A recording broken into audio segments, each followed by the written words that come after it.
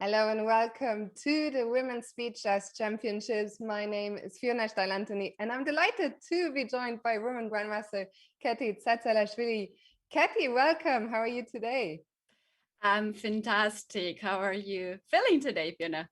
I am good. I am looking forward to this match. I think we have a great matchup on our hands, two young and fighting players. I'm also looking forward to doing commentary with you. We've known each other a long time, but never done commentary together. Yes. So that's something else to look forward to.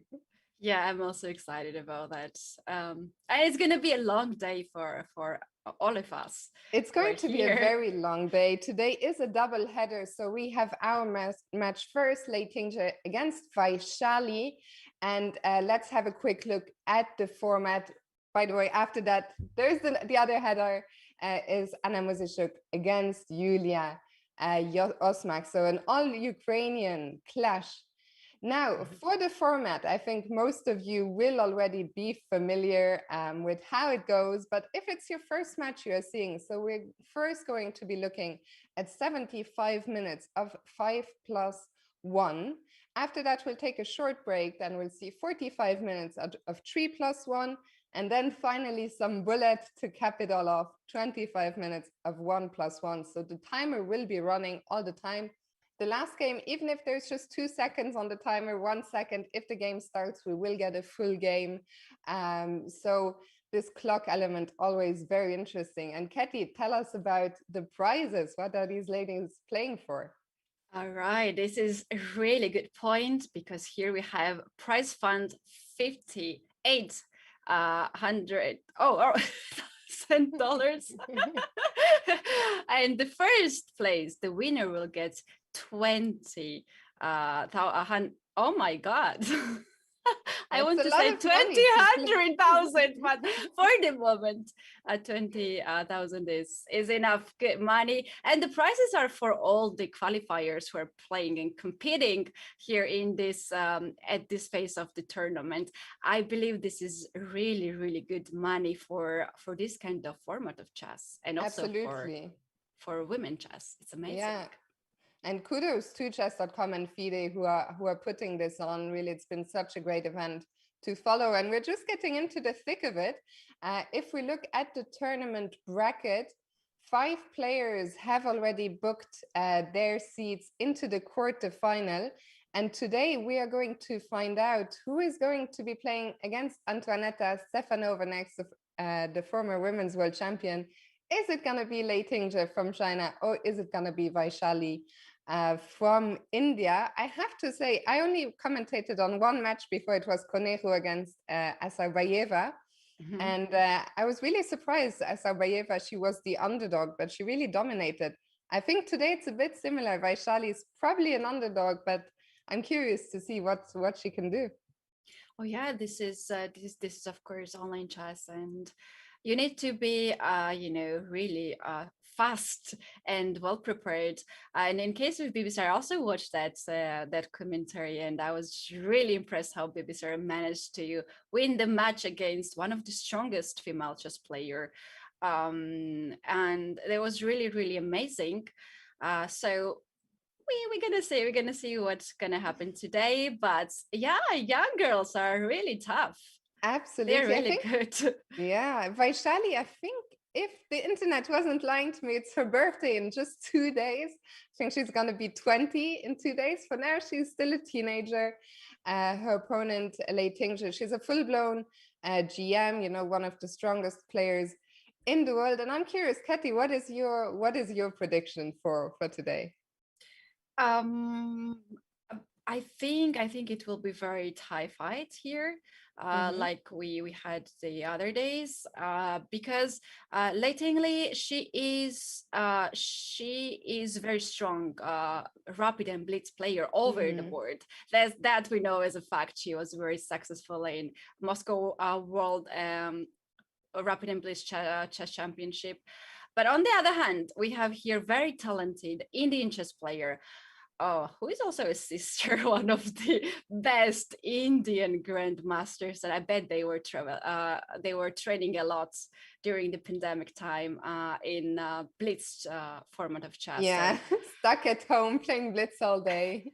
Yes, and have an opponent like pregnant. It's, I think, the best thing can happen to just play here. So I really hope that it's gonna be amazing fights today. And I saw when you were commentating with Nemo actually on the match between Kostenyuk and Harika, and I was gripped. I mean, that was so close. So we'll see. Will we get more of the same today? I'm expecting a fighting match, I have to say. And today, I mean, such a great day for chess. I think we will look at a very interesting match. And as mentioned, right after this one, do not go anywhere. We'll keep reminding you, but there is another game coming up, Anna Muzychuk against Yulia Osmak. And now we're just 5 minutes away from the start of the match. So we'll go on a quick break and we'll be back with the first portion, 75 minutes of 5+1 in just a couple of minutes.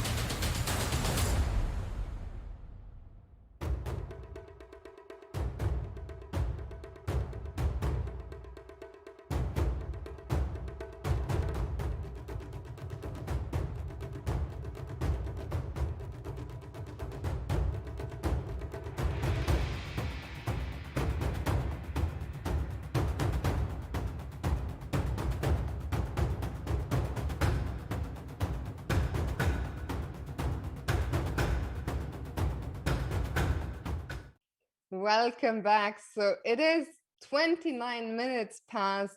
We are going to see in a second. The players are both on the call. They are both ready. We are just waiting for the first game. And there we see the players both looking very focused. I'm curious, Ketty, today, am I going to see some emotions? Because the first game I saw Humpy against Bibi Sarah, I was so impressed. Both were so focused all the time. They didn't give away any facial expressions, you know, it was just pure focus. What do you expect today? I think we won't have that much emotions, for example, as we had in the match of Harika and Mm-hmm. Kostyuniuk, because Alexander Kostyuniuk shows this Yes. face impression quite a lot. But here, knowing these girls, I think no. What do you think? Yeah, I mean, I have to say they are two players that I'm not too familiar with. Mhm. Vaishali, I've probably seen more. Lei Tingzhe, I've seen her at Olympiads, I think, but other than that, I'm not too familiar with her. Vaishali, I think both her and Prague, they are, you know, very quiet, very nice. They're not crazy. I don't expect anything crazy. And I think in general, the Chinese players don't give us away too much, you know, they're Oh yeah. very and they're not too expressive. I find in general just very focused, but maybe we'll see something. I'd be happy to be wrong. Meanwhile, the game has kicked off, so Vaishali is first, white in the first game, and we had a Scotch opening. And what do you think? First thing I noticed is I like the profile picture of Lei Tingzhe, this low battery low battery image. I don't know. I hope she has plenty of batteries today. She will need the energy. It's a long match. Well, I really Um, wonder what time is right now in China because there is huge time difference now between all of us. yeah, So that's very it's very true. interesting. If somebody knows, maybe in the chat they can just give us this information.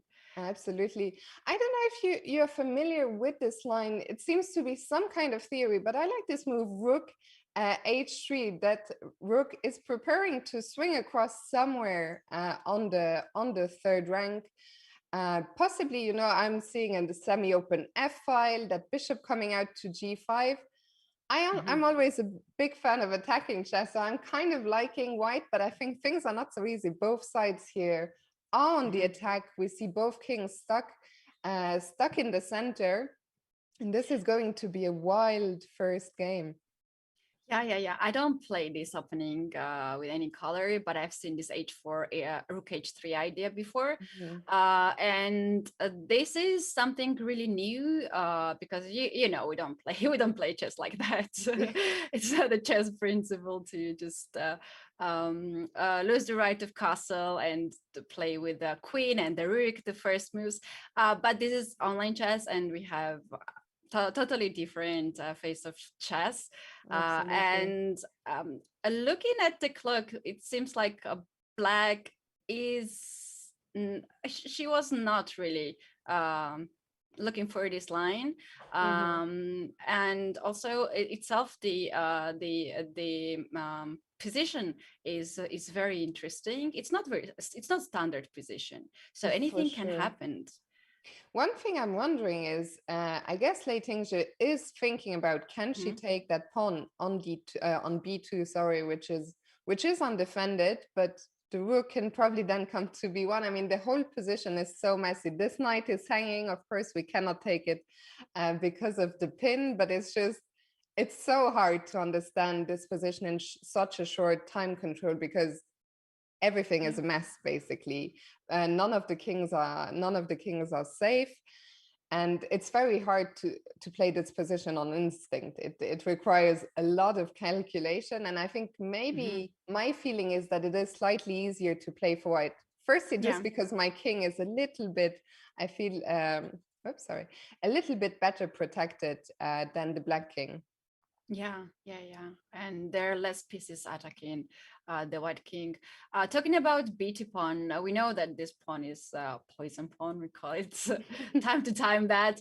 And if black captures this pawn, then she should be ready to give up E5 pawn because queen cannot really hold that So pawn. if I show that very quickly after queen takes b2, if now we go rook Queen E2. b1, that queen will have to move. Katy pointed out this pawn is very weak. Maybe we can try and hold on to it for Yes. one more move, but it And feels like somehow the queen will be will be kicked out here. Yeah, And rook d3 can be a move here, and then rook taking d3, on absolutely. e5, and knight is also hanging. So Yeah. that's why Black took here some time to analyze all the variations, and I have a feeling that it's some sort of White's home preparation.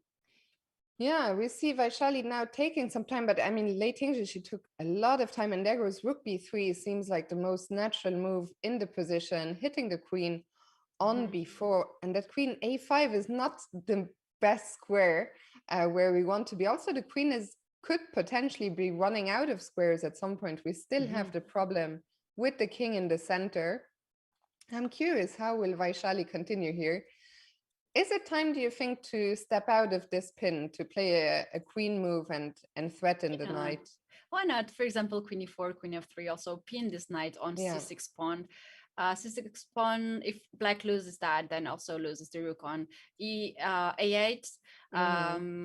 So I did not really expect it this much fight in our first game. I thought they would just, warm up a little bit.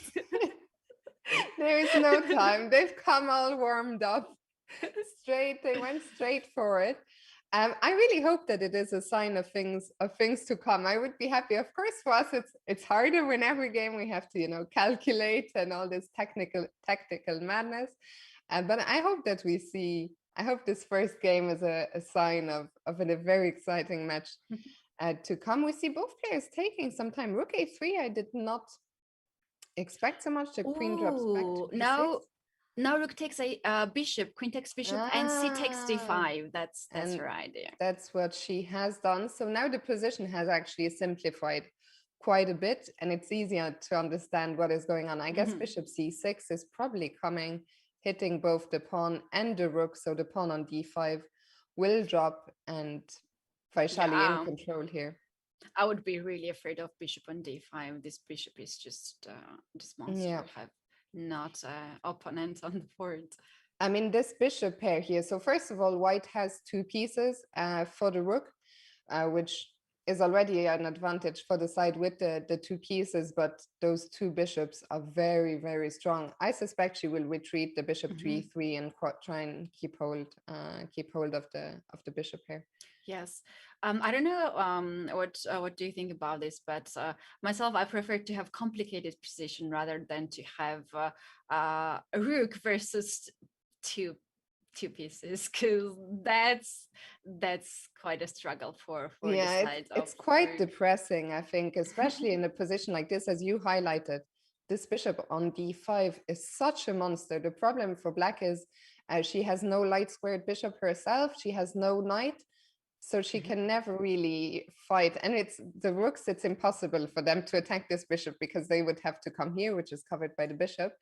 So basically this bishop here on d5 is going to sit there pretty much forever, just restricting all the movement. And I mean, we will see. I think here all that is required from Vaishali is to keep a cool head, not let her time drop down too much, and some technique.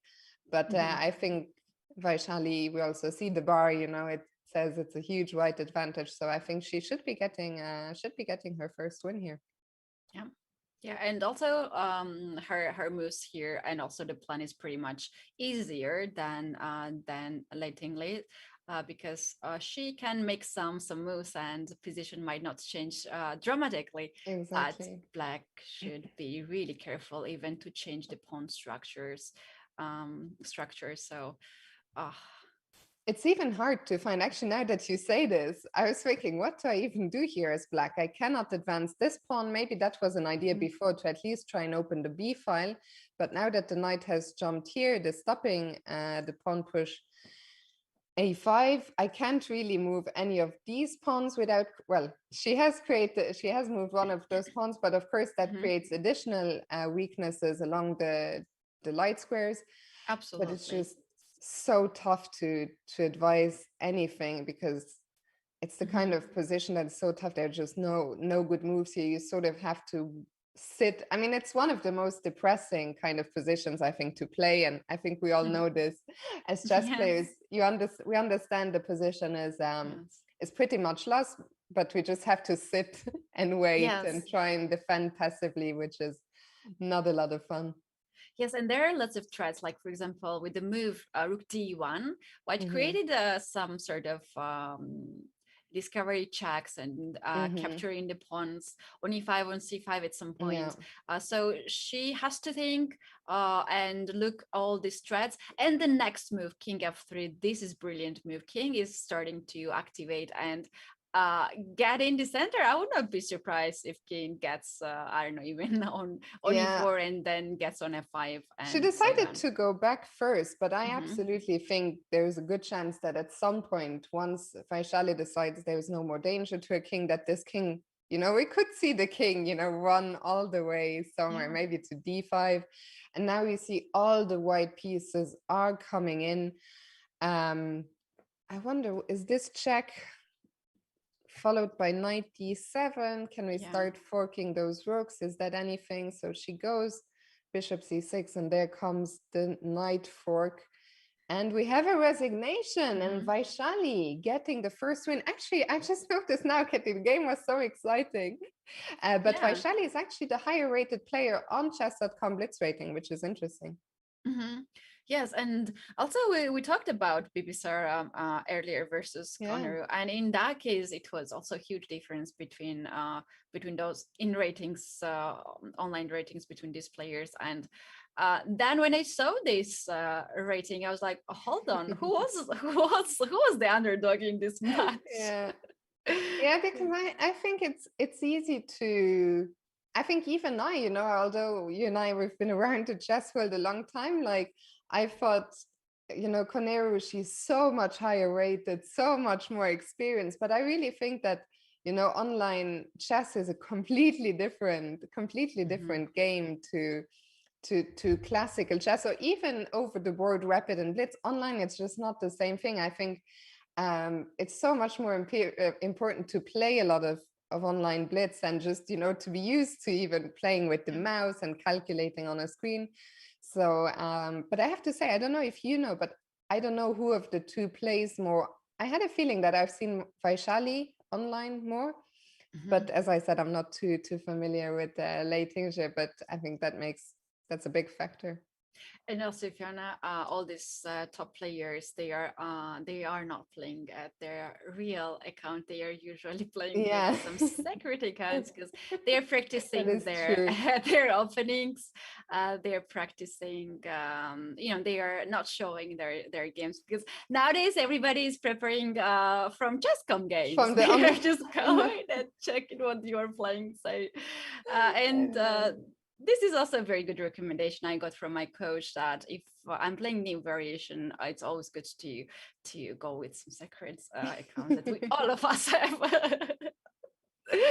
I wish I was, strong enough. I always felt, oh, even if they see my game, it doesn't matter. I don't know any openings anyway. But once I start working on my openings, I'll make sure to, get that secret account. Yeah. Wow.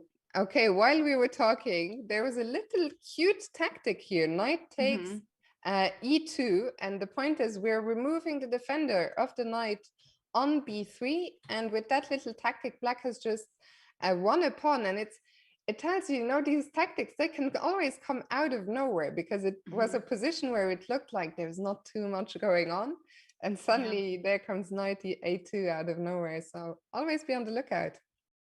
Yeah, I like the idea how here Black started the game. Instead of quick castling, she first developed the bishop, light square bishop, which is the main issue here in this position. Usually this bishop never finds the perfect place, but she first developed the bishop. The king is still in the center, and as a result, she got a point on a2. Yeah, That's absolutely. And nice. That's nice. yeah, now that she's castled, there was a threat of knight c7, but now the king is safe. White doesn't seem to have any immediate threats, and I think it's just a safe pawn here for Vaishali. I don't think, maybe White can engineer some active play. What do you think? What should White use? Can White use maybe this a file? This bishop looks quite strong.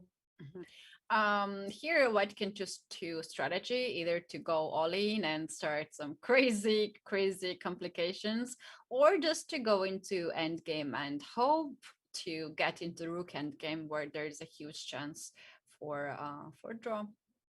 Bishop e3 is interesting, to offer the bishop exchange and say, okay, I'm even willing to double my e-pawns, and I'm not afraid to get this damaged pawn structure.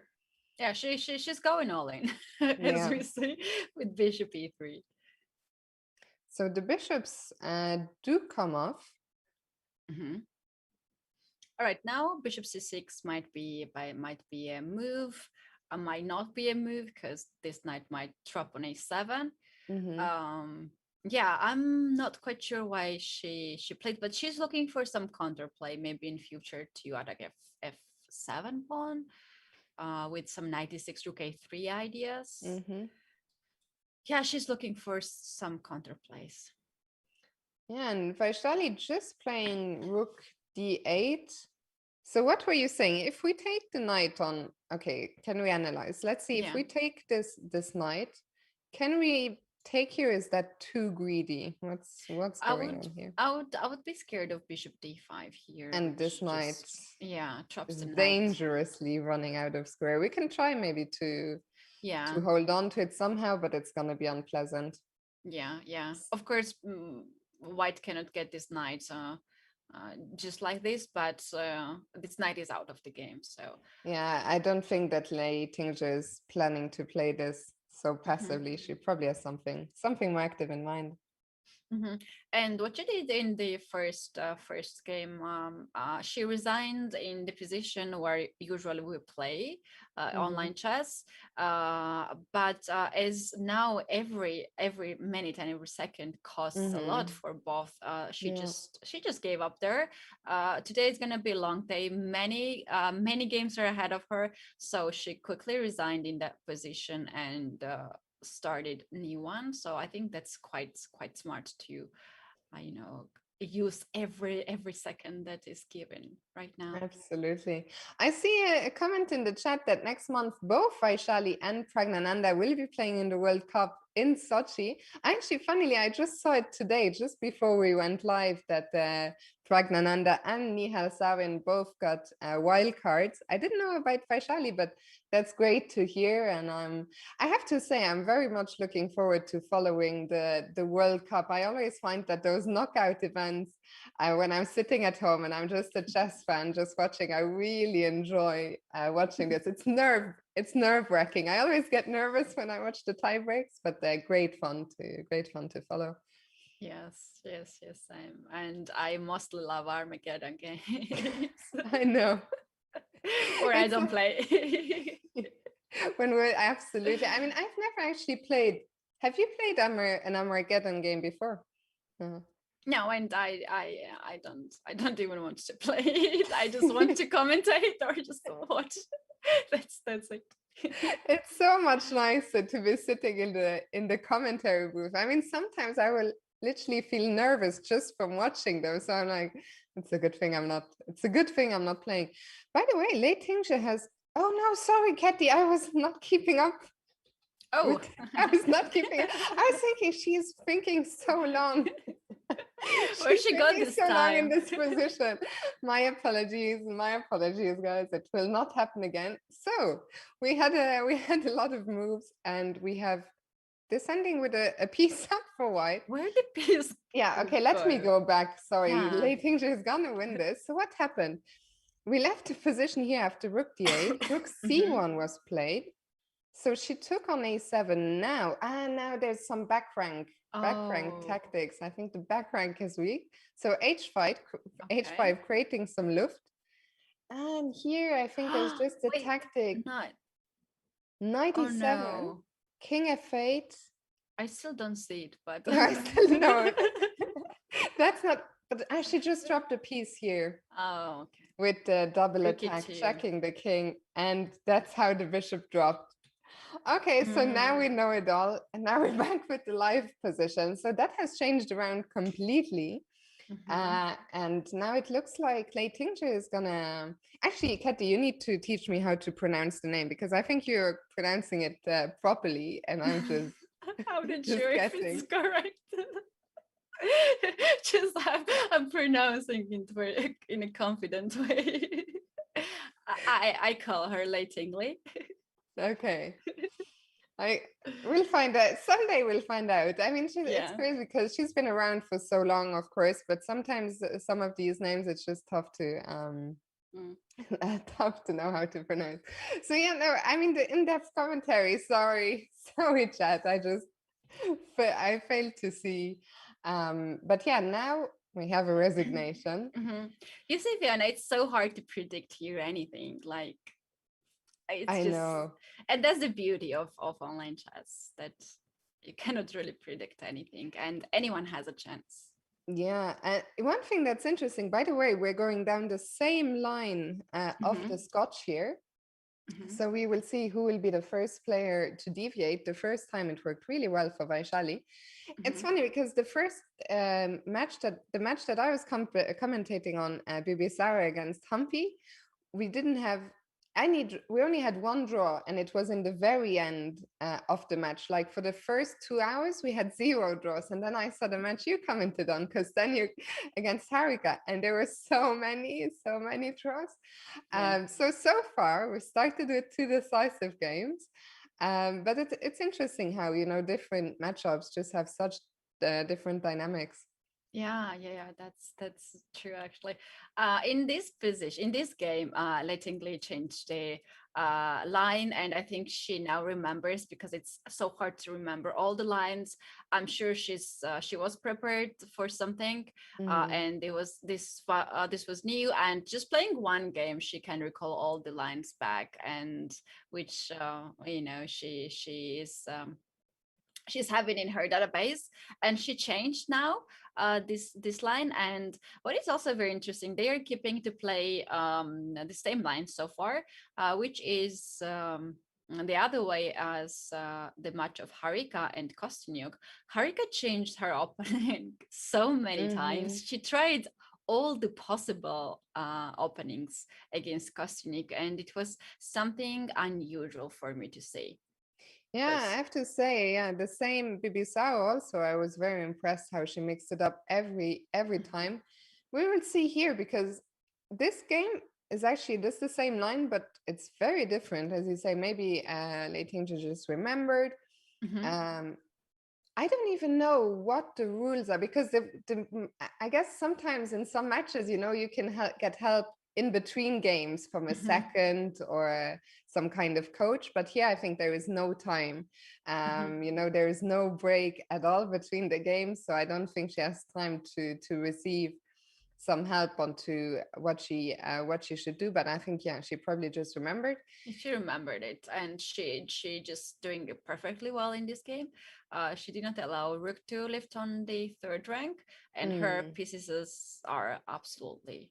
She also just picked up a pawn on e5, and she is currently a pawn up. So we will have to see if Vaishali can create some counterplay here. We could see some exchanges. Queen f4 is a possibility, but it would probably lead to quite a lot of exchanges. I don't know if Black first takes here, if Black takes here or takes with the queen. There's a lot of... I think Queen takes first, and that's gonna win here, some. like this. On e4, that's gonna win a tempo for Black. Yeah, and then... And this surely must be fine for Black with the extra pawn here.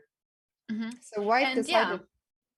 sorry, and in the end game, I'm not quite sure about h4 pawn to be pushed. Is it a good thing or a bad thing? Because this can be also a target for Black. True. So let me make sure that I'm catching up, that the live moves are coming in. So the queens are for now still on the board. Of course, Black can choose to exchange the queens at any time right now that the queen and the king are aligned. And that h-pawn is just running for now. What's the idea behind pushing the pawn to h5?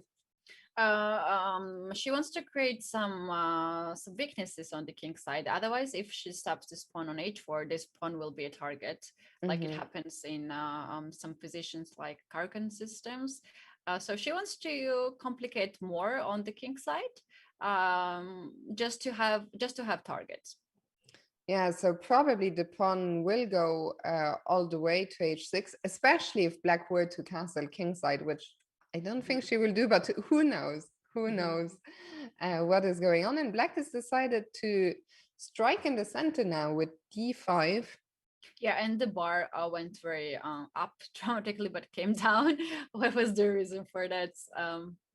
Yeah, let's see if we go back. It's hard to see. I mean, I'm not sure. I wonder if it just feels like some black pieces are a bit loose, but it's hard to see how to make use of it. Instead, now the bar has gone down again.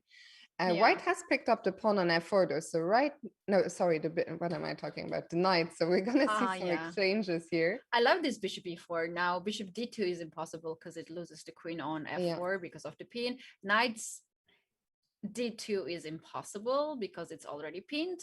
So king has to move. King has to move. That king has to move. The king can only go to d1 or e2. I guess both are possible if she is thinking. She must be deciding. Oh, we've actually, there we go again. King e2 was played. Queen e4, queen e4, d takes, b3. So let me quickly count material. Black is still up the pawn, but now the pawns are a bit weaker, let's say. This pawn structure is not as good for black as it used to be, but I guess black is still doing well. It's extra. Yeah.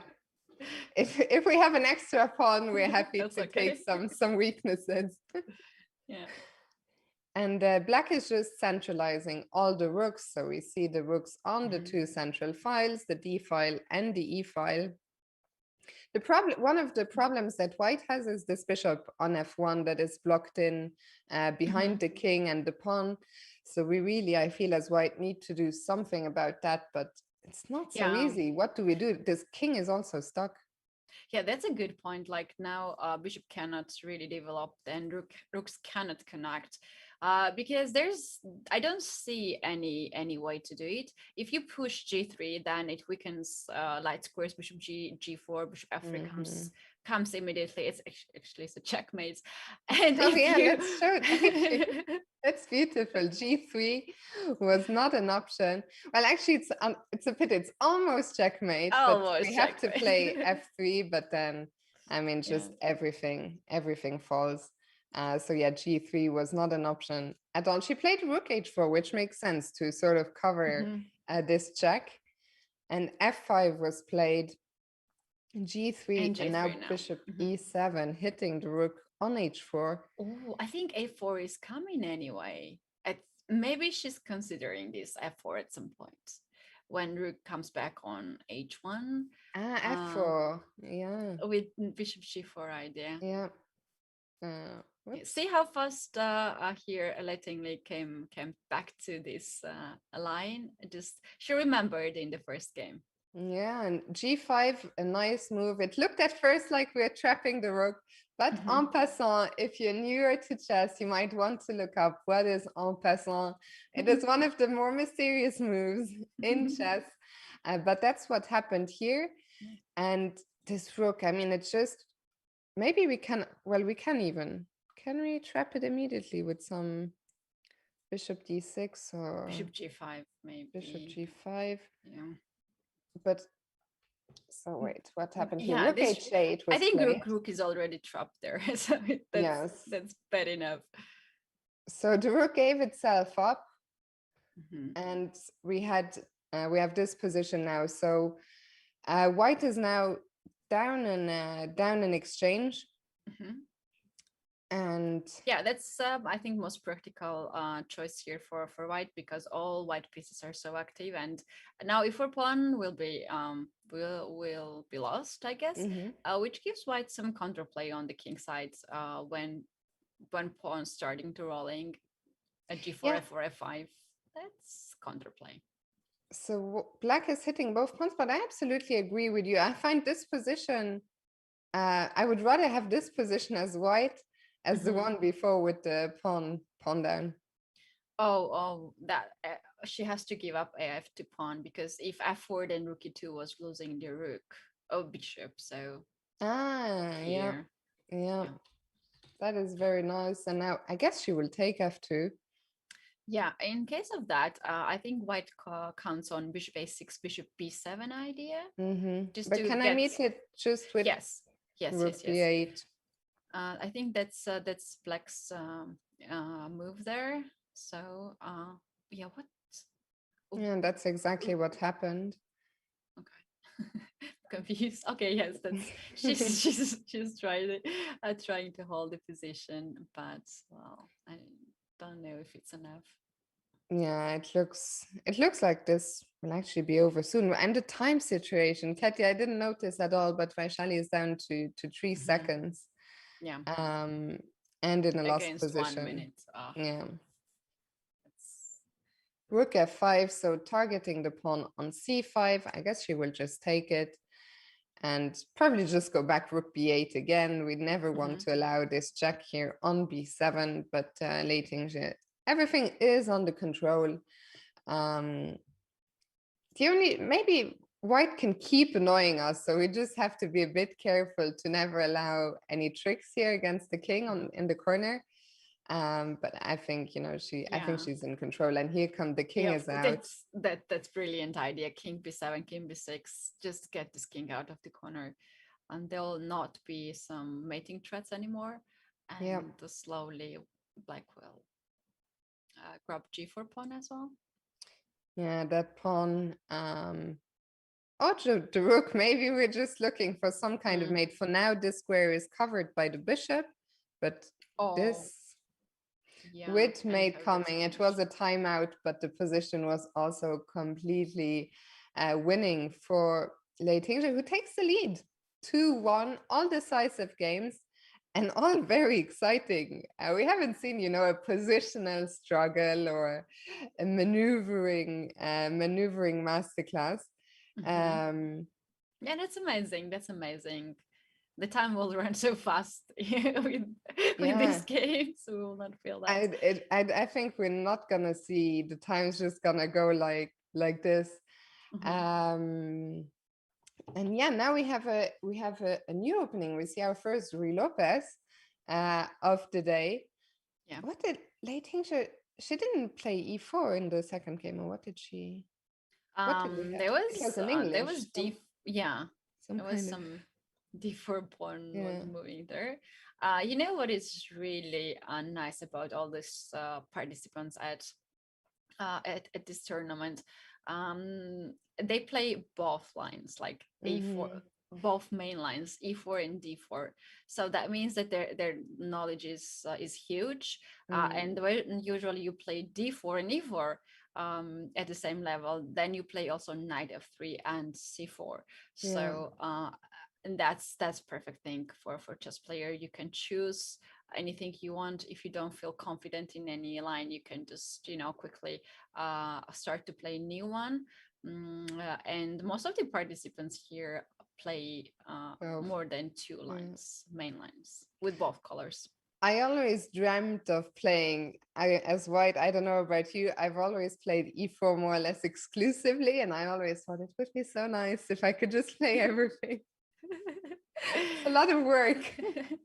I used to play d4 since forever, but I always say that my soul belongs to e4.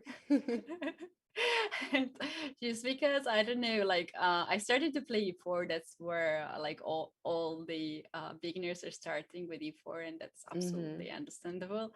But then when I started to train with a coach, then everybody in Georgia was playing d4. So I had to switch to this, and that's biggest regret, because I really love e4. It's not too late, Katy, to come back to the good I side. had thoughts about that. But I guess these days, like me, you don't play so much chess anymore, or do you?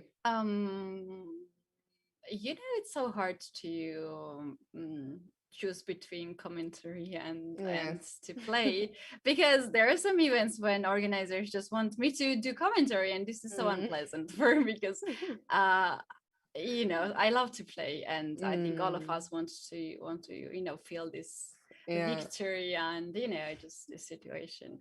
Well, I think we're very lucky that we still, we can combine in a way both things, and we're Yeah. very We play lucky. the best chess, like after, like Mm. in the evening, in the evening chess and blitz afterwards. So yeah, Yeah, that's fine. for sure.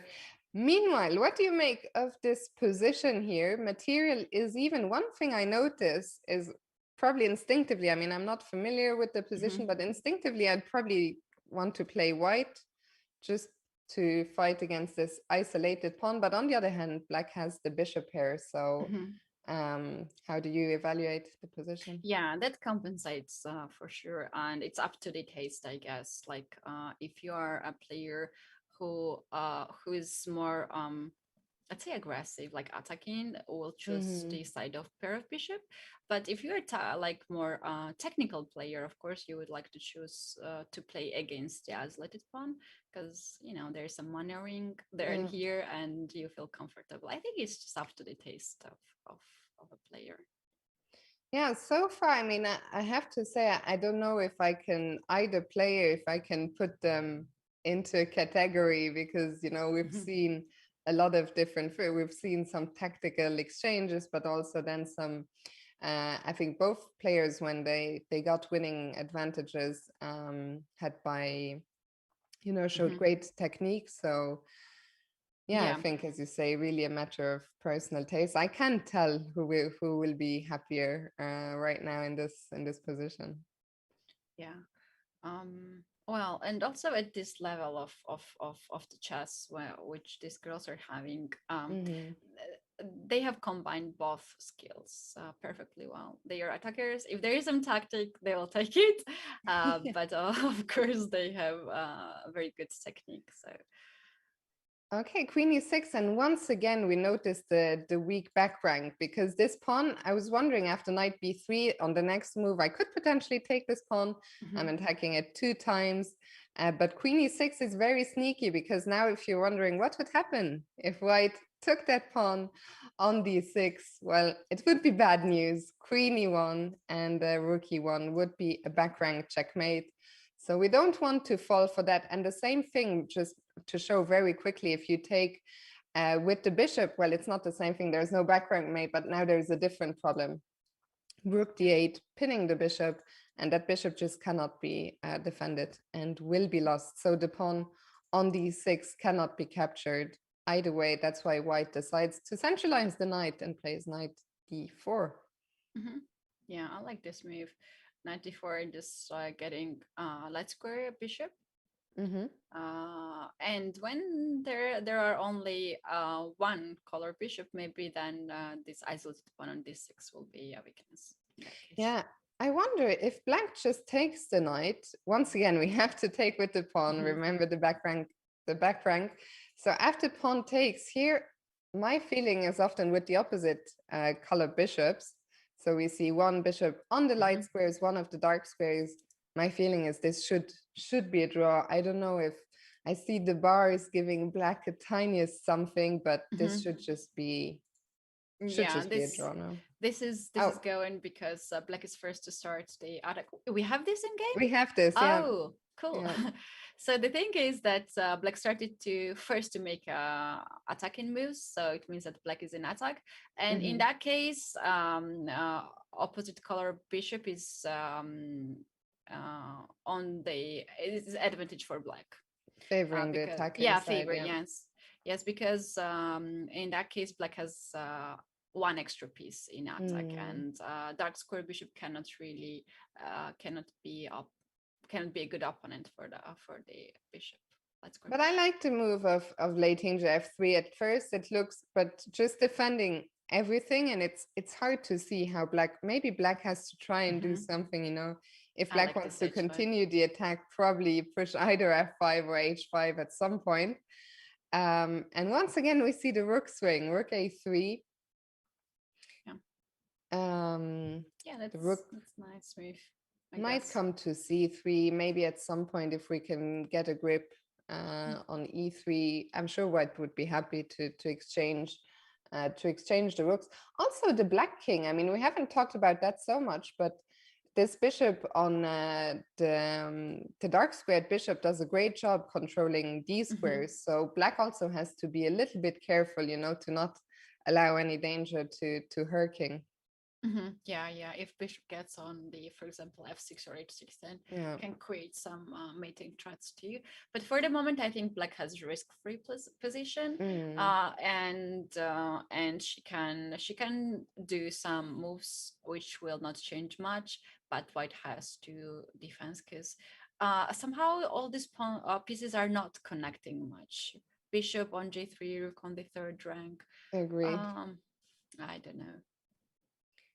And also, well, another one thing though is Lei Tingzhi, she's up a minute on the clock right now. It feels like 42 seconds is still enough, but 1 minute is always, it feels like quite a big difference already at this stage.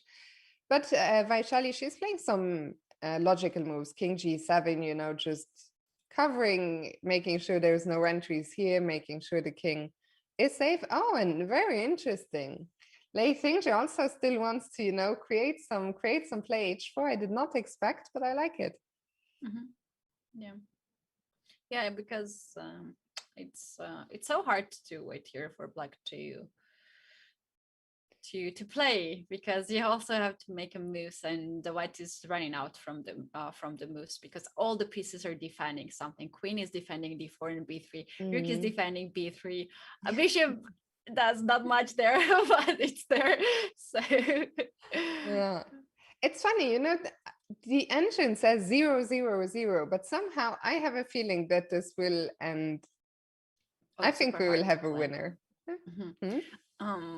Oh, bishop e2 was there, but not so strong. Bishop e2, bishop f3 idea. Yeah, so Katy is saying bishop e2 could have been played, hitting the queen.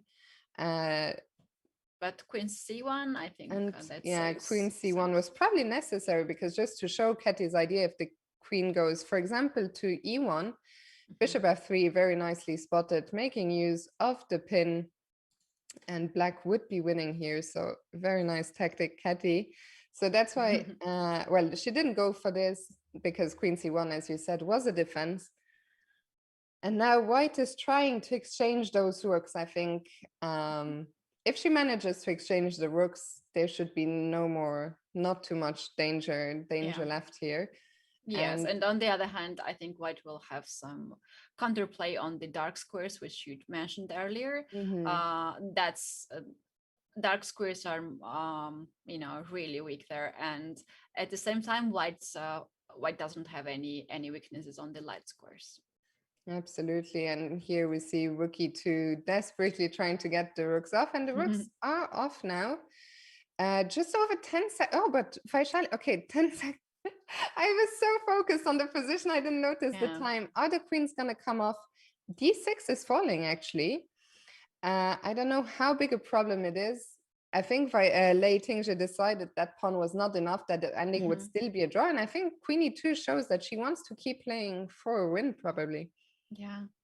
And here black is just, she's ready to give up this pawn on d6 just to trade the queens, because she knows dark squares are and she loses on time. Lei Tingzhi, and we see some frustration. Not too much emotion, but that, I mean, she was fighting for that win so hard. But sometimes this is what happens when you fight so hard. Sometimes you overpress both players. I think both players could have flagged, but is this maybe an early indication, Katy, that when we get down to the scrambles, do you think Vaishali could be the faster player?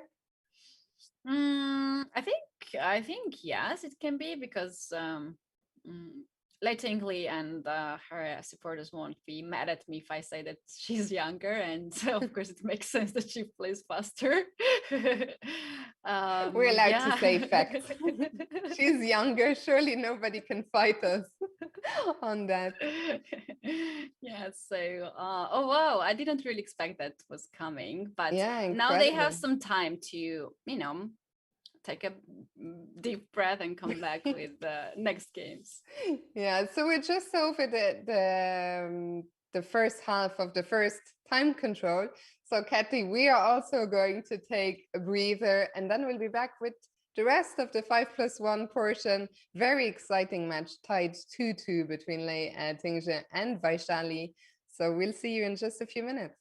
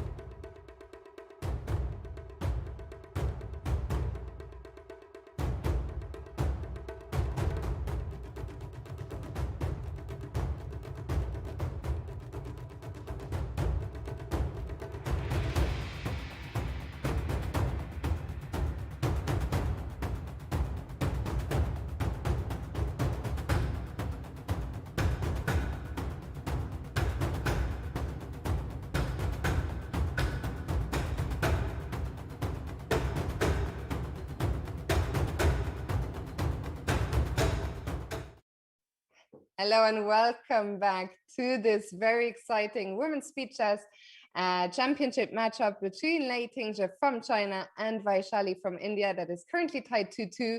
But that's not all for today. Right after this match, we'll have the next matchup, the all-Ukrainian clash between Anna Muzychuk and Yulia Osmak. That will be at 8 a.m. Pacific time and 5 p.m. Central European Summer Time. So right after this match, you don't need to go anywhere. All you have to do is stick around. And Kathy, we're going to continue here with the 5+1 portion. What are your thoughts on the match so far?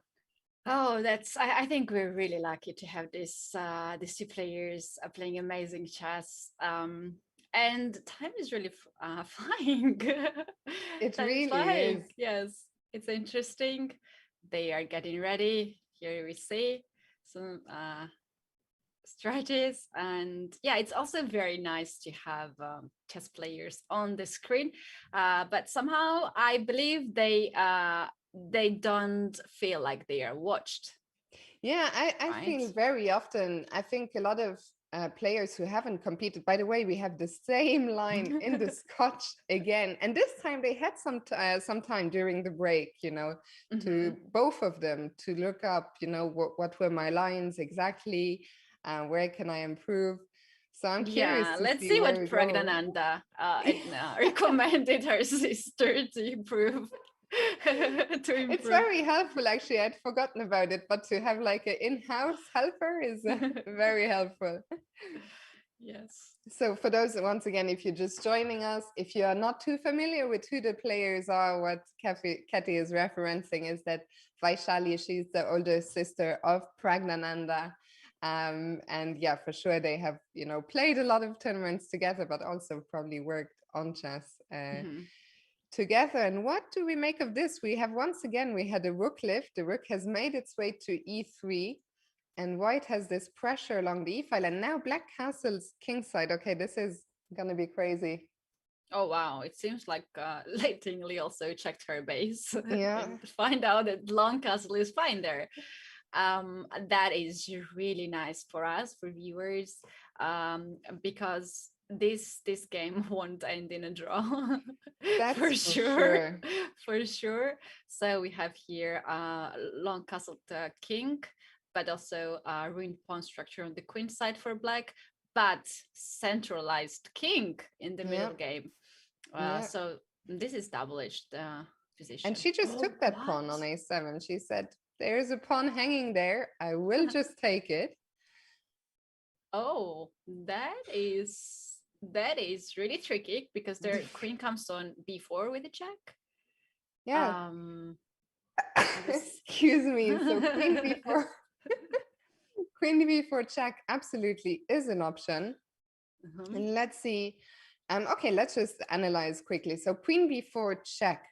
Now white only has white actually has a few options. The knight can jump in between. I guess we don't really want to put a piece, either the knight or the bishop here, because then b2 would be hanging. Yeah, will be hanging. Yes, if queen comes on d2, then knight e4 is the move that black should Very consider. nice. Yeah. White should consider.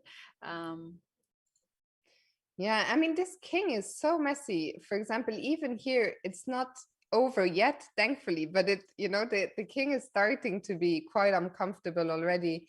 And now, for example, we see a line, if the knight comes out, maybe black can just take on g5 and start bringing some rooks to these open files. And maybe white is a pawn. No, white isn't even a pawn up. The material is even. I thought it was an extra pawn for white when she took on a7, but no. So yeah, here, I love I think this. I love black this would be in idea. control. There's so many weaknesses. We can just threaten to take here, take on f2. So I think this was not an option. So instead, in the game, after rook a7, black played queen e6, knight c3, and bishop c5. Wow, And this rook is is a dominant in this on this board. Rook a3, rook a3, rook a7, rook a5. Cool. been a busy rook. Kathy, now that I've realized that I wasn't, you know, at first I thought I had given up a pawn as black, but now that I've counted properly and I realized I was a pawn up earlier, so now it's even. I quite like black with the two bishops, with the safer king. But white has centralized this rook. This rook really, I mean, it went to h3, to a3, to a7, to a5, and then to e5. It's been a busy rook.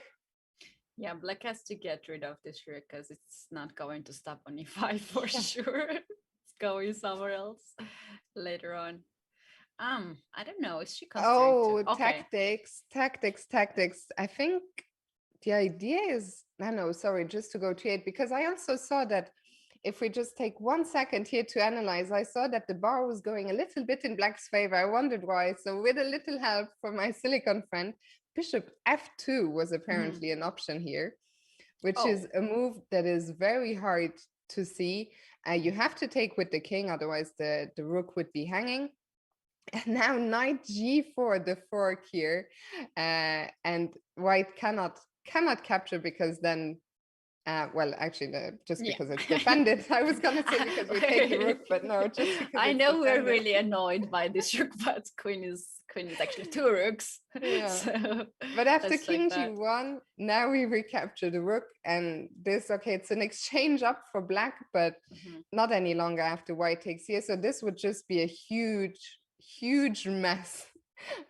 So this was a possibility, but it's very hard to spot this kind of option in blitz. Yeah, especially when you have limited time, you are not considering candidate moves. You are just making sure that the line you see first, you spot first, is safe enough to go.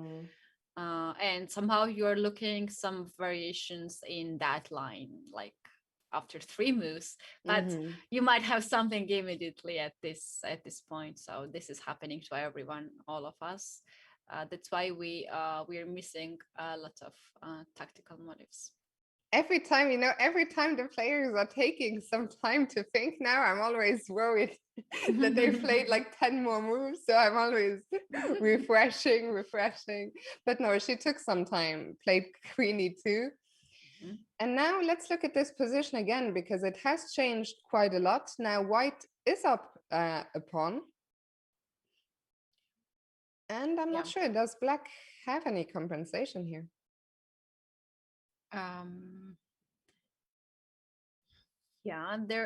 This is the move I like, is black has to do something immediately, otherwise white will connect all these pieces together, and the pawn is a pawn.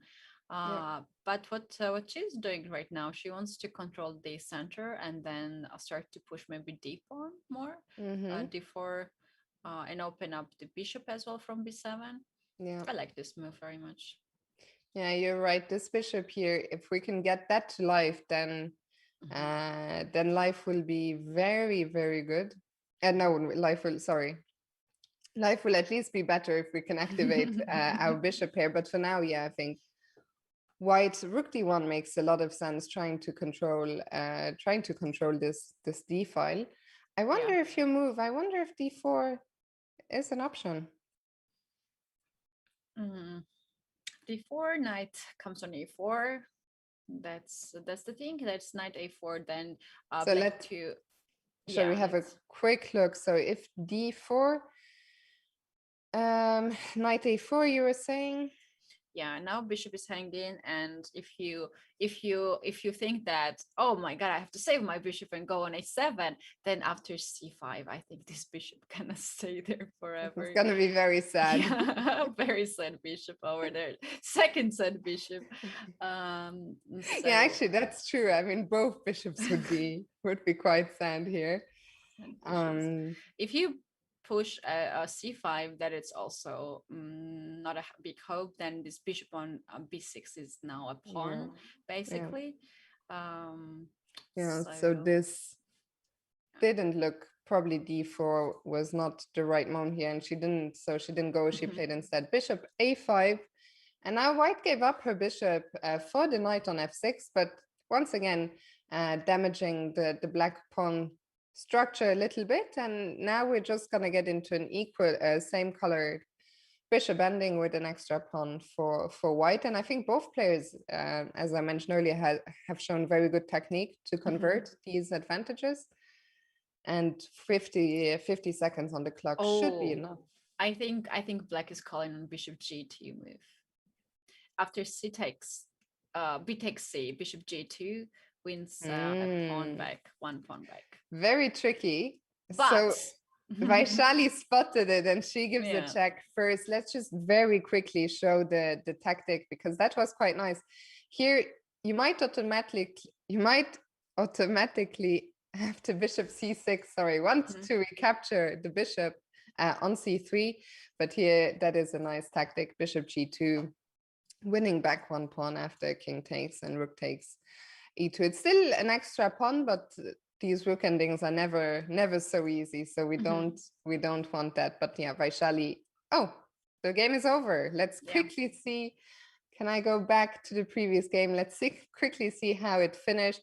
Bishop g4, king went, we took on c3, rook e4. Now what's the problem here? The again, bishop problem. Again, this bishop was lost. It looks like we can defend it at first, but there's so many. Let's say we want to defend it with the pawn. White can just capture here, and now this bishop is lost. And Vaishali, very nice game. And she takes the lead again, 3-2. They have really been trading blows one after another. Yeah, that's true. No draw yet. We weren't even close to a draw. Not even close. Yeah, that's actually true. We don't have any draw so far. And now we have another Ruy Lopez here with Lei Tingzhe playing with the white pieces, but Vaishali playing a different setup. I think she didn't go. She went for something different before. Yeah, I think. Yeah. We had a different position earlier in the first games. And now she's thinking to take which pawn, e5 or e4, or maybe she's thinking about other thing, but these two pawns are hanging. Yeah, I mean, but I'm not quite sure about this because you played a6, you played g6, and your king is still in the center on e8. A lot of pawn moves. No, yeah, pictures. I mean, we also see that the bar, which is always a bit helpful to understand, the bar doesn't like this for black. Let's try and understand, why can black not take the pawn on e4? Will there be problems along the e file? Or yeah, rook e1 and then discard check will be next knight g6 will come.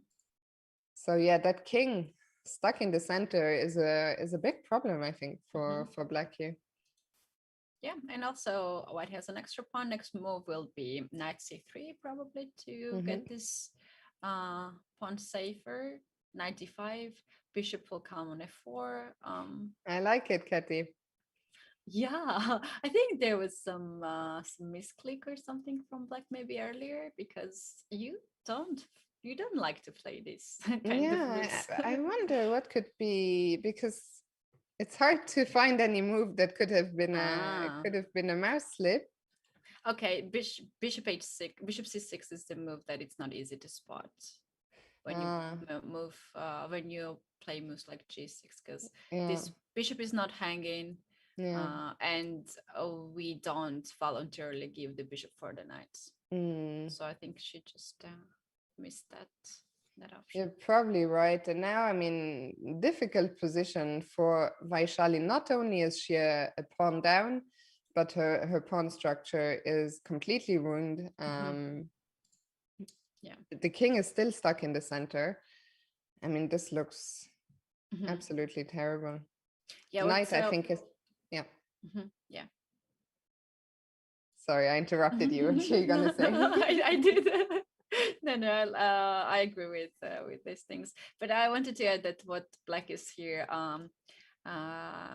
hoping is some counterplay on b file, rook b8 maybe at some point, and also bishop from g7. That's really good piece. Yeah, so there is some potential counterplay. I like, if I were white, I would probably play f3, just defend everything, make sure everything is safe. But Lei Tingzhe says, no, I'll immediately probably bring this knight to c5. There goes the knight. Yeah, I love this maneuvering. Yeah. But now what do we do? I guess this cannot be captured because of something. Maybe knight d7 and both rooks are hanging afterwards. That's a very, very good point. So that was not an option. And now white has again defended everything. So I really liked the way Lei Tingzhe has dealt with this position. Yeah, I like that too. She goes b3. I thought she would go c3 to limit also that for a bishop, but she knows what she's doing. Yeah, I agree. I would probably also have played c3, but now, I mean, all these pawns on are in light squares, so we never have to worry about that bishop attacking them anymore. And I'm curious. So now, yeah, she just brings the king. That king is going to go to e2. She probably will play f3 at some stage.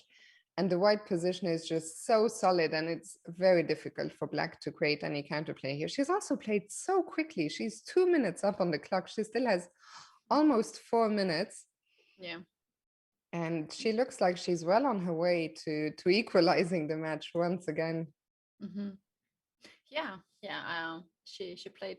She used this G6 play really well. Like, yeah, I have a feeling that she knew this earlier. Like, we're agree. sometimes preferring for in some openings, and we know that this move is bad. We just know that the move is bad. Yeah. So and then the rest play comes automatically. You just play. And it's so nice when it happens, especially in an important match like today, when you can catch your opponent in something, you know, that you knew. I always, you know, when it happens to me, it happens rarely, but when the opponent plays something where you're like, oh, I know this isn't good, it's always nice to get this, you know, very good position straight out of the opening. It's almost not quite a free point, but it's such a big help. Oh yeah, just knowing the evaluation during the game is the best thing you can know.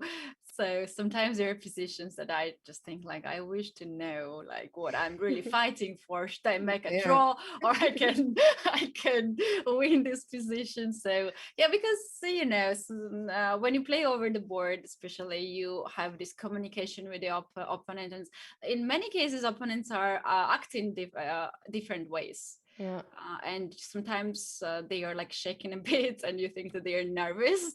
So you think that your position is fine because the opponent is nervous, but it's not. So yeah, chess is really interesting game, I think. Yeah, I mean, it's such a and I think one of the nice things about online, at least when we have the cameras, we see a little bit of that psychological warfare, but I think nothing is quite like over the board, you know, when you really see the emotions of your opponent. And there's not just the pure chess, but sometimes, you know, there can be some element of bluffing and all that, which we don't have. I think online chess is great, but it can never compare to the emotions of over the board. And at least here we have the players, actually both of them in a very similar thinking position, funnily enough. Yeah. Oh, once my opponent wanted to trick me. It was so funny. He made a move, he blundered a move, but it was on the king side, and then he was staring the queen side so much, and there's like I think he was literally watching on the queen side. And I was like, come on, man, I can see both sides. Like, don't bluff me. I like how he tried. Yeah, he was just like, he divided the board in two parts, and he was only watching to one side. Like, that's so funny. In this game, I don't know, is black making a little bit of progress? Somehow right now, I don't find this position as easy anymore. Can we take the pawn on a5? Oh, that would be so not good, because knight takes b3, hanging, bishop is hanging, but knight d2 is a real turn. Oh my god. She took it. Knight b3? Knight b3. And maybe king leaves somewhere. King f4. The idea is after knight. And we can't take the bishop because the rook. Knight d2 is a threat. Yeah. So if king goes we're up, going to see it. So what Katie is saying, this discovery check is a threat. Although even if the bishop covers that square, the problem is the rook in the end on b1 is not defended. So that's why we think the king has to move, and the king has gone to f4. So stepping out of any knight checks. And now I would be really scared of d pawn. What do you think about this pawn? d3, d2 at some point. I probably would be afraid at some point. I think especially if the time, okay, maybe with this time situation, if I had more than 1 minute extra, I would think, okay, I can control the pawn. So I think that is a good thing for Lei Tingzhe. But how do we make progress as white? Because it feels like at some point we're going to have to push one of our own pawns And let's say if we try to play for a g4 break, then suddenly our king will be open a little bit. A5 pawn can push. Yeah, in that position earlier, maybe we don't even need to go back. I was thinking of b4 move, so that keeps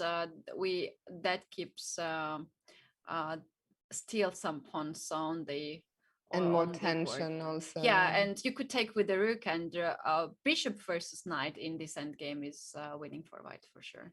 The white king is very bravely gone up all the way. It's taken the pawn on f5.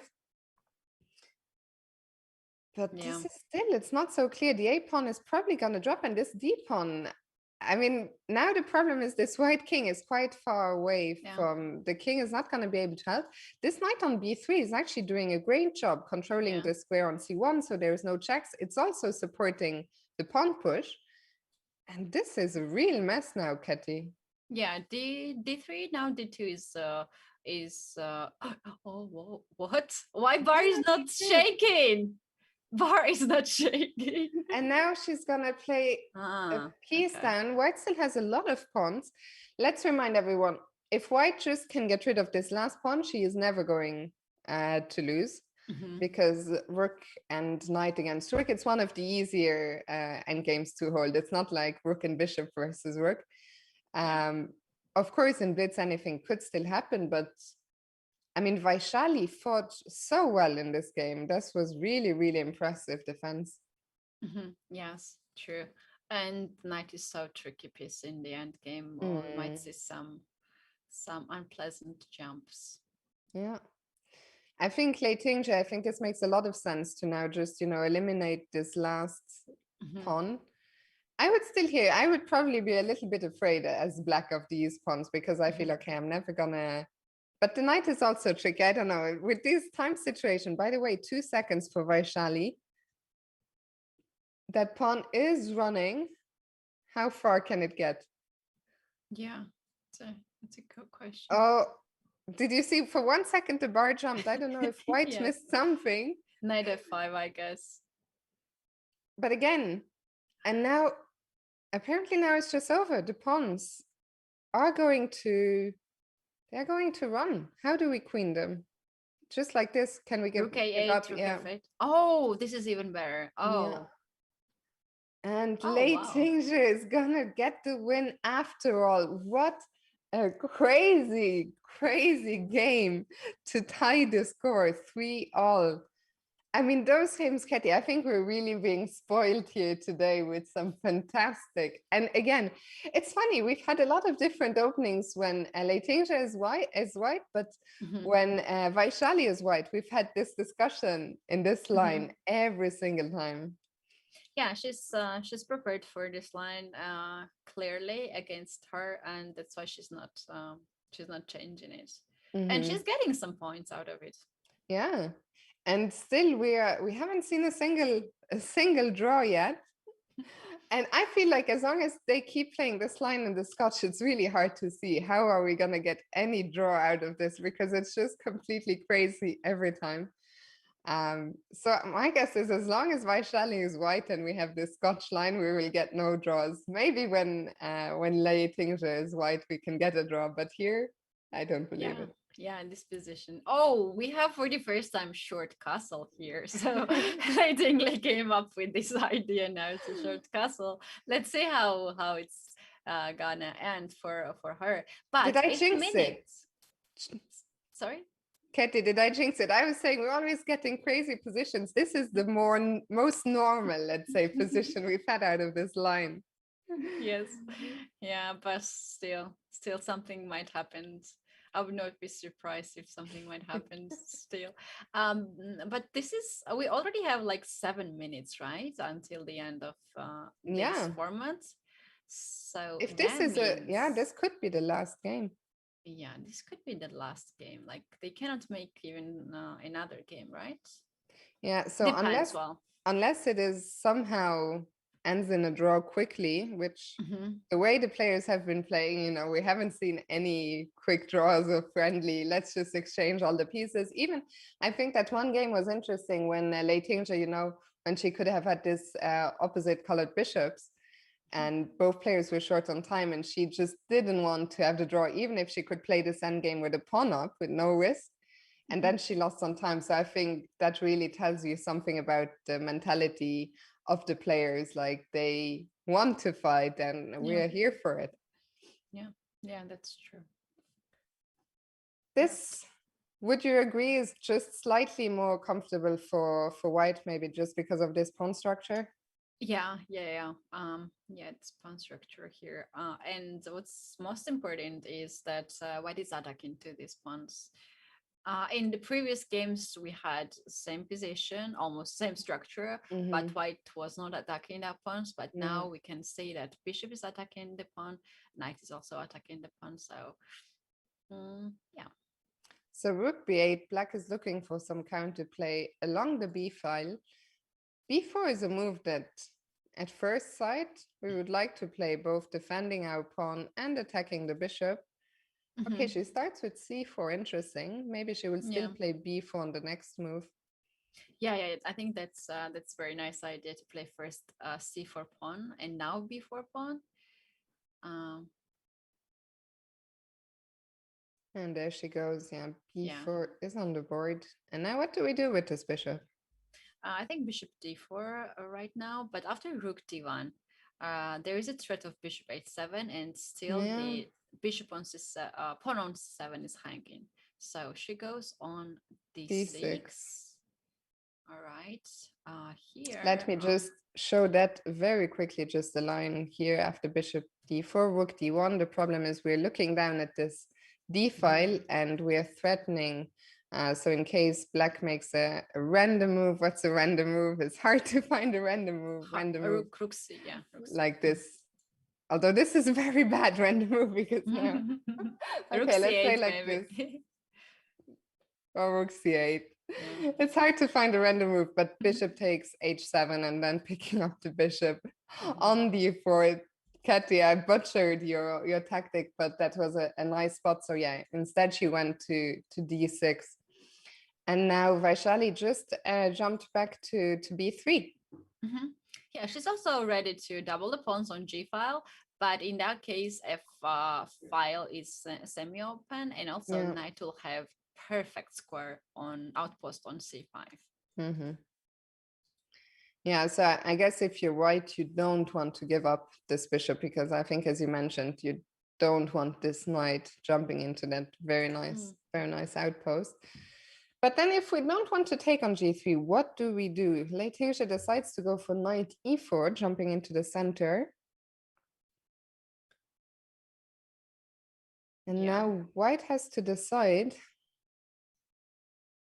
do we want to take? Which bishop to give? Yeah, because something's has got to give. Do we take the knight? Do we take on d6? A few different options here for white. I think Vaishali will take a little bit of time. Okay, she decides to take on d6, and at least for black now, the pawn structure has been improved a little bit. Now we don't have these double isolated pawns any longer. Although the pawn on d6 could still become, of course, a weakness in the long term if we see a rook coming to the d file. Yeah, true. So the knight jumps back. Can we jump? I don't know. I just wanted to jump somewhere central, but okay, c5.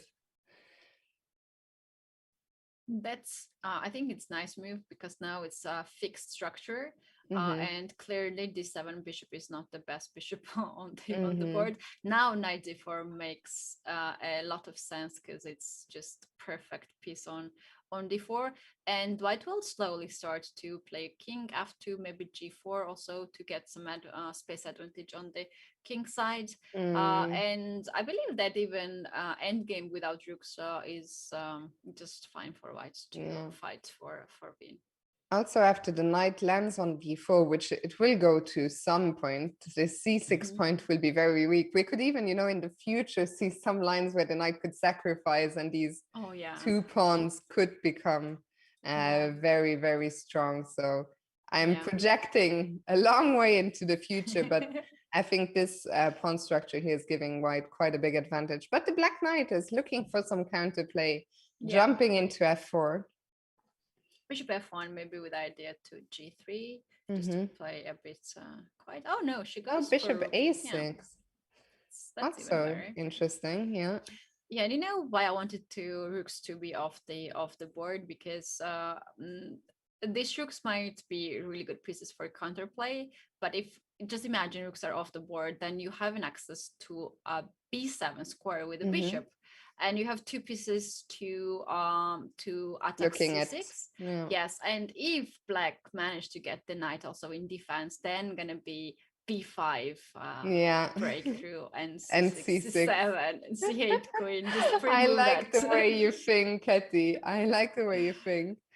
But I think, it's not unlikely that we will see something like this, like with everything revolving around this pawn. And I think there's a very good chance we will see your break eventually. Let's remind everyone we're talking in the future. Okay, so we will not see that. We will see something different. I guess now even in this position, in the bishop endgame, it can very likely happen to you, like to play bishop b7 and then at some point to thread b5, and c-pawn is just unstoppable. Yeah, I mean, this is depressing. Rook e1. White is one of the nice things about White's position is she's not in a rush, because black cannot really create any counterplay. So we might see a break on the queen side, or even maybe some g4 and trying to create a break on the king side. What is she gonna go for? Yeah, I think even something like g4, g5, or h5, just to create another weakness on the king side. Maybe that's why. Maybe bring the bishop to e2 to support the pawn break. Okay, she goes to d3, which also makes a lot of sense. Yeah, in case of a5, which should be played here, and it was played, I think, here king c3, just to make sure that that's it. That's it. That there's no more counterplay.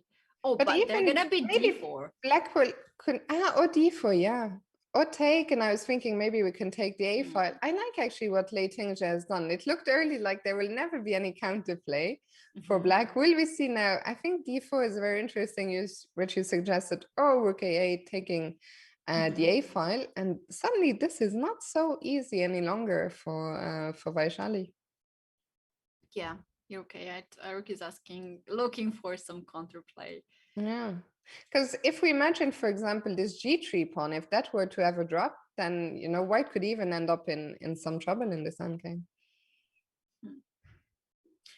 Yeah, now I have some thoughts that maybe it was even better to trade the bishops and to play with connected pawns on the queen side. Katie, are we gonna see our first draw here? Rook a3, rook a2. The time is out. The time is out. Can you say that? I don't know. The time is out. Time's up. That's the word I'm looking for. Time's up. So this will be our last game, regardless of what happens here. After that, we will have the 3+1 portion next. I can't believe how quickly these 75 minutes of 5+1 went by. Yeah. Completely crazy. And Lei Tingzhe is thinking, I think she's thinking, do I want to make this draw or do I want to play for more? Yeah. I think draw is fine, because White doesn't want to hear draw. These players, I mean, they are so fighting. Yeah. But I'm always so worried when I play, and oh my God, she dropped the rook. Oh my goodness. Oh no. Oh my God. Oh, there was terrible blunder. That is the biggest blunder we have seen here so far, I think, today. That was just incredible. And well, the game is still going on, but Lei Tingzhe with a full extra rook, and that king is going to be mated, I think. I know it's not mate yet. It's not mate yet. There was still this square on b6, but now this d pawn is just going to run. Yeah. Or our idea with b5 was was not even played. What a turnaround. This one is going to be a heartbreaking, because especially when the score is tied at 3-3 and just before the break, like I always feel like psychologically it's so nice to go into the break with a win. And Vaishali, I mean, she had such a nice position here. And then after the game is over, I'll show one more time the moment just when the rook dropped. But that's a heartbreaking blunder for her. Yeah, I like this. She's very precise, you know, she doesn't want to queen. She's first taking all those white pawns, and then we will get a new queen. She's not making any easier for Leighton, even without the rook. She's fighting and creating so much stress, and you know, Leighton should be also careful. Yeah, wow. So let me just to the 3+1, and now we're gonna take a quick break, and we'll be back.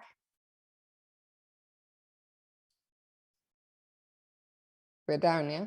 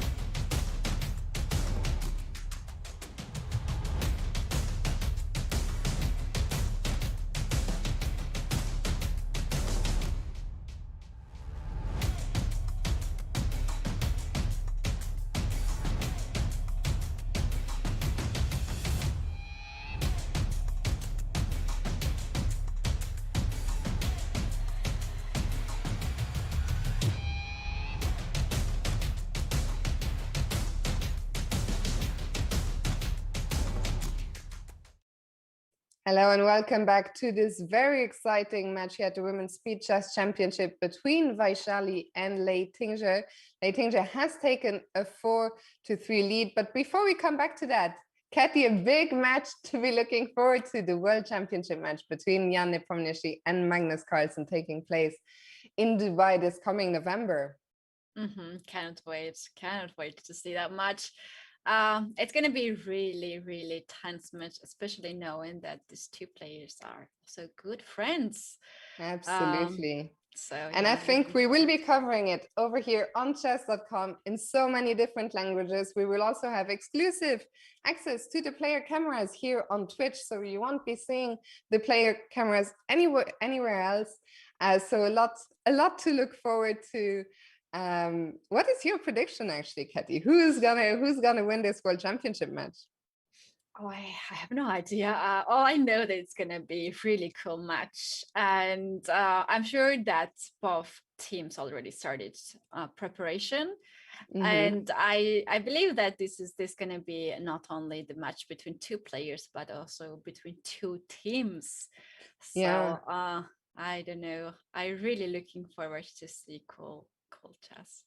I'm looking forward to too, but for now we have a very exciting match of our own on our hands, and they are just starting now with the 3+1 portion. So we're looking forward to 45 minutes of 3+1 blitz chess. And we have this line again with the G6, and wow, white goes for a gambit. I'm not familiar with this line, but C3 was offering black to take an extra pawn. Vaishali said, "No, thank you. I don't want to. I don't want to take that pawn and find myself under a crazy attack." Yeah. She got that bad experience. I really worry about her if she managed to to forget that terrible blunder. And if she is fully focused, I hope she is fully focused now, because one blunder like that can also, you ruin the mood of the chess player. I think that, I agree with everything you said. I feel that Vaishali, she will, just put it at the back of her mind and be back with full focus. Yeah, my guess is because, as you mentioned earlier, she's like 3-4 years younger than Lei Tingzhe. Maybe she will feel, Fiona. Huh? I think a bit more. Even more, really? 4 or 5 years, no? Okay, for 5 years maybe. I think Lei Tingzhe, because I was surprised actually how young she was, because I think Lei Tingzhe, she's 24. Yeah, 24. Really? They're 4 years apart. Yeah. Wow, she plays too good. I know. Oh, I really thought that because also she's been around a while, but yeah, I was also surprised when I looked it up before the match, when I saw she's only 24, and I thought, how young is Vaishali? Vaishali, it is her birthday, if I can trust Wikipedia. In 2 days, Vaishali will be 20 years old. And yeah, Lei Tingzhe is 24. So 4 years apart, but 4 years apart in bullets, sometimes, it can make a difference. Yeah, in chess, it's huge experience, of course. Yeah. It's huge experience.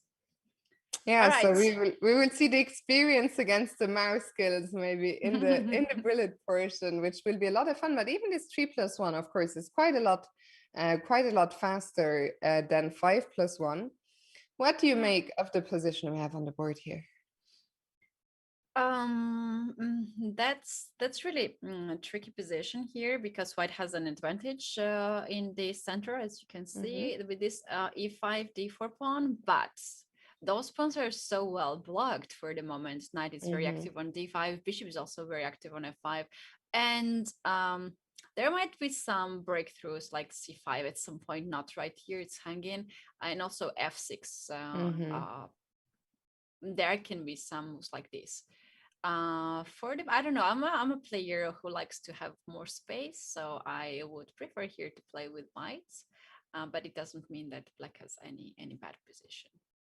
Yeah, so we see that Lei Tingzhe has been jumping those knights. First the knight jumped to c5. Now the other knight jumped to h4. In general, we learned that the knight doesn't want to go to the rim, but here it is attacking the bishop on f5. And now this knight, interesting. Do you think it helped white to provoke this move b6? Oh yeah, because now c6 pawn is a weakness, and rook c1, queen c2 might start to play on it. But we have to, Fiona, we have to mention that Vaishali cannot play a chess game without double pawns on c file. That's true, actually. She has to she have has this. to resolve every time. Yeah, I would here play queen c2. That's a little trick idea to play knight f6 and win the queen, and also at the same time attacking on c6 pawn. So let me find a random move for once. The random move, rook d8, let's say. And now, as Katy points out, this lovely discovery check here with the queen hanging. So whichever way you capture, we will capture the queen. So Katy, I didn't know you were such a tricky player, but I really like the way you're thinking. Queen c2, actually, I think was a very nice idea. Instead, we had knight g3, queen d3, and rook c1. And now, as we mentioned, putting pressure along the c file, but the white center, we like that white center. The center is falling apart. Yeah, but the knight on f5 is extremely active. Yeah. It might weaken also the king now. Knight g7, king g7, and maybe even h4 at some point. We still want to win this queen after g takes h4, bishop h6. So let me just see. Katy spotted another trick, h4, and now if black were to take, we take on h6 and one more time. But Fiona, you know what's really funny here? After rook c6, which was played, let's make some random move, not rook e6. Now, I wanted to. You want to take here? Let's say rook d8. Does it work? Yeah, I guess. I think now rook d8 you made good move. Now the problem there is this, and it doesn't work. But maybe rook d8. Let me find another random move. Okay, a5. Does it work now? Or is there always? But Katy's idea was to once again just do this discovery and win the queen. So yeah, always it's a nice idea. I think what you are saying, to see can we lure this king onto a dark square somehow. Yeah, let's quickly see the game, because so the rooks came off and bishop g5, bishop g5, bishop f6. Okay, it's just an exchange. And now we have an equal pawn rook ending, but white has 2 pawn islands, black has 3. Do you think that gives white a bit of an advantage? In classical chess, for sure it gives, but now we have seconds on the clock, and it might not be really the point that we might call on it. Also, I feel like this is the kind of position where players like Lei Tingzhe, where their advantage in classical rating, you know, where there's classical knowledge of endings. I feel like these are the positions where they can probably, in most cases, show their experience and their superior strength the most. But yeah, the trick is this 1 second, which we have the increment. It's not much, but it's still increment. Yeah. So, and look at this, very nice move here. Just looking for some counterplay. And of course, if it's a classical chess, white will never allow black to play a3 breakthrough. And would that be our first? If this ends in a draw, it will be our first draw, yeah? Yeah, we were asking for this so much, so we have it, Fiona. I think everything is gonna come off here, unless we see someone lose on time. But I don't think so. Vaishali has to be a little bit careful. 2 seconds on the clock. Of course, it's a very easy defense, but Lei Tingzhe is going to fight, and rightly so. This is so brilliant idea what Vaishali here found. Just offer the trade of the rooks, and the pawn end game is that draw. If not, then black got the access to the corner with the king, and this is just draw. And now it's very nice. Well, I thought she was just gonna keep the rook on the 7th, but here anyway, with the king in the corner, white can never make progress. For a second, I thought it was checkmate. My heart just stopped. And now we get this rook versus rook ending. But It's you're not funny. stopping here. They're not You're stopping, not- no. I always feel that when I play Title Tuesday and when I see what's the last game that is still going of the round, it's always rook versus rook is always the longest one. But now we get our first draw of Yes. the match. This is our first draw. So yeah. I mean, Our girls are playing really sharp. really sharp. But I also think, you know, people, I see some people in the chat saying, what is that? Why didn't they draw faster? I think from Lei Tingzhe's perspective, you know, she has a 1-point lead. If she feels that she might be a slight underdog in the shorter time control, so even if she doesn't feel she's an underdog, but she feels okay, you know, I'm a point up, why not take 30 more seconds off the clock? I think in this format, it makes sense. And while I was talking, this line again, Kathy, the pawn on a7 is gone. This is the problem. I always find it so hard to remember what's the difference. Like this looks so similar to what we saw before. It might be the same position, but I'm never sure. Same. I think it's same. Queen e5, rook. And again, D8. there is this bishop f2 move, which but here it's, oh my god, maybe she spotted now. And oh, she did play. That is so crazy. Cool. Oh my goodness. And this is the exact position that I was showing earlier. Yeah. And I said, this is a mess. This is cool. Material is even, but now we see, okay, the black king is on the queen side, the white king is on the king side. So this is always a very unbalanced position. Also, one thing I noticed is this a pawn. If I was white, I would just push this pawn, hope for the best. Yeah, that's an idea. But what I have to point out is this h4 pawn. That's absolutely bad for white here. The pawn should be on h2 in this case, because king is now very weak. Yeah. And we might see something like even c5 to open up b7 bishop, and then to try to open even g file with g5. Maybe even some g5, yeah. Yeah. I think, you know, I think here the preparation and just ended. I think they really blitzed until here. And now Vaishali, she's been thinking quite a bit already in this position. And now she decides for rook e1, so trying to put some pressure along the e file. Lei Tingzhe just responds with rook e8, defending this knight on e5. Yeah, I think that this fast moves from Vaishali was just because it was only moves and they're playing quite fast these moves, but I have an impression that she's not happy with this position anymore. Yeah, we see now b4 is a very committed move. It says, okay, I'm just gonna attack here on the queen side. I'm curious if your move c5 is gonna be. I like your idea of opening up this dormant bishop here from if not from b7. White will play here c5. I'm sure with that. Just lock this bishop there. If you grab this a2 pawn, you probably open a file as well. And yeah, here c5, there she goes.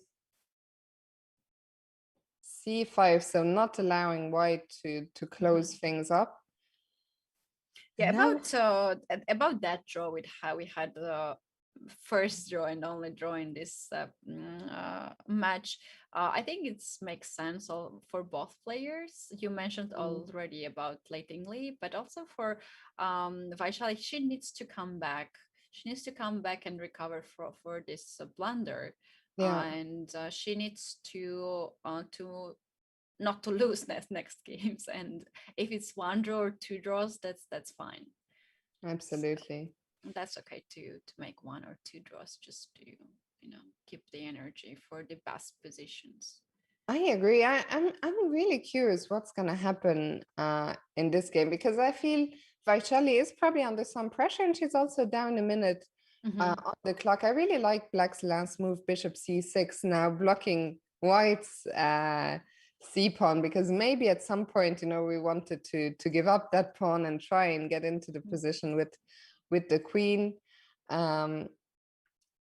No, okay, and I might. I know why she played that. It was such a brilliant idea. She opened up the spot for the king on b7. If there was some Back ranks. Yeah, back rank. Very nice. Sacrifices. Yeah, that's why she played it.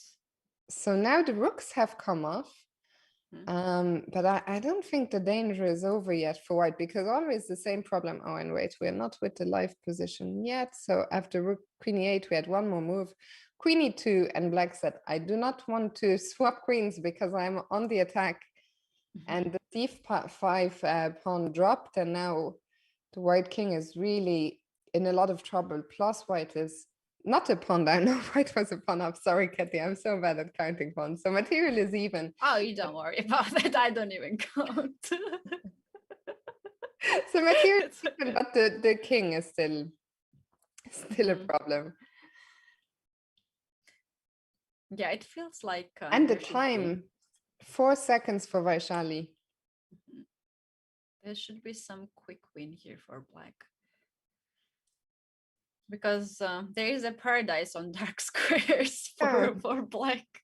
Yeah. Like white can't control these squares. But sometimes the danger is in this position that as white, as black, that you take too long to try and find the killer blow, and then you don't find it. And sometimes it can also be just very frustrating, you know, to look for something and not find it. And then you don't even know, was it not there, or could I just not find it? And all that time, you know, you're giving white more and more hopes. White gets some time to calculate on your time. Now, okay, we see this pin here, and the queens are off, but Leitinga has captured the pawn on a4, but now I think she cannot hold on to both pawns, right? Yeah, we just witnessed the perfect skills of defense from Vaishali. Very, very impressive. Getting into the end game here, of course, white has more chances for a draw. And you never know. There is one extra pawn on the king side as well. Yeah. Oh. That was but still, yeah, Vaishali is just gonna say, okay, I have only one pawn, but I'm gonna try to run it. But the bishop, of course, is controlling this important square on h7, and I guess this ending should be lost. Yeah. White is not on time. Yeah. And that is going to be a 2-point lead for Leitinga. And Vaishali, I think this is the right strategy to resign here, because now she is in pursuit. She is lagging behind by 2 points now. So the score is 5.5 to Leitinga and 3.5 to Vaishali. And Vaishali plays a Sicilian for the first time in this match. Yeah, I don't know. I hope that she'll hold herself, because this is really emotional moment for her too. Now the difference is 2 points. It's the first time that we have this kind of advantage here for any of the players. And she changed the line because she's not quite sure now that I think in general these Ruy Lopez positions were never really going her way. Like, she was often holding them, but I don't think that she ever, you know, equalized comfortably or got any positions that she enjoyed. Fiona, do you have some sort of secret, like when you blunder badly or lose the game, very important game, like how you are trying to forget that? No, I actually, it's funny because I talked about this last time I was commentating with Jesse. I always feel when I'm commentating or when I'm streaming, it's so much easier, you know, to say, oh, you should try to forget about it, you know, maybe go for a walk, or like online bits, of course, is something different. Just, you know, try to clear your mind. But I feel when you're playing, it's so much harder. Like, even though I've given people advice before, I think I think you should try to just you know, have a fresh start in your mind and think, okay, there's still, you know, 26 minutes to go in this portion. After that, we'll have 25 minutes, 25 minutes of bullet, and a much bigger deficits have been overcome than this. But in practice, I find it hard. Do you have any secrets for us? Well, I'm good to give some advices, but when it comes to practical game in my game, it's so hard for me to forget it. I think it's best to have short memory to forget this, because some of the blunders and the losses are so painful Yeah. that it can change your life fully or your career, and you know, just I don't know. Also the title. But I have seen some players who are handling this situation quite well, and I'm really curious what's their secret. Yeah, And I the think thing, it's really like this whole psychological aspect is so important. And one thing which I find interesting that's never so much discussed about, I think top chess players never really talk, you know, if they work with sports psychologists or if they have done. And I'm sure that some players have. I feel maybe sometimes, you know, players feel their ego is so big and they feel, I don't need to talk to someone, like I'm strong enough mentally. But I'm sure sports psychologists would be able to help with a lot of different aspects of the game. yeah, I agree with that. And for the moment, we still don't have this kind of additional supports like we can have Yeah. from psychologists, or actually it's very necessary to have some special diet, what kind of food you should get or not to get during the game or during the preparation. Many chess players started to do some workouts, and they're going to gym, and others I don't know, yoga or other sports. They started this, but somehow this is not like scheduled. Scheduled for the top players, I guess, or also for young players. It's very important to have it. But myself, I had a psychologist. I don't know why. Interesting. Yes, my For grandmother. chess. Yeah, Interesting. yeah, my grandmother wanted me to have a psychologist because she thought it was huge pressure for a little girl. And I had some days, and it was so useful for me. She gave me so many good advices that I was using also during the game. And one advice was that I like to eat. That's a fact. I like to eat, but you never get enough energy, right? With the food, you need some other things to eat. And during the chess game, when it lasts for 3-4 hours, 5 hours, sometimes you are just getting out of the energy. And my psychologist told me that I have to stop for a moment, breathe, and close my eyes and imagine there are stars, big fat star, and you are grabbing that and eating that. It was I love that advice. It was helping, like Yeah. when you're getting hungry and your belly is making some noises, you can do this. So there were some moments when I was like, you know, just looking into just up to the ceiling, hungry. doing like eating. Interesting.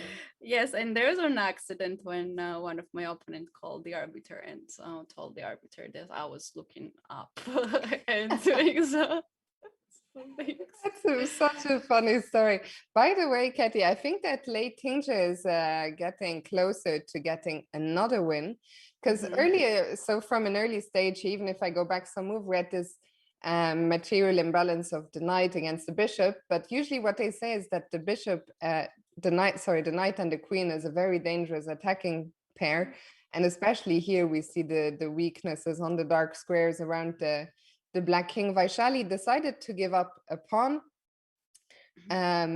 but Lei Tingzhe is just defending perfectly, it seems, and now we are back in the current position. It is only it's two extra pawns for white, but the pieces are just too strong. There must be a blow here. Come on, there must be something. Queen d4, knight Knight here d4. also good. Now queen Surely there d7. must be a Rook mate d7. somewhere. Knight Oh, c5. there it is. Oh my god! I wanted to say all these views, but my coffee never allowed me to do it. Like I was only telling the only one part of the sentence. But you got Damn there it. almost in time. What is this? A4. That's she's trying many lines here. I'm really I afraid didn't realize a4 was a move here. Interesting. Vaishali, I hope that it's not tilt that is provoking this kind of, because a4 is very offbeat line. I mean, here we just have a 4 knights game.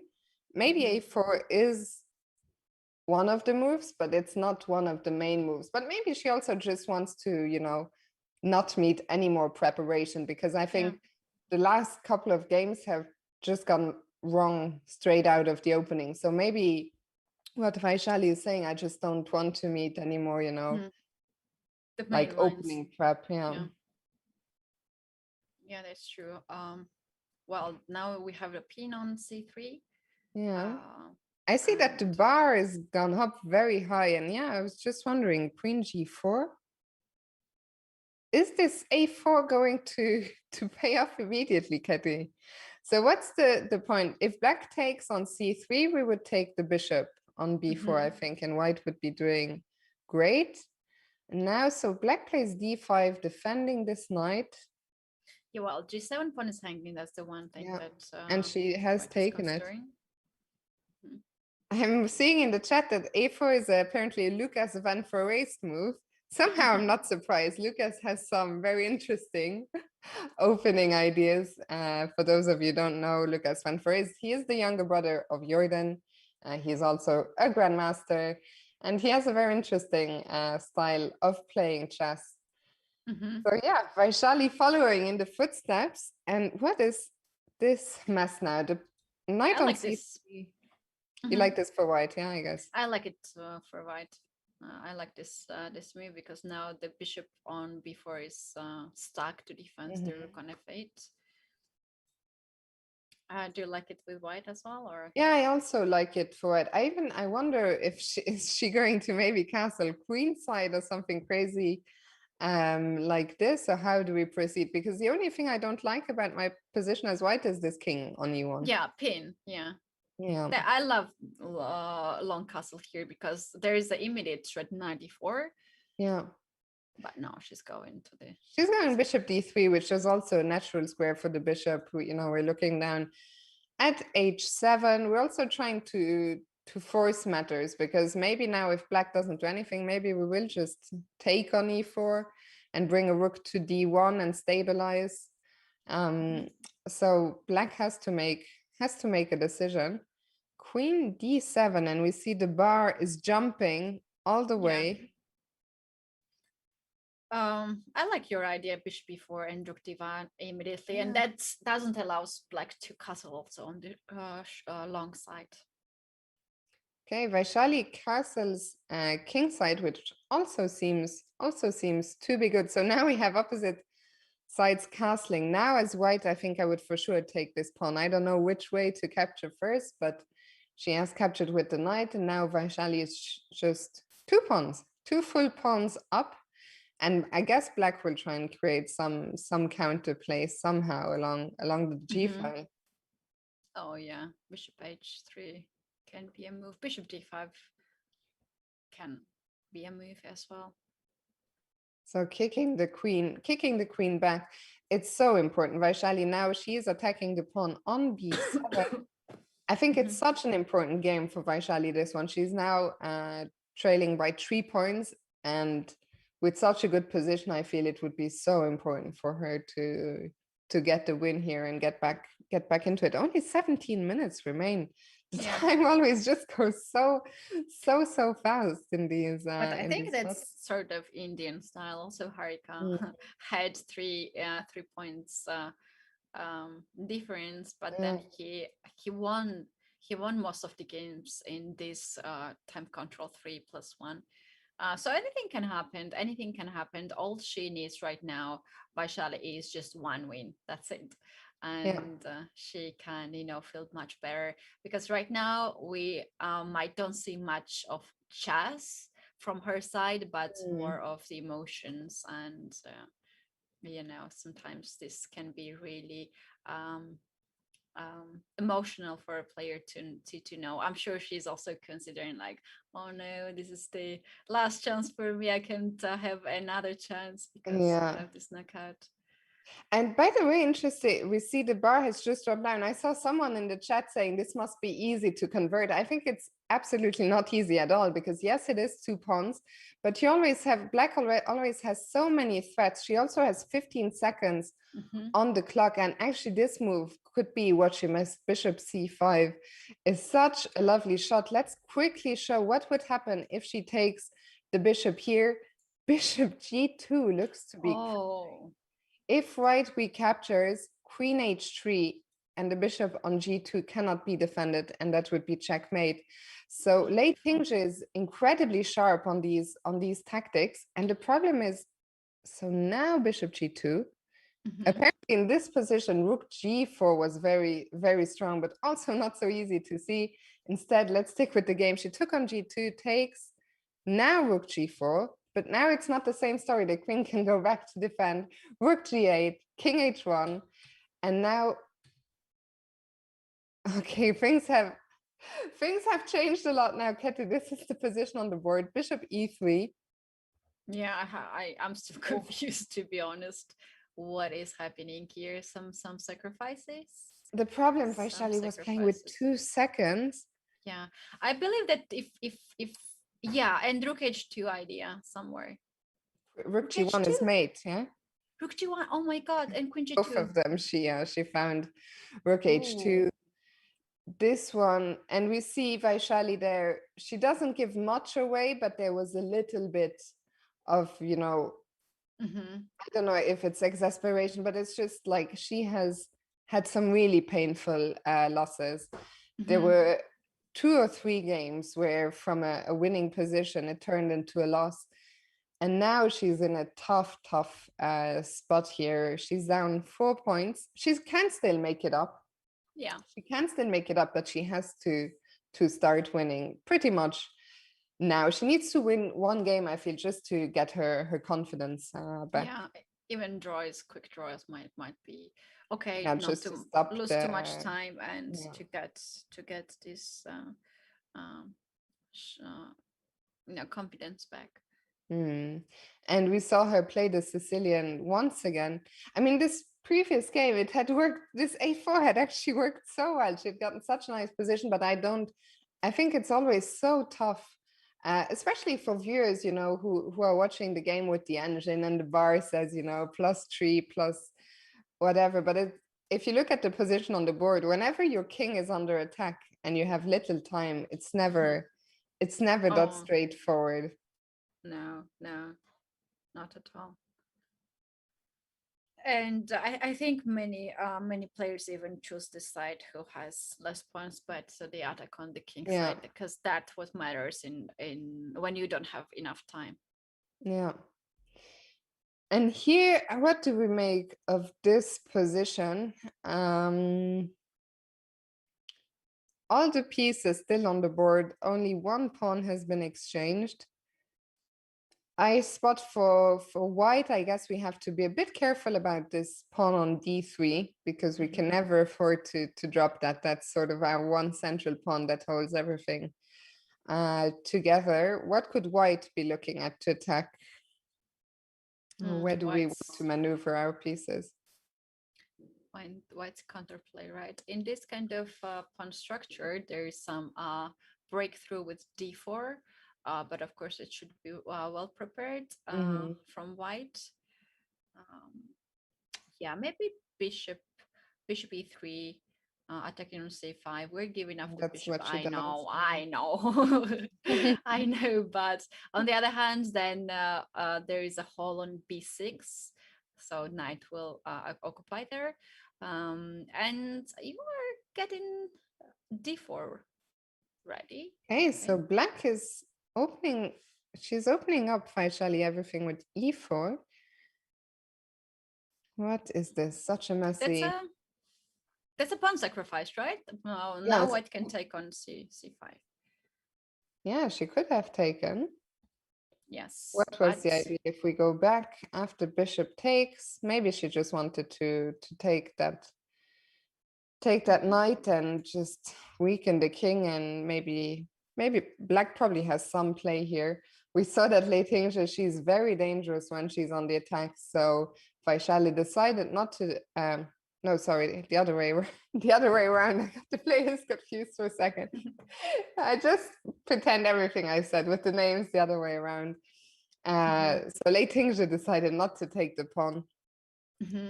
Wow, now bishop is hanging on e4, and at the same time there's still this threat knight b6 on the board. Maybe queen somewhere, queen f5 might save these both threats. Bishop goes back. But now your move is coming, knight b6 with a fork. And that's just an extra exchange for Lei Tingzhe. I really feel that at some point when Lei Tingzhe started winning, it just became like, I think in the start of the match, Vaishali played so well, and a few times she took the lead. And then somehow I feel like psychologically she took a hit at some point. There were a couple of painful blunders, a couple of painful turnarounds. And now it feels like I very much hope to see her strike back. But Lei Tingzhe is also such a strong player that if she can hold her nerve, it's not so easy. Really a tough spot now for Vaishali. That's absolutely, I agree with that, because, sometimes you need, when you play, when the game doesn't go the right way, you feel to have, I don't know, easier opponent. But when you're playing match, your strong opponent will be strong in any match. So you're not having any easy matches. That's the difference from, for example, round robin tournament or open tournament. Oh yeah. Sorry, Katie, I was just pointing out that queen d1. Get it in before you can get it in, because I know that's your kind of tactic. Queen h5, and actually she allows it. Yeah, I wonder if we can just take that or take on e6. Ooh. Oh wow, I like this one. I love this move as well, with queen h5 coming in next, and then g6 will be hanging. This looks, I mean, Lei Tingzhe, whenever she was on the attack, she's been so impressive. She's unstoppable. She's unstoppable. And it's strange, because if someone tuned in now into the match, suddenly it feels like this looks like quite a one-sided affair for I think especially, well, this whole 3+1 has Lei Tingzhe just won every single game. Wow, that's impressive. I'm not sure, but I think so, yeah. There was a one draw in 3+1 or 5+1? Good question. Good question. Let us know in the chat. Maybe it was in the 3+1. But Vaishali, I think, has not won a game, at least in the 3+1. So maybe that last loss, in the 5+1, that was the one where she blundered the rook, and maybe she never just fully recovered, because she almost seems like a different player in this 3+1 portion. Yeah. And we kind of thought that with the last time control, Vaishali might have some advantage on in the match. Yeah. Well, who knows? I mean, even if Lei Tingzhe wins this game, which she probably will, because that pawn looks close to unstoppable. How do we get this H pawn through? How do we do this? It's not over just yet, but it looks like Lei Tingzhe. Okay, she's down to 15 seconds, so careful not to spend too much time on how you want to. There is idea, rook g6, rook g8, and then I like this actually. Yeah. Rook, and bishop b6 in the end, but not. Yeah, okay. What she is doing, I think, she's getting this bishop on g8.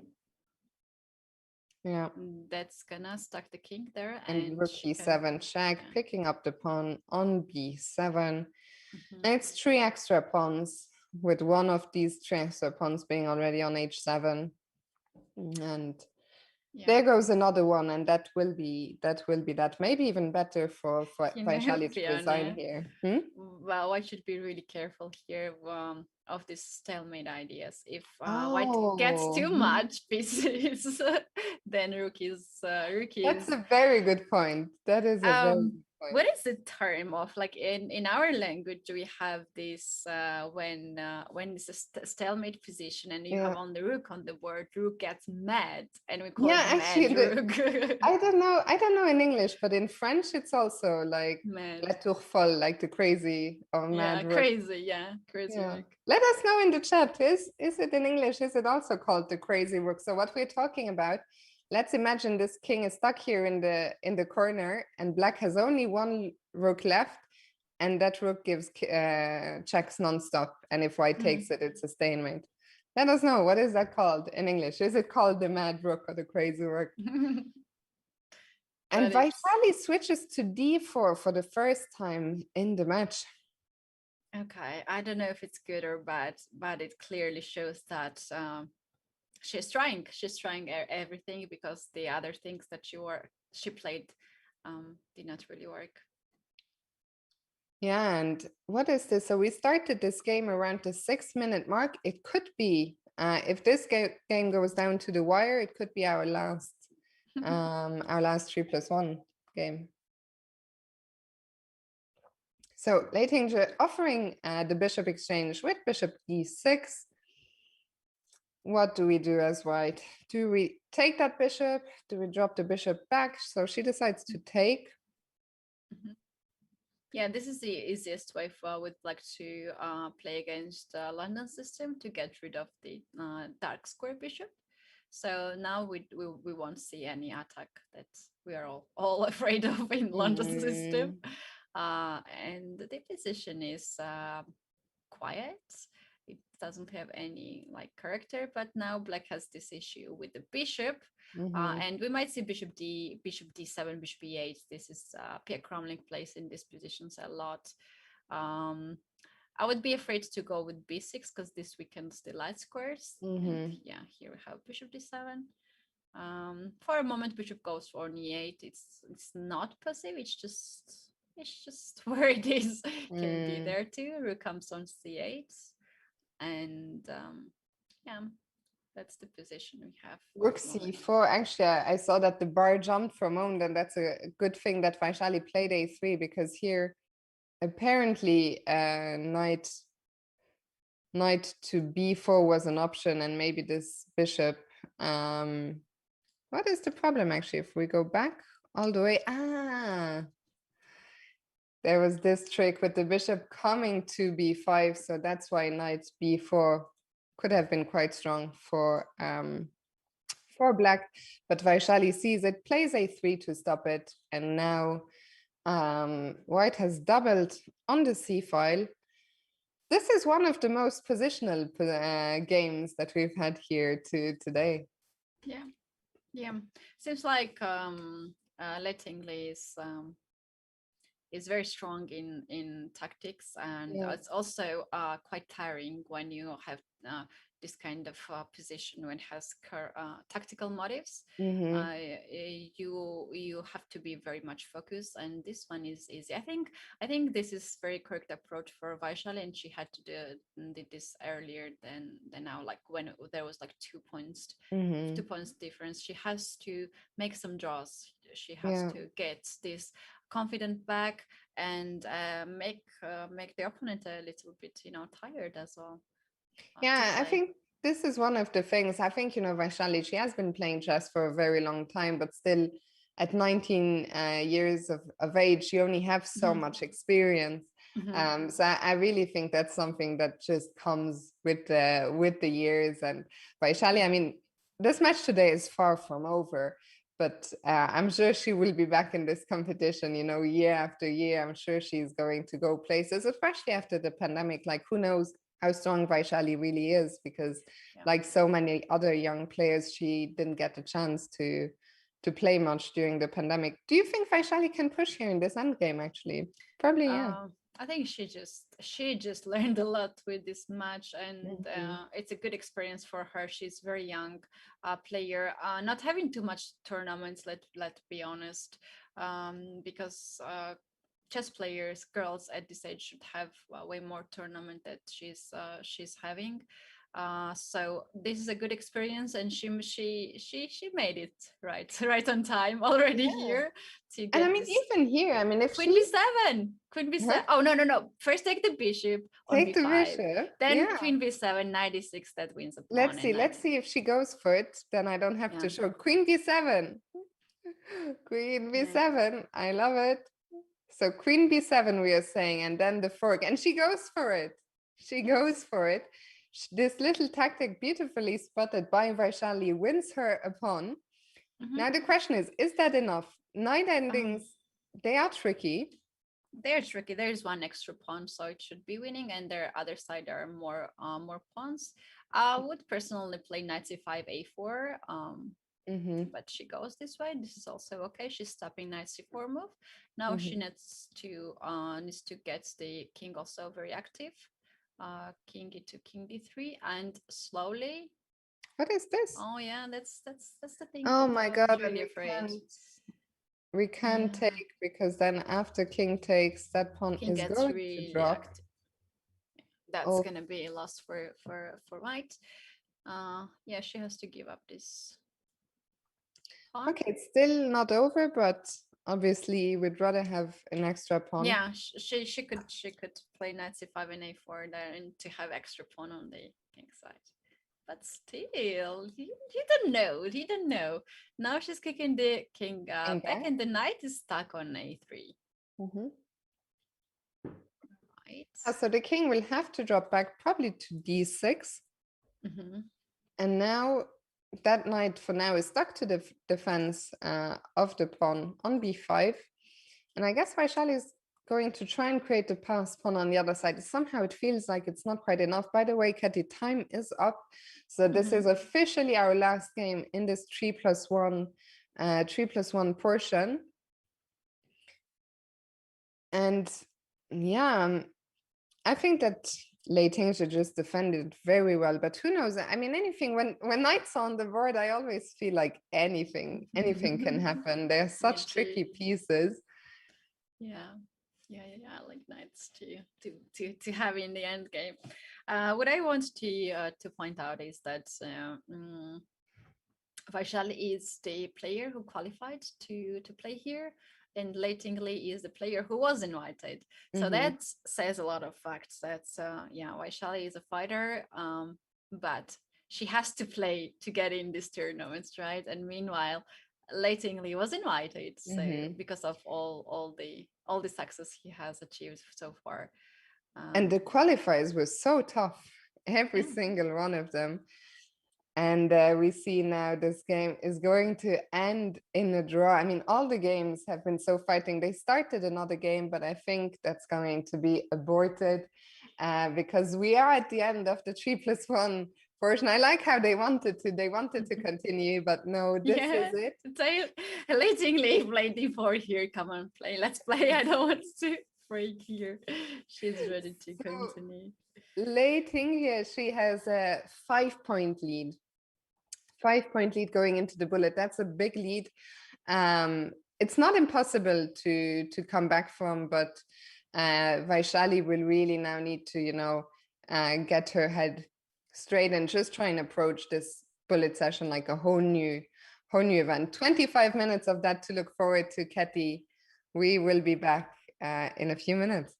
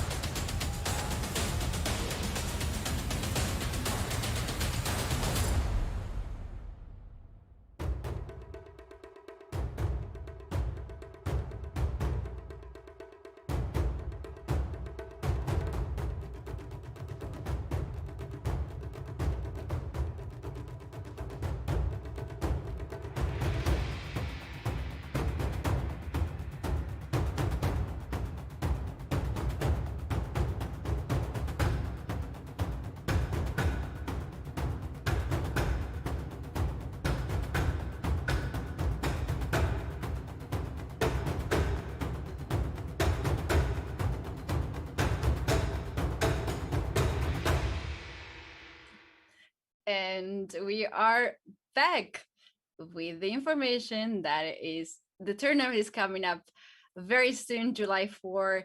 Junior Speed Chess Championship will start with amazing prize fund here, $35,000. This is really nice tournament. Please keep the eye on it. If you're a junior player, you can also take part in it. So Fiona, what do you think about this tournament having such a big prize fund I think it's for brilliant. the junior players? Yeah, I think when we were younger, I think you and I are more or less, I think you're a couple of years maybe younger than I, but there were not so many opportunities. Of course, also online chess wasn't what it is now, but I think it's so great. You know, there was the main speed chess championships for so many years, but I think it's so great that now there is an event for women, an event for juniors, and I'm really looking forward to following it. I'm sure it's going to be very closely contested. I mean, there's so many brilliant juniors out there. I hope we'll see some junior girl players in there as well, and should be great. Yeah, we might see. So players are back now, and they're off at the computers, and we're starting new formats, 1+1. This is something that we are all happy to see. Yeah, and I'll be very curious to see how did she manage? By the way, look at her bullet rating, almost 2,700 here on Chess.com. So pretty impressive bullet rating. And 5-point deficit, it is a lot, but she can, you know, she just has to start winning immediately. She hasn't won a single game in the 3+1 portion. She only made two draws, sorry, my apologies, 2 draws, but lost 3 or 4. So she needs to get her confidence back, and she needs to get it back immediately, because 25 minutes are just going to fly by like this. But I mean, I see the bar is already liking her position. So far, so good. Yeah, I think she's doing just fantastic. Has also a time advantage, pair of bishop, and I think even just like one win can get her confidence back. Yeah, for sure. And I love this. This knight on c3 is being pinned to the king. This bishop on g7 is a beast. Okay, I'm a little bit surprised that she would offer a queen swap. I would always prefer to keep the queens on, but still this ending, she's probably going to take maybe the a file, maybe play for some b5 break, I don't know, f5 break even. Yeah. The bishop here is always going to be an edge, but I would have preferred to. Also with the queen, I feel I have more possibilities to end the game quicker, because time is going to be a factor here for Vaishali if she wants to mount a comeback. Oh, that's because you like to attack. Yeah. And you like tactics and so on. Myself, I don't need a queens on the board. I always try to trade them as fast as possible, because I feel more better to play endgame. And to be honest, when I have pair of bishop in the endgame, I feel the real power of that rather than in the middle game. They want to, both of them, I think, wants to slow down a little bit. And just to outplay maybe the opponent in the end game. I have one question. Why could I not take your pawn on a4? There's a fork, I guess, here. Maybe we don't want to lose control over that square. Yeah. So now the bishops have been swapped, but now a4 drops, and here it's not the same story. We talked about opposite colored bishops earlier, but here there's still a pair of rooks on the board. Yeah. Usually one extra pawn isn't enough, but Katie, with the rooks, it's a different story. Yeah, absolutely. And I think here Black has just risk-free position. Black has a lot of ideas because the white king is almost checkmated. And she just blundered, actually. If we go back to the last game, sorry, Katie, to interrupt you, but in the end, after bishop d4, okay, the position is probably lost anyway, but rook b3, Vaishali took that rook, and the problem is we cannot recapture that rook because we're pinned, and we can capture that rook, but that rook is defended. And so Lei Tingzhe resigned, and they're already off, and Vaishali is sticking to her d4 for now. Yeah, that's I think we will see here a comeback from Vaishali, because this first game was just, I think, 100% played by Yeah, her. very nice and such an important victory. I Yeah. mean, just, to get back in the swing of things and to even just to remember what it feels like to win a game and to feel like, okay, now it's 4 points, but it's 21 minutes of bullet. We all know bullet, a lot of things can happen. You can play a lot of games in 20 minutes. So I'm sure Vaishali still believes, that she can make a comeback here.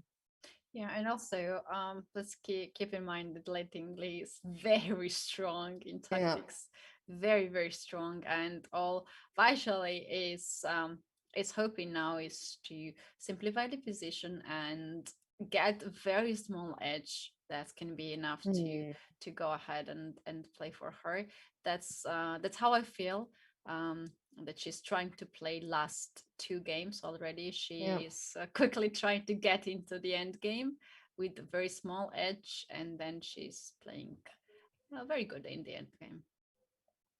What do you make of this position here? Material is even, but the pieces somehow these black Mhm. pieces, there on the rim. The bishops are coming off, so we'll have more clarity soon. Yeah, here I think earlier, even if maybe even now here, black has a little bit better position, because only open file, not only just open files. The open file is controlled by the Mhm. black rook, and that's huge power. We can access to the second rank, um, but it's not something that white might lose the game for.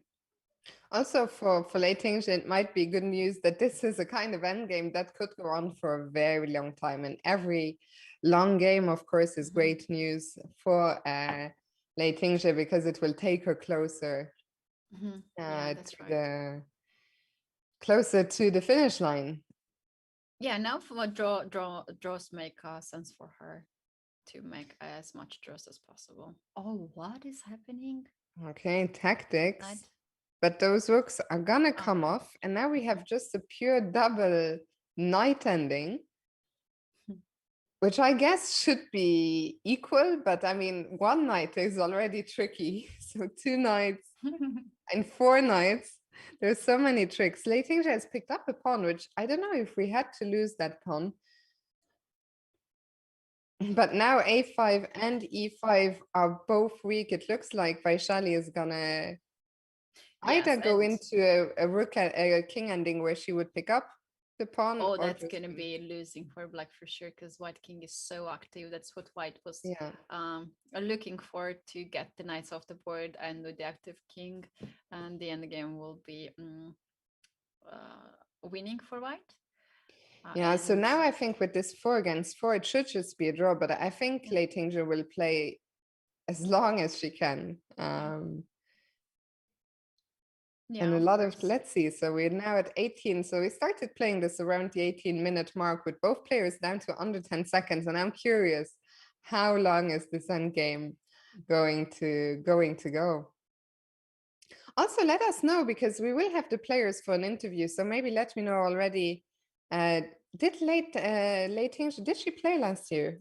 Or Vaishali? Did either of them play in the women's speed championships? Let me know to help us prepare the questions for the players. But the match isn't over yet. But this end game, I mean, she is going to take 1 minute of the clock, maybe more, just with this end game here, just by jumping around. And I mean, it is a complete dead draw. I don't think there's even any tricks at all. But of course, Lei Tingzhe is doing the right thing. Maybe actually, Vaishali, just one thing she has to be careful not to jump around too much and drop the h5 pawn. But now those pawns come off, and the problem is it's not so easy for her to force a draw. And oh no, oh, Katy, knight takes g7. Oh my goodness, Vaishali has found a win here. There is going to be a new queen, and not just that, it will even be mate on the next move. And king f6 Wow, is killing move, not that is allowing so king. incredible. What Wow. a finish. That was insane. Wow. This is this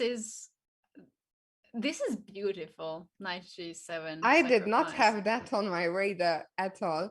And Vaishali, she's back in this. It is still 3 points, but she's won the first 2 games. Her confidence must be rocketing up to the sky. And we've got a completely different type of positioning. And it's already the second time that Vaishali opens with this e4 knight c6, which is a very rare first move for black. And Lei Tingzhen, she's just going out for the attack here. And yeah, we're gonna have to fix the score on the screen because it is 9-6, not 10-5. So it is fixed now. Thank you for that. And is that just what just happened there? Did we just drop the pawn on b5? Yeah, so it looks like Vaishali just did lose a pawn. But she has more time now. She has more time, That's yeah. very important. But I really like this setup with white h pawn now opens the h file, and also by the moment dark square bishop will be trade. Oh no! Vaishali says no. So I don't want to. I don't want to trade those bishops. Not so fast.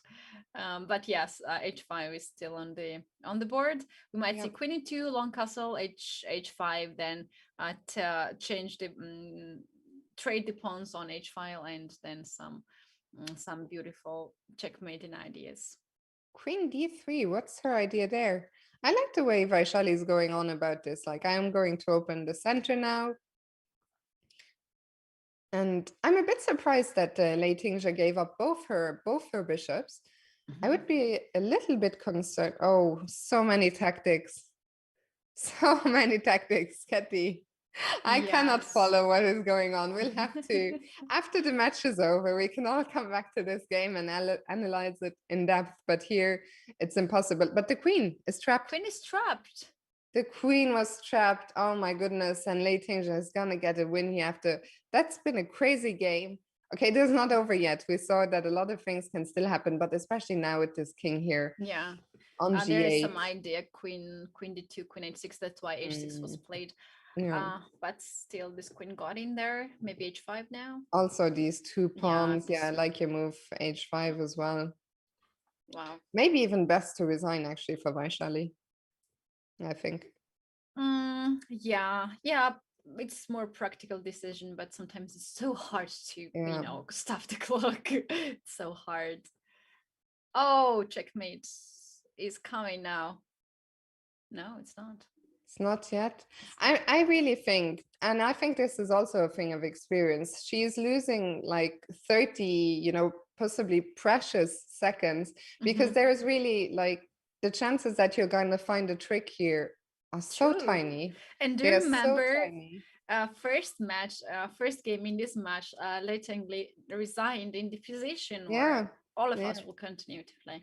Yeah. Yeah, I agree with that.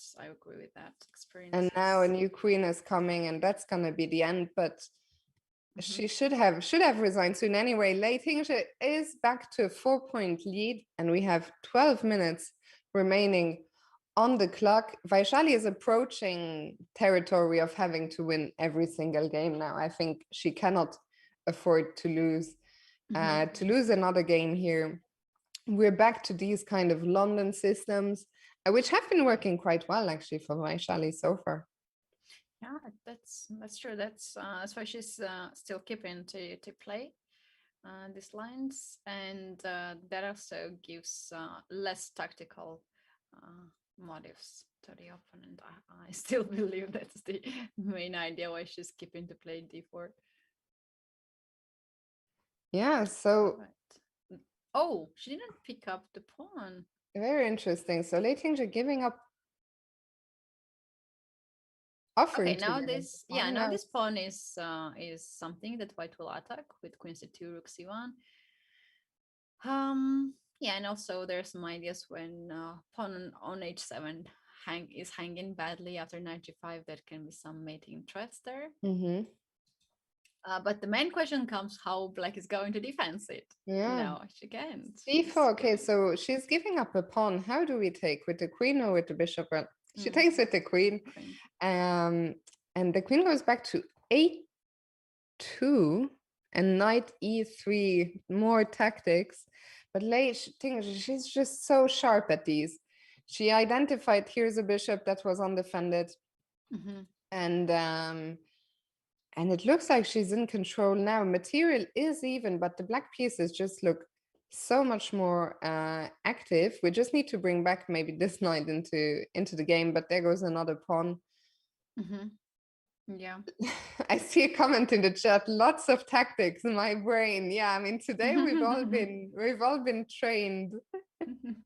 We've all seriously been trained in our tactical vision. Yeah, I checked the timing in China. It seems to be late night evening there. And I don't know how do you feel, but myself, when it's I feel better and I feel fresh when it's morning for me. I'm more of an evening. I'm more of an evening person. But yeah, if it's too late, then it's also, I feel usually around this time, 7, 8 p.m. I'm feeling good. But yeah, if I have to play, how late is it in China? According to what I check, I'm not quite sure, but it can be 10 p.m. 10 p.m. Yeah. Okay, it's not too bad, because I know we've seen, Ding Liren playing some of these online tournaments. By the way, we should focus on the game, because somehow Vaishali has completely turned this around and is up in exchange. So she's making a last push here. She needs to win. She needs it very soon. But she's probably she's going to win this one. She's going to win this one. Because she's now getting this pawn, and then g7 pawn might be hanging. So knight e6 and rook on d6 should stay there. Oh, there is actually 2 pawns for black. No, it's not so easy. I was just gonna say it's not. I think it's not so easy here. And once again, it's just taking. It is just taking too long, because we're down to under 9 minutes now remaining. And this, I'm not sure if this is even, I mean, and there comes the fork. And now suddenly black is winning again. I mean, but okay, this is just bullet. These turnarounds can happen, especially with knights, as we mentioned, the trickiest pieces on the board. And this time, Vaishali does resign. She doesn't waste any time. But now with a 5-point deficit, I think it's just too late. There's 8 minutes to go. Yeah, she has to win all the games within about some seconds. That's quite hard. That's quite hard to do.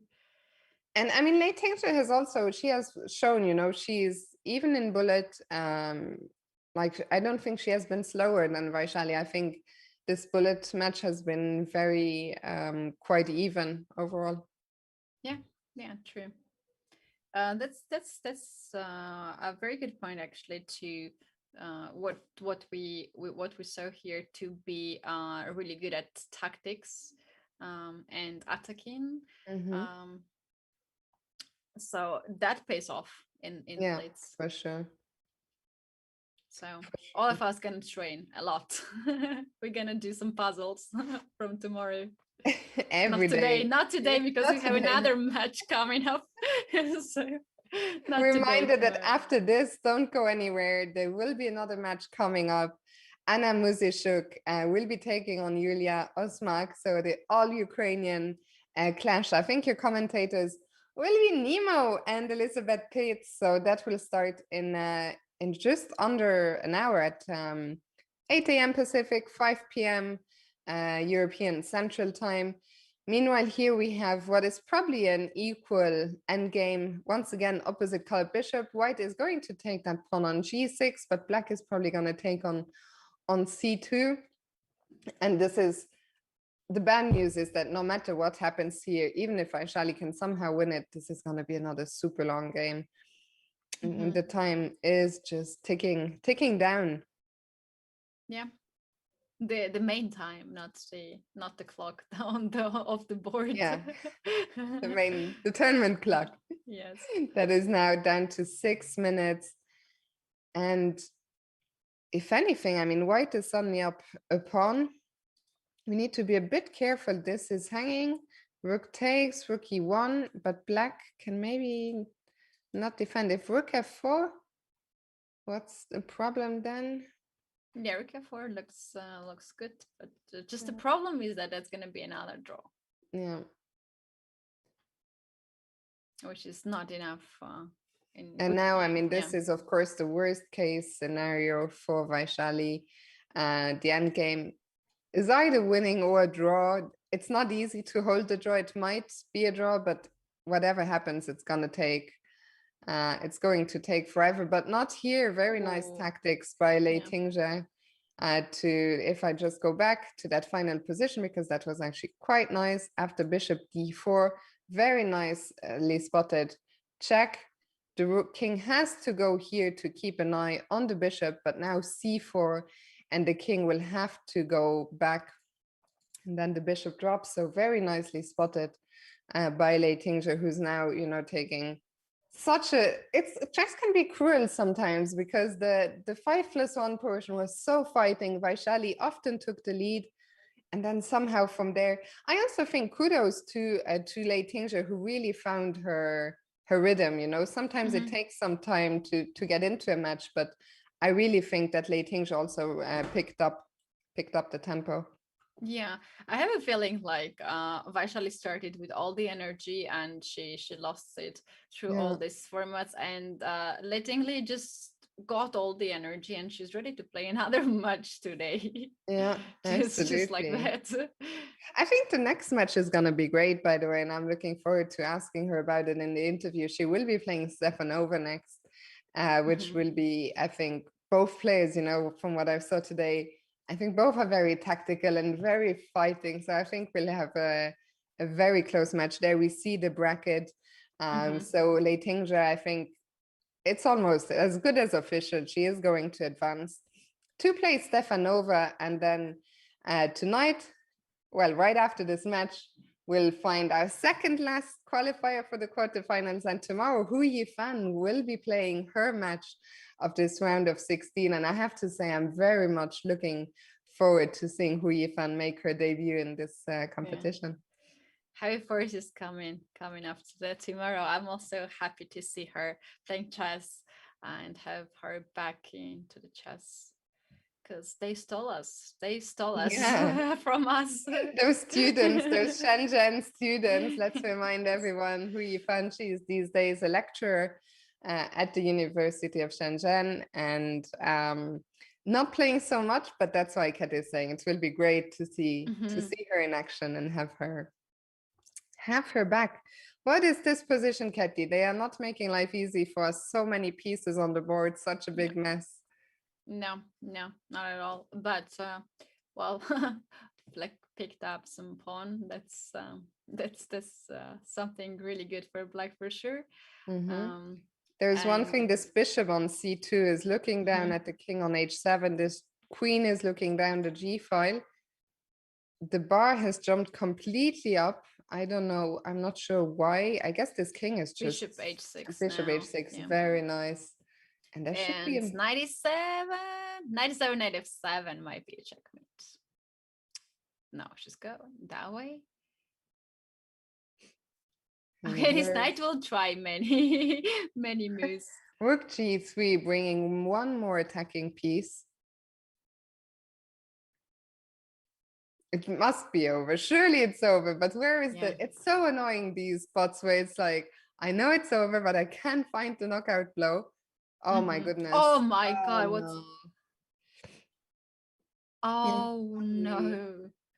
It looked like everything was in control, but I mean, this chess can be such a cruel game. Chess can be so cruel, and suddenly everything is in control. And Lei Tingzhe looks like she's gonna get one more win here, which really makes the score quite harsh.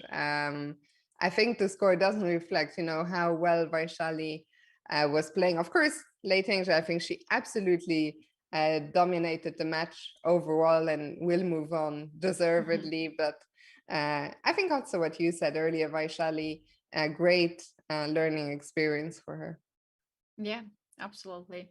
And she is learning fast because we already see some of her tries to change something and better.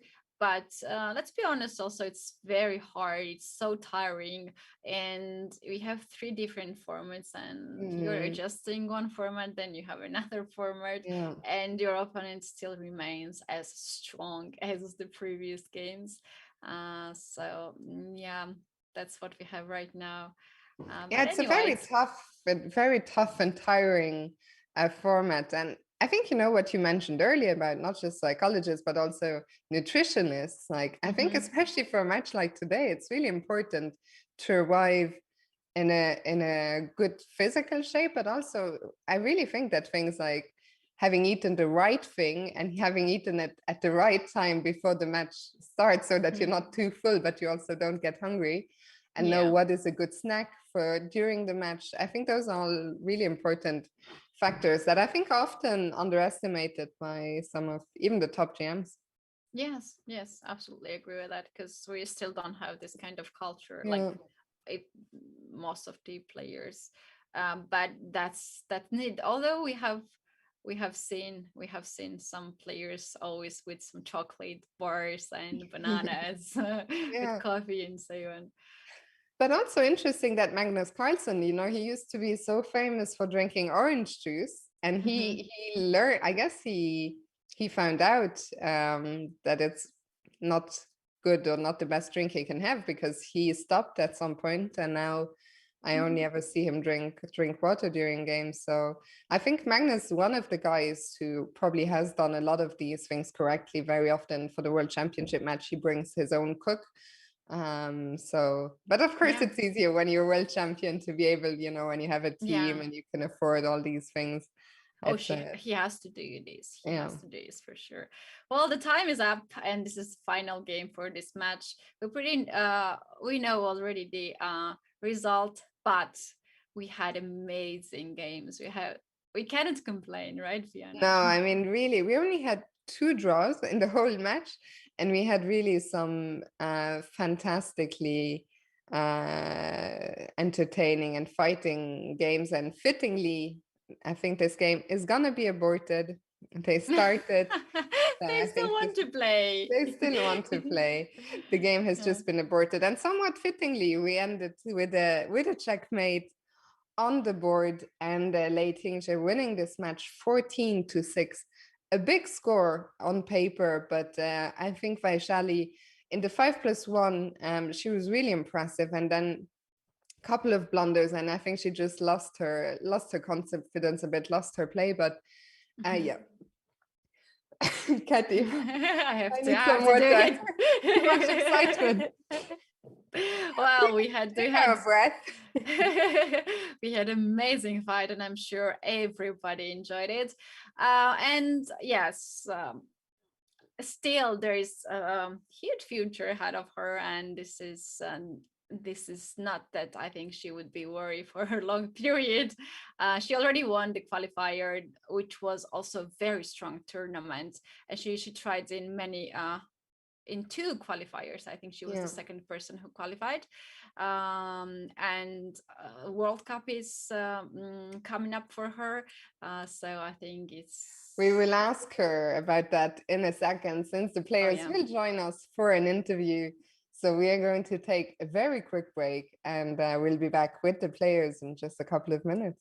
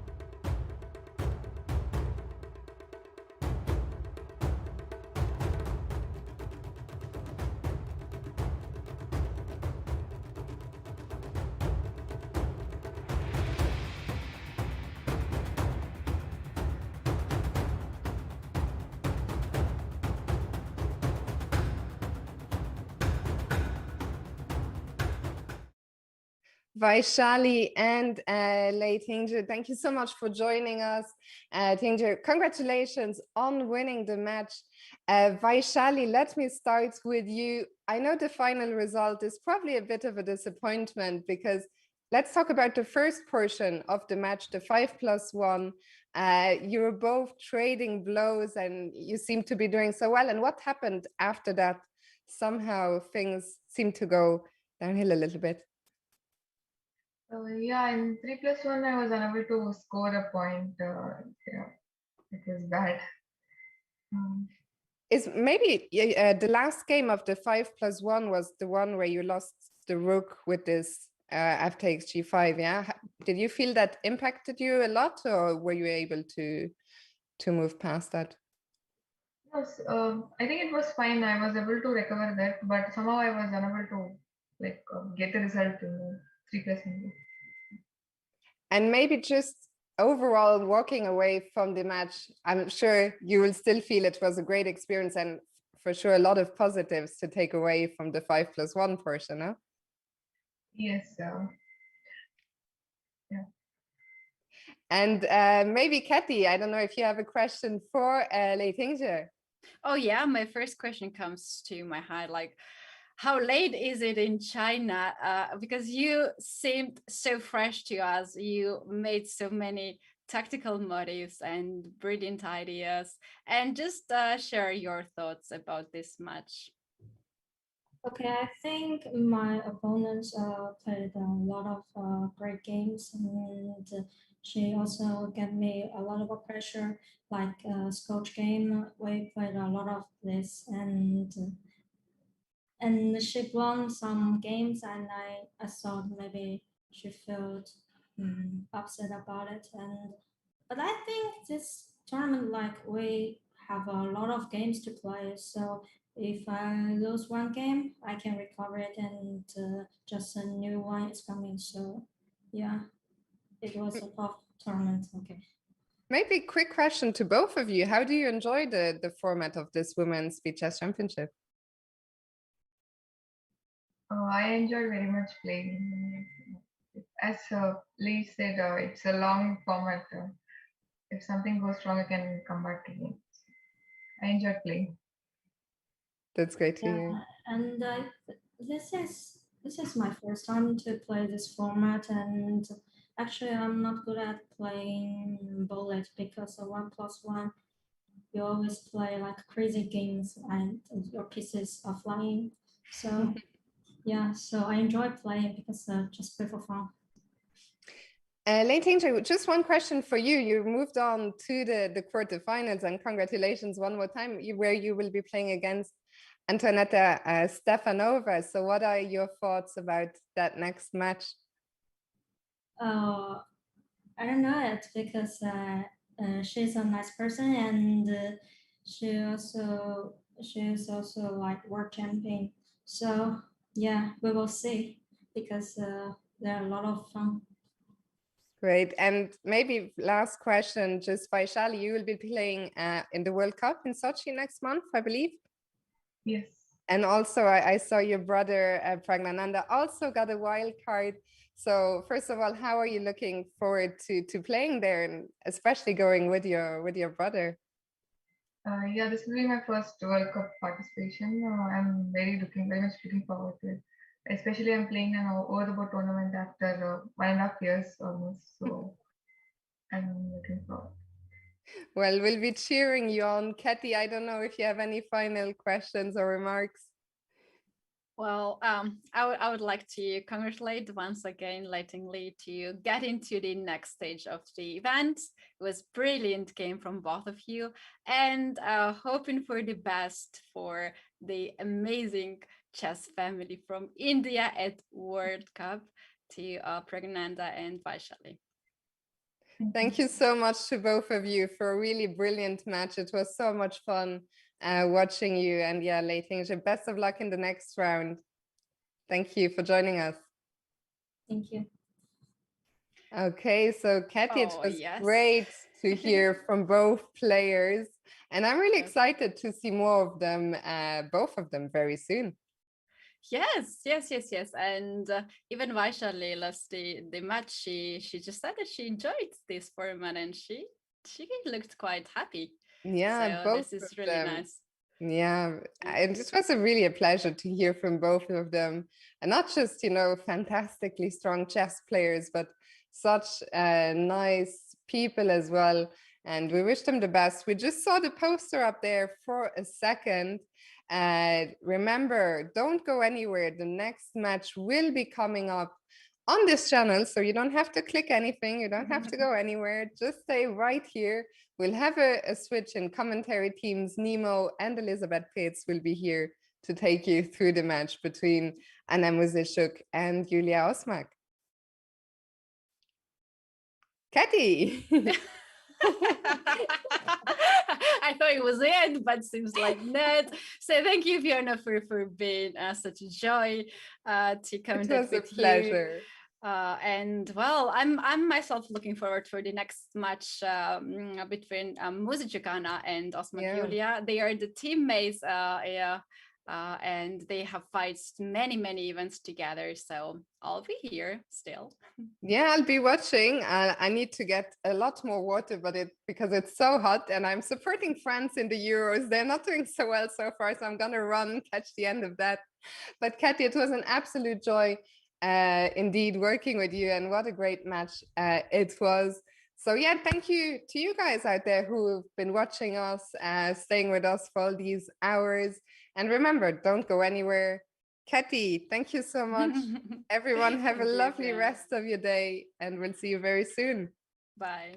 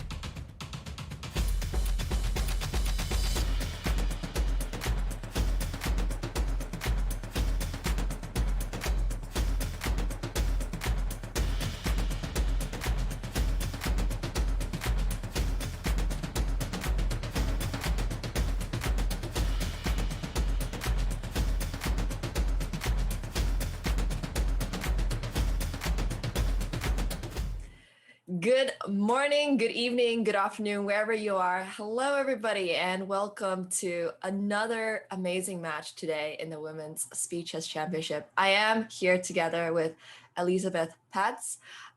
Would you like to introduce yourself a little bit? Hi, everybody. Glad to see you all. I hope we will have a very good match between two Ukrainian young ladies, Yulia Osmak and Anna Muzychuk. I'm myself an international master, and together with Nimo, I will guide you through the games and hopefully observe one or the other blunder in case we are quicker than those players. Yeah, and the format today, as you guys are familiar, much like the other games so far, 16-player bracket. We got 8 invited players seeded by their May 2021 FIDE Blitz rating. And 8 more players qualified for the main event seeded randomly. And we do have round of 16, quarterfinals, semifinals divided into 3 segments. You guys are familiar with the time format, 75 minutes of 5+1, followed by 45 minutes of 3+1, and another additional 25 minutes of 1+1. So lots of exciting games upcoming for this match. And there are quite a lot of prizes as well. We do have a first place prize of $20,000. Imagine how many cheeseburgers you can buy with $20,000. That's my favorite food. So we got quite a lot of prizes. Second place, 12,000. Third place, 5,000. Fourth place also. And going, everybody who enters the event does get prize money. So 9th through 16th also get $1,000 each. Yeah. And so far we do already have some winners. Let's take a look at the overall sort of bracket. I mean, we do have a lot of very strong players playing in this year's event, right, Elizabeth? Yes, actually, even the first ranked woman is in this tournament, which is Julia Fan. I mean, we don't see her often, but I'm happy that she joined the event as well as she did last year. So it will be very interesting if she can take her favorite, she's a favorite, let's say, if she can put it into a victory at the end.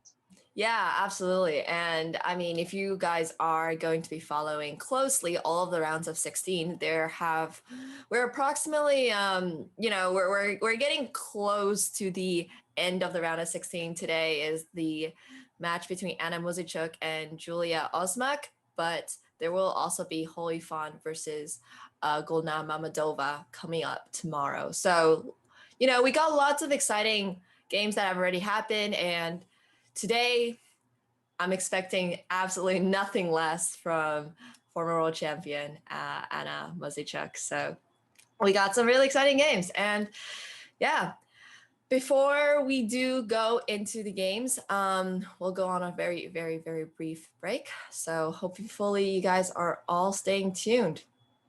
See you guys soon.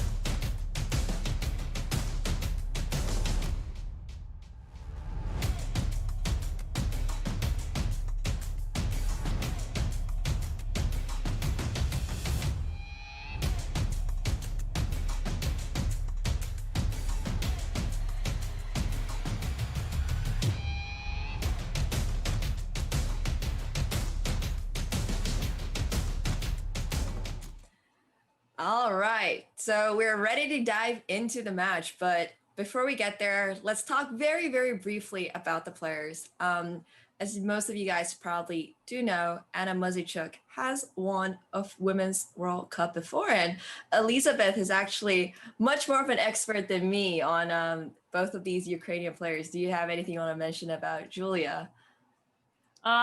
Julia is one of the new generations in the Ukrainian national team. She's one of the young ones. Together with Natalia Buksa, they are now forming the lower boards at the national team for Ukraine. I believe both of them already had been active in the national team, so they are expected to still grow and to get stronger. And okay, Anna, everybody knows she was world champion in rapid in Blitz, and her sister was world champion in the classical section. And I believe this is enough to say. We already dive into the opening. Mm-hmm.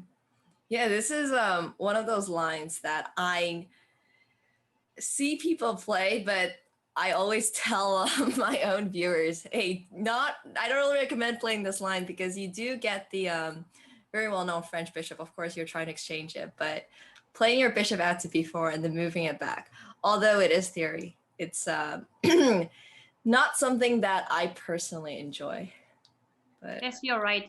The French system is, of course, a system where the bishop usually is a sorrel child. Actually, in this line, for this reason, sometimes they go for bishop b5 check c6 and bishop a4, and they avoid to exchange the bishop that way. Even so, I think Black lost a lot of tempo with bishop b4 and bishop f8. But now, well, White is very good in development, and White has a small edge. Yeah. I mean, the French is always one of those openings where it's like, if you don't know the theory quite well as Black, right, you will get into a worse position really quickly just because, as Elizabeth said, you are playing a little bit slower. So you better know your stuff when you're playing it.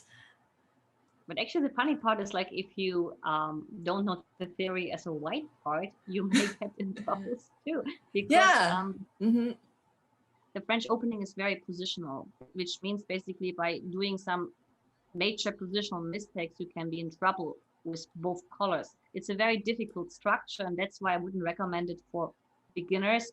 They should rather go for open lines like the Louis Lopez, because the French is something you need to have some experience. You need to be familiar with the structures because you often lack space. This is some very insightful stuff. Honestly, I think that explains to me personally how a lot of my French openings just sort of go downhill after the initial couple of moves. People are like, yeah, there's no way I can possibly mess this up. And then you just don't know theory. And all of a sudden it looks like, well, you know, theoretically, I should be a little bit better just because I have more space. You can kind of see how, you know, White has gotten a lot more space. Pieces feel like they're a little bit easier, but you can actually be left with really big structural weaknesses and going into the end game, right? Those show up a lot more. Yes, you're right, because actually here, if a lot of pieces are exchanged at the end, Black has the small edge that the d4 pawn is the most vulnerable one, especially after c takes d4, c takes d4. That pawn cannot be protected by any other pawns, which means it might be potentially a target. On the other hand, the pawn on e5 gives White a lot of space. That is the so-called compensation. So dynamic advantage against positional one, we can put it this way. However, now with h4, there are good attacking chances, and I believe Anna will feel quite convenient in this kind of positions. Yeah, I absolutely love moves like h4, because guess what? It's Alpha Zero style. You know, you're just going for more space and you're going for the attack. And if I'm not mistaken, you yourself are quite an aggressive player. I definitely remember getting crushed in various attacks by you. So yes, I'm quite dynamic, but I can play positional too. By the way, here after h4, the threat is h5. You have to go to h8 with a knight, and then after h6, you don't want to play g6 because the knight on h8 would be a very sad piece. So Black has to do something about it. Maybe rook e8 to freeze the square. Yeah, so just to kind of show what Elizabeth's talking about, for example, if Black just does nothing, and after h5, the knight is forced to go back to h8, and the h6 push comes through, if black plays g6, then this knight is going to be suffering for the rest of its, career. Right. It will be a true nightmare. Yeah, a true nightmare. Exactly. So we did see knight to a5 and b4. That is quite risky because now after b4, okay, probably the pawns exchange. Okay, knight b3 is still possible. Even so, I wonder why she didn't push h5, h6 to take the knight off the board. Hard to say, actually. Maybe we are missing something, but I believe we are not missing anything. Maybe, okay, the idea could be that if I had pushed h5 after knight h8 and h6, maybe knight b3, but it doesn't really work. Because I was thinking you can take on c1 and then after h6 you take on h6, but it will not work because I'm okay. b3 was hanging. Maybe this is a reason, actually. Yeah, maybe there is, well, knight b3 is still interesting to sacrifice because if I take on g7 now, you have to recapture with the king. And now, well, your compensation is obviously that the king is very weak. However, you are pawn down. So it's hard to say if it's enough compensation or not. But Anna is not a friend of unnecessary sacrifices. Right. And why she did that? She did it. Right. So she did end up giving the knight on b3 for the bishop on c1, which makes sense because the knight was a little bit trapped on b3. So now white is trying to expand a little bit more on both sides, actually, of the board. She's not only pushing the pawns on the king side, she's also pushing the pawns on the queen side.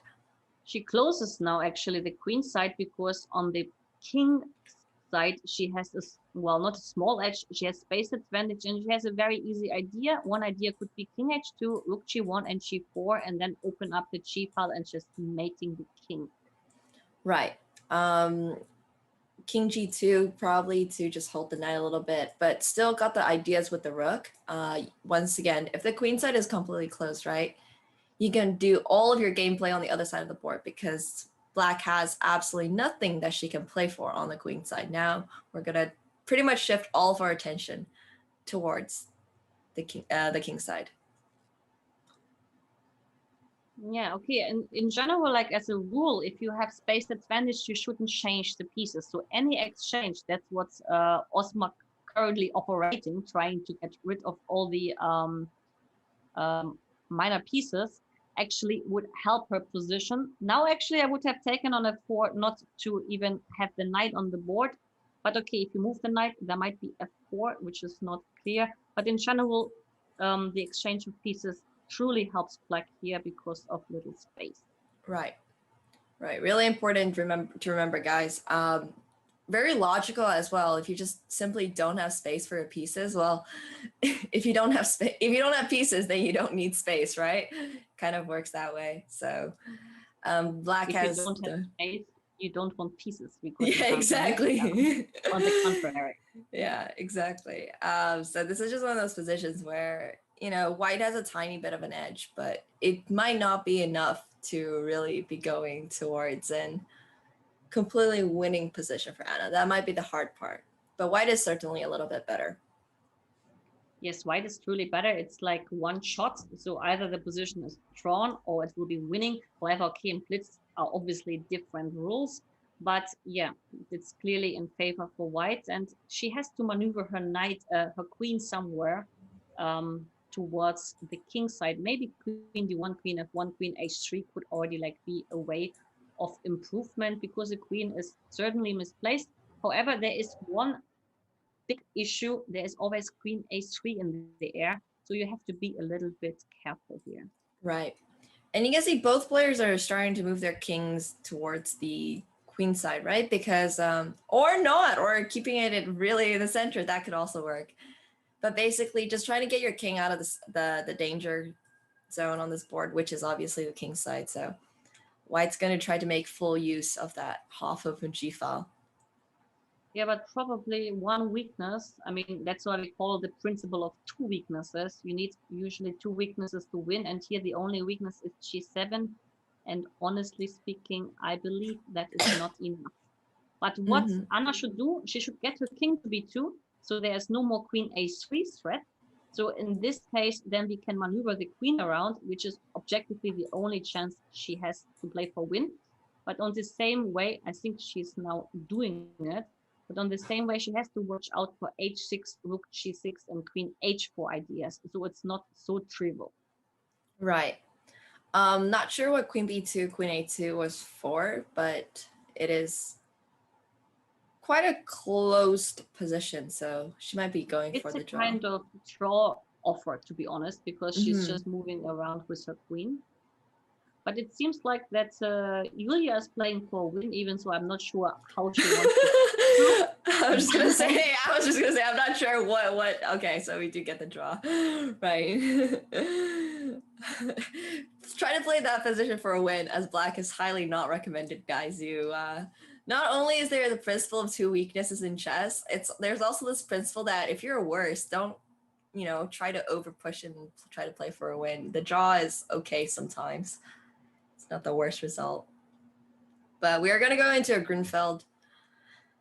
Very theoretical stuff. I actually play as black, but I'm not very much of a d4 player as white. But okay, then you still know more than me because I don't play it with either colors. And even when I play against the Grunfeld, usually it results in knight h3, bishop g5 for Torah. So I don't have to cope with any theory. However, well, the Grunfeld is famous for a quite dynamic approach. You give the center, but you play with your bishops, especially the bishop on g7 is a main piece. And obviously, both players know what to do because it seems to me by the speed of them that they are still in theory. Yeah. Once again, I do play the Grunfeld, but it's like I picked it up a bit earlier this year, so I'm still very unfamiliar. But the Grunfeld, every time I've watched, has either been the 13 move draws, I think, that were happening the Champions Chess Tour, or some really, really dynamic positions. So this one is going towards something dynamic. I mean, Julia has just given up the c3 pawn. And let's see if she's able to get some compensation. Usually when you give up pawns or material at any given point, right, you're just going for compensation, going for active gameplay. However, actually, honestly, I don't think there is any compensation here. Because compensation would mean attack on the king. Well, the king on g8 is rock safe. Right. Then it would mean huge space advantage. Okay, you have space advantage, but the d4 pawn can also be easily attacked, and it's not like you can use it. The bishop on a4 is hitting a Chinese wall on c6. So basically, I would dare to say there's no compensation, but okay, in a blitz game, everything can happen. Yeah. I really like how Frank Elizabeth was on the judgment of this pawn sacrifice. I myself don't really understand it. I just hope that Julia does have a plan in mind. The engine is not like saying it's -1 or anything like that. It's saying it's about equal. So it does imply there's a tiny bit of compensation now. Where the compensation is, hopefully we'll be able to see that. Yes, but now the compensation could be related to the pawn on c6. Yeah, the c file. Yeah. Not sure b5 was necessary for this reason, but yes, there is some compensation on c6 now. Yeah, it reminds me a little bit of those Catalan positions where black is just struggling to push c5 for the entire game, basically, because this backward pawn can become very uncomfortable. That's true. Yeah, just one of those pawns that you want to get rid of as soon as you possibly can. And this is just one of those moves where it's like, okay, well, your rook is facing my queen. I don't like it. Let me move out of the way to avoid any tactics like d5 or sort of anything like that. But yes, I always used to say when there's any kind of opposition on the diagonal or on the files, you better have your alarm rings bell. No, your alarm bells ring, sorry. Yes. In German it's a bit different, but she's absolutely right. You have to watch out for any kind of oppositions because that is related to a lot of tactics usually, and you can easily blunder. Yep. I mean, this bishop is not entirely happy on b7. It does have a pawn right in front of it. And additionally, the c5 pawn has very low chances of being able to be pushed forward because, white has 3 pieces, or 4 pieces rather, already against the push of the c5 pawn. But as we mentioned before, this is quite literally what Black's only plan will be for a little bit of the game, just Yep. trying to push it up. Black could try to push a5 and a4 because you don't have a3 as long the queen on d6 is attacking it. So after a5, it will not be easy what to do because, okay, you would like to remain with the bishop on the diagonal a2, g8, but on the other hand, I don't, honestly speaking, see how. Maybe you can push a4, sacrificing another pawn, but still it shouldn't be in, well, your favor to give the second pawn. Yeah. So I a5 actually is really like quite this a5 idea. I think it's something that is very difficult to see kind of conceptually and realize that by pushing a5, a4, you're actually going to, you know, push back White's bishop, and then you all of a sudden have all of these opportunities. So I think, yeah, Julia has probably spotted that idea, just stopping the push of a5. Yes, and I think that Anna had never it in mind because she moved rook c8. So I don't think that this a5, a4 was on her list. So sometimes if you don't think about certain plans, then of course they don't. Right, once again, very self-explanatory. Well, if you don't think about the move, you're probably not going to play the move.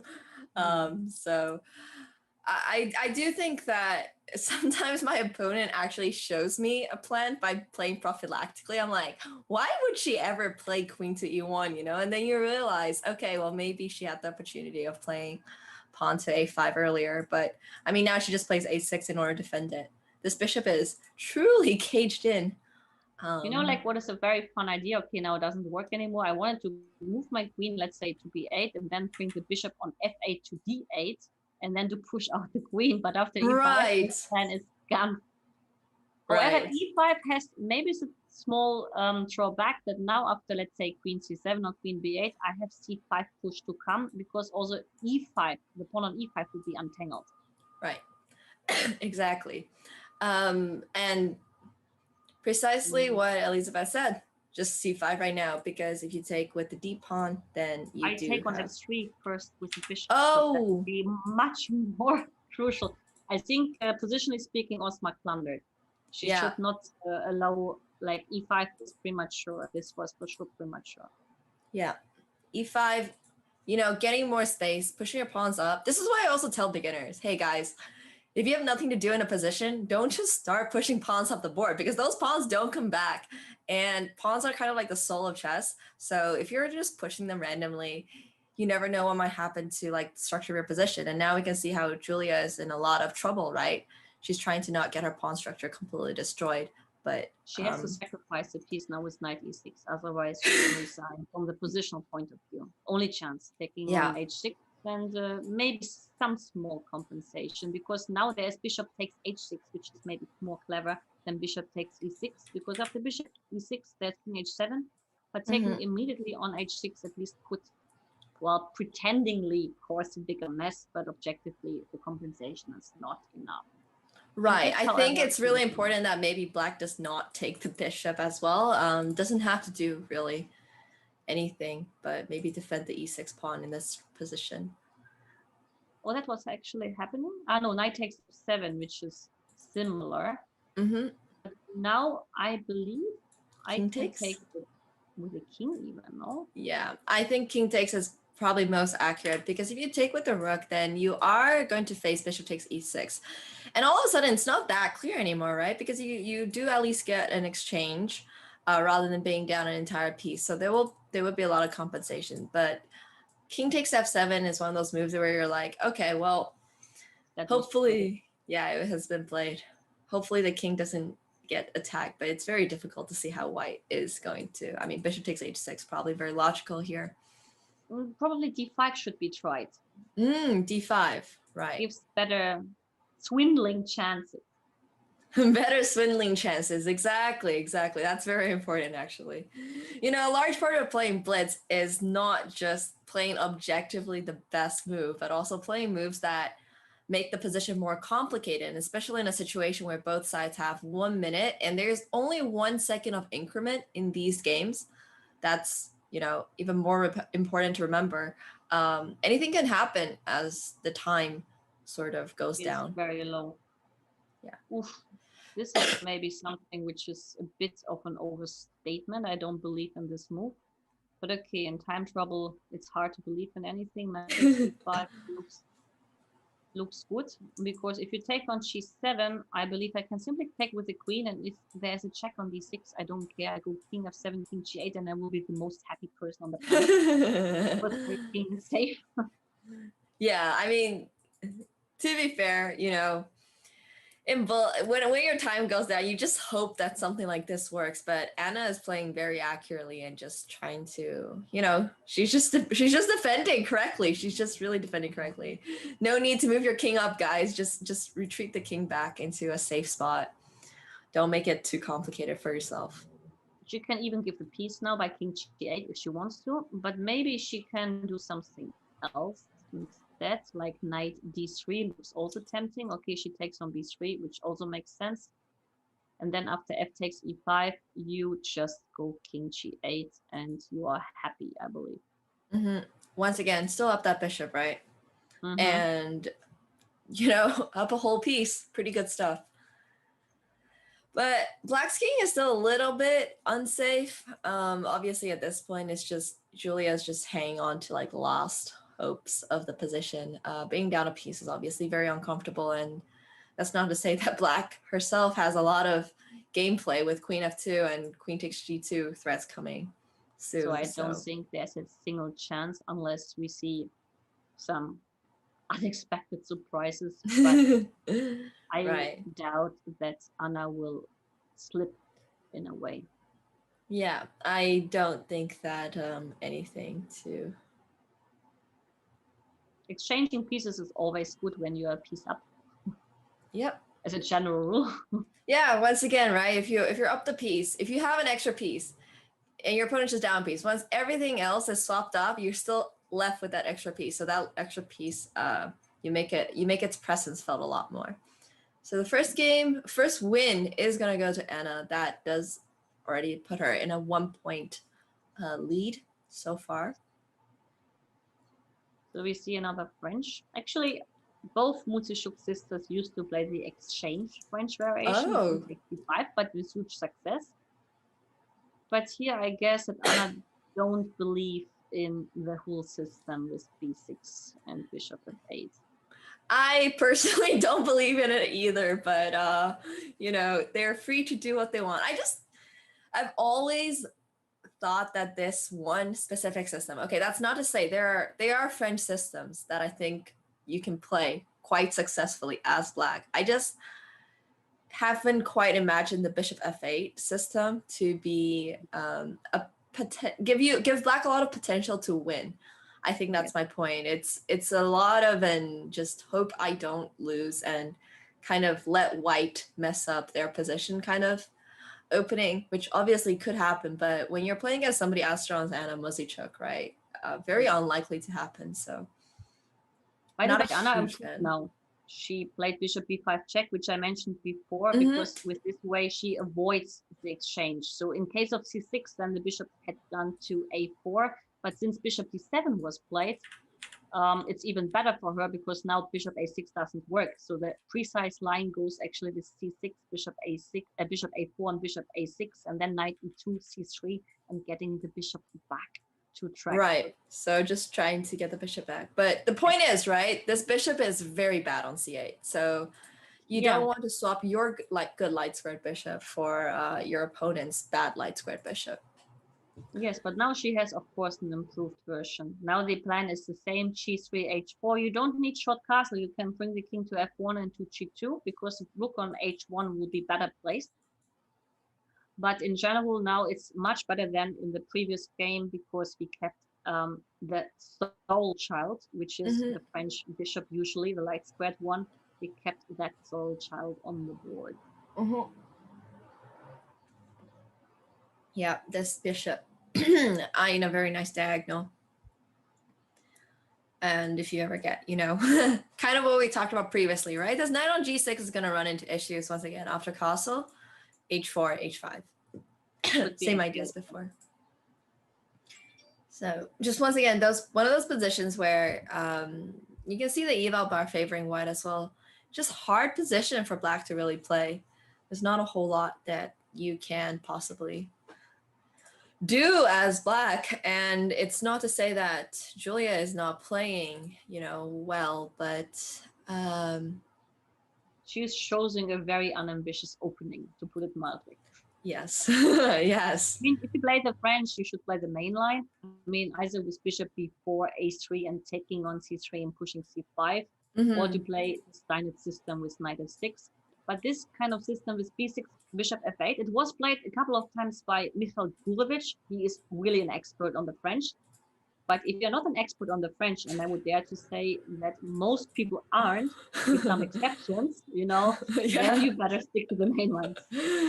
Yeah, this just reminds me of the time when I was like younger and my coach used to like impose a lot of really theoretical lines on me. I could just never play them correctly, right? He was like, yeah, if you do this and this and you're winning. And I'm like, okay, but I can't do that. It's not quite the same when you're not an expert. So fully agree with what Elizabeth said. Guys, don't play this as black if you are, you know, newer to the game. I highly don't recommend it. You'll hear this on every single broadcast for anybody who plays the French, but it's really not something I recommend.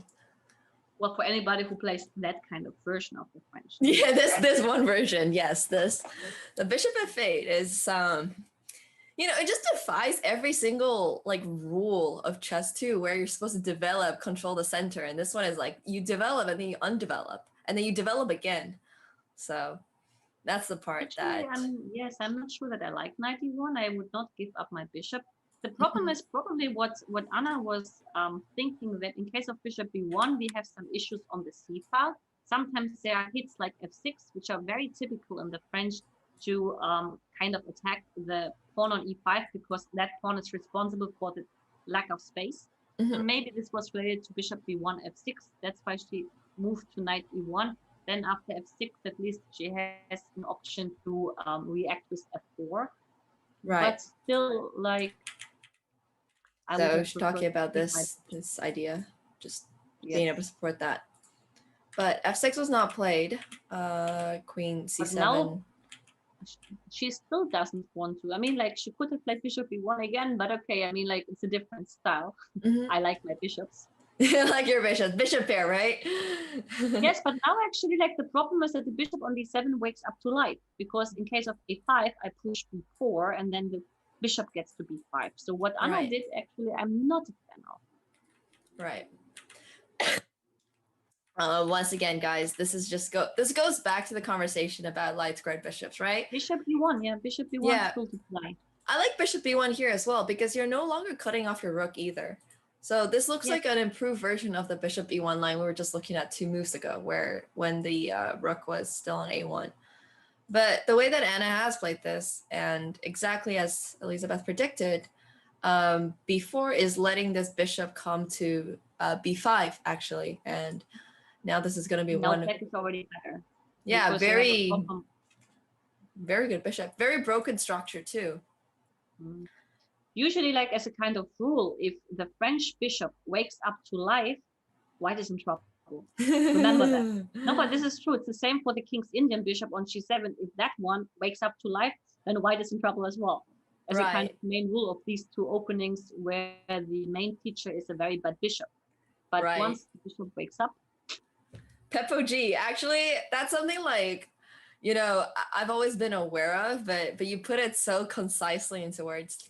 Thankfully, I don't play the King's Indian at all. But I play the King's Indian and the French. That's why I know. That's why you're very familiar. Yeah, I played the Spanish since I was 3, and that's the only opening I've ever decided I want to play. So in that one, there's a lot less significant issues like this. In that one, you can kind of, you know, just stumble along and it's more or less okay.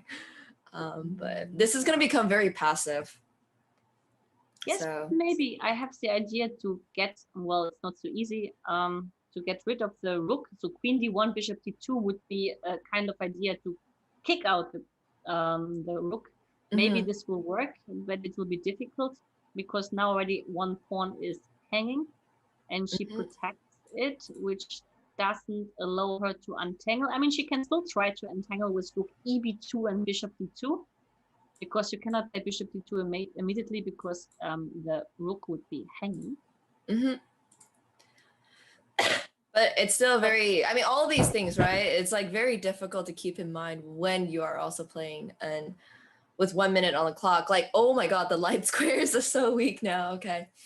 Good news is black doesn't have that light squared bishop anymore. So yeah, it's just kind of white's position is slowly crumbling. And this pawn looks like it could be picked off at any moment with rook to c6 and rook to a6. That could be So now we will see how good is Julia's technique to convert this position into a win. Mm-hmm. But All yes, right. now the bishop is off the board, which is also actually rather helping black because it will be hard to kick the rook on c3 out. Maybe king f2 now could be a good way to still no, rook c2 would win the game, so this doesn't work. Oh no. Okay, so king f2 looks very tempting to just defend, but rook to c2 ends up being a fork in a lot of ways, right? You're attacking the e2 rook and you're also attacking the queen, but now if white plays rook takes c2, there's rook takes c2 and all of a sudden you're getting forked again. So quite unfortunate. Just not a great position for white to play. Knight e1, only move. Ouch. Queen When that's your e4, only move, it's yep. Queen e4, king f2, bishop g5, and I think it's game over. Because you cannot play knight g2 ever as rook c2 is coming. Yep. Julia's technique has seemed to be really good, and she's staring so intently at the position.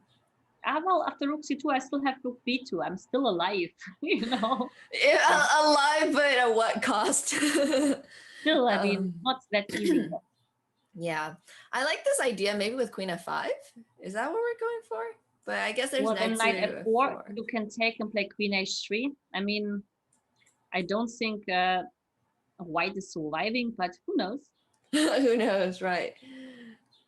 It just feels like anything in this position must be winning because not only does black have an attack, white also can't do anything. There's pretty much not a single move you can play in the position, right? Like you can't even play knight to f4. There's ideas with queen to h1 and this king's getting checkmated. There's just no way to expand. Well, the problem is like you're in a kind of Zugzwang at some point because you don't have moves left. Yeah. But still, she's fighting.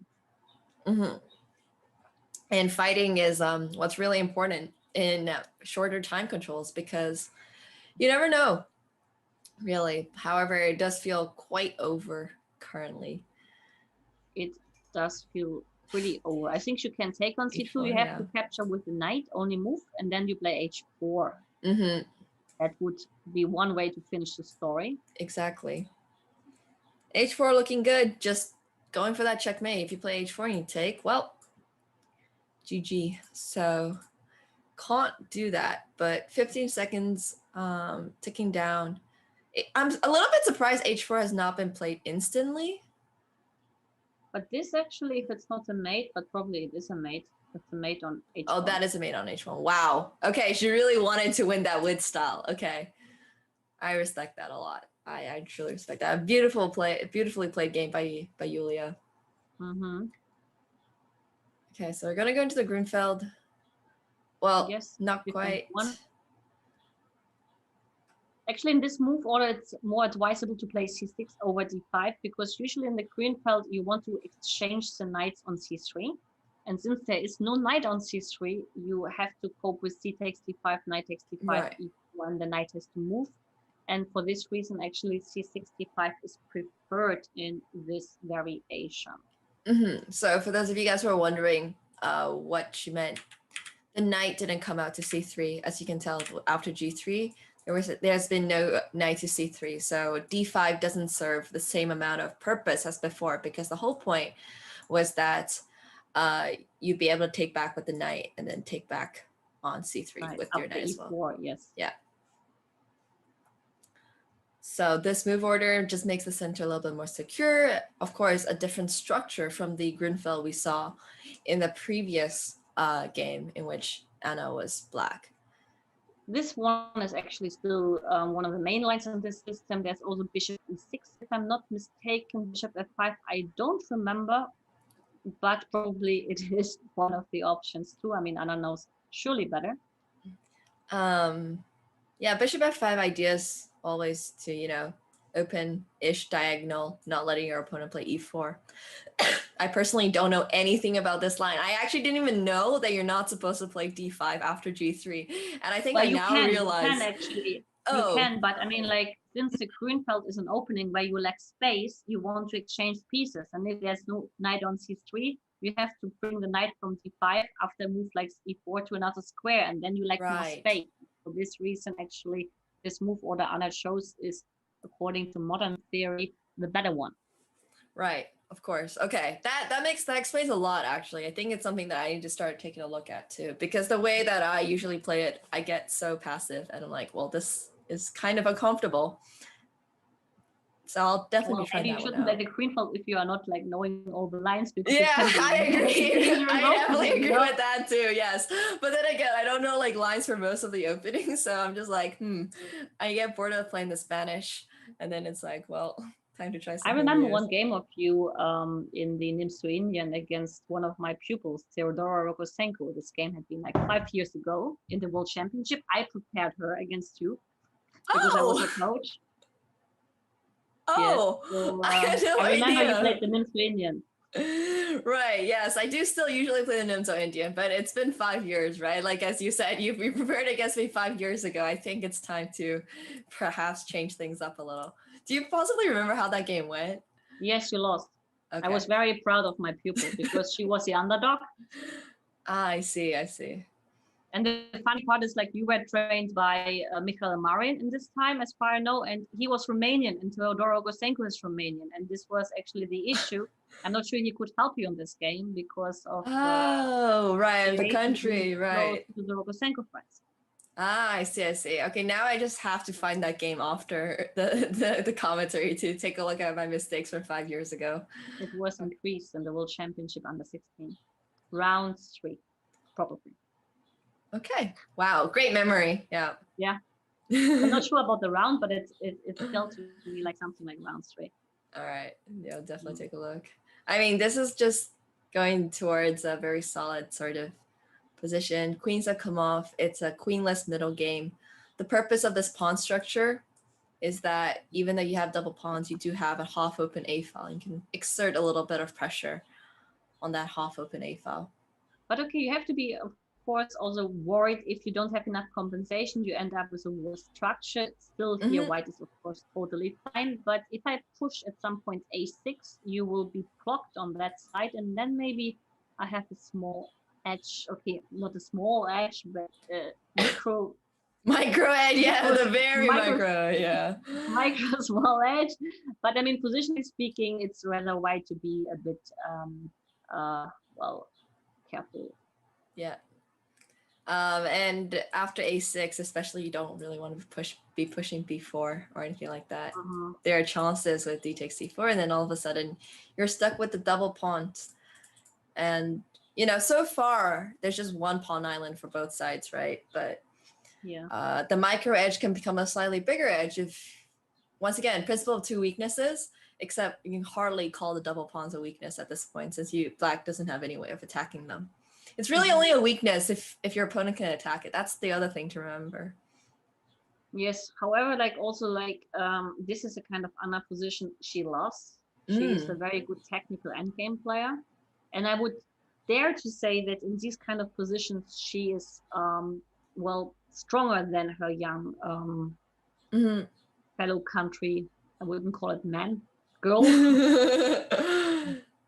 Yeah, so, I think it's a funny kind of thing that I realize is as you get older, you start appreciating endgames a lot more. Because when I was younger, I refused to play endgames. If you gave me this position as white or black, I'd be like, yeah, can I just draw and go? But now there's a lot of really beautiful things about endgames that I didn't realize when I was, a little bit younger. You know what is the most beautiful thing? Your heart rate stays lower. True. True, there's That's the no best crazy part about it. tactics. Yeah. I can tell you because I just witnessed it myself in the Grand Prix. I had such crazy positions, and then my heart rate was up every single game. And I was feeling like I was aged by 100 years playing those Yes. crazy games. So end games are really something very nice for your nervous system.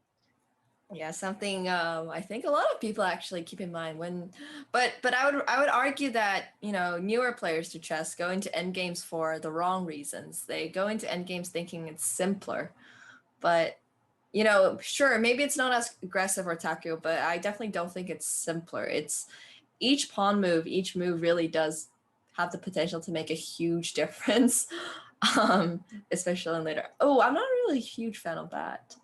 And that's why actually I tell you that here I believe in this kind of positions Anna is superior because she's more experienced.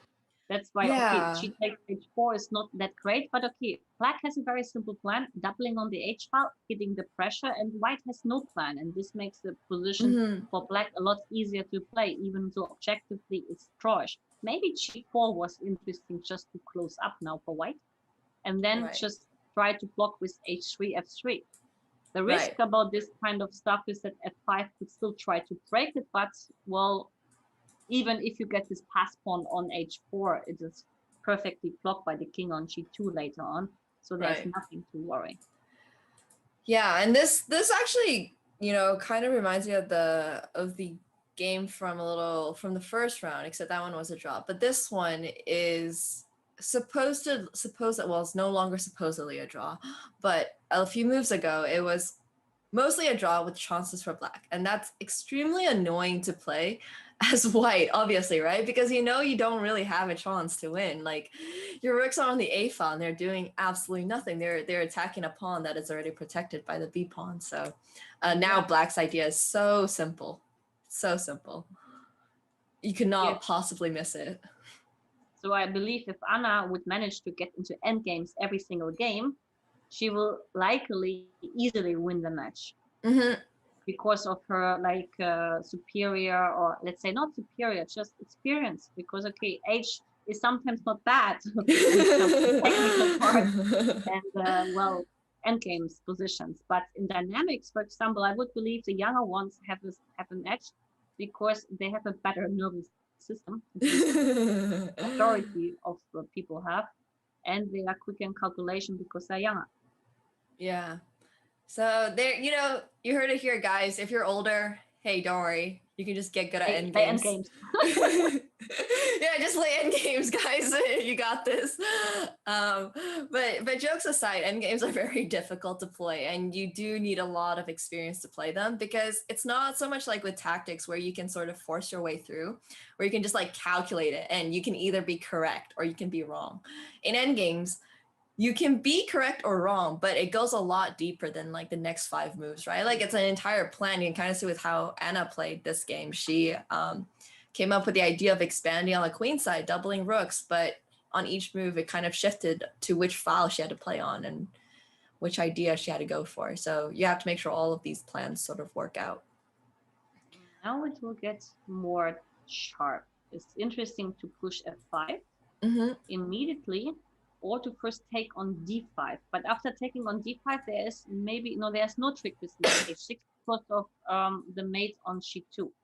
So rook g2, rook g1, rook g2 is ending up in a mate or in something similar. Not a mate, but you'll at least be able to get the h pawn and have a really nice. Well, you win the rook. You win the rook after king d3, knight c5 check, and rook takes a1. Oh, I did not even see that. Okay. Or rook takes a1 first, and then knight c5 check. Right, rook takes. Okay, here we go. Here's the line. Oh, here, knight and then takes. Yeah, knight takes b3, and there we go.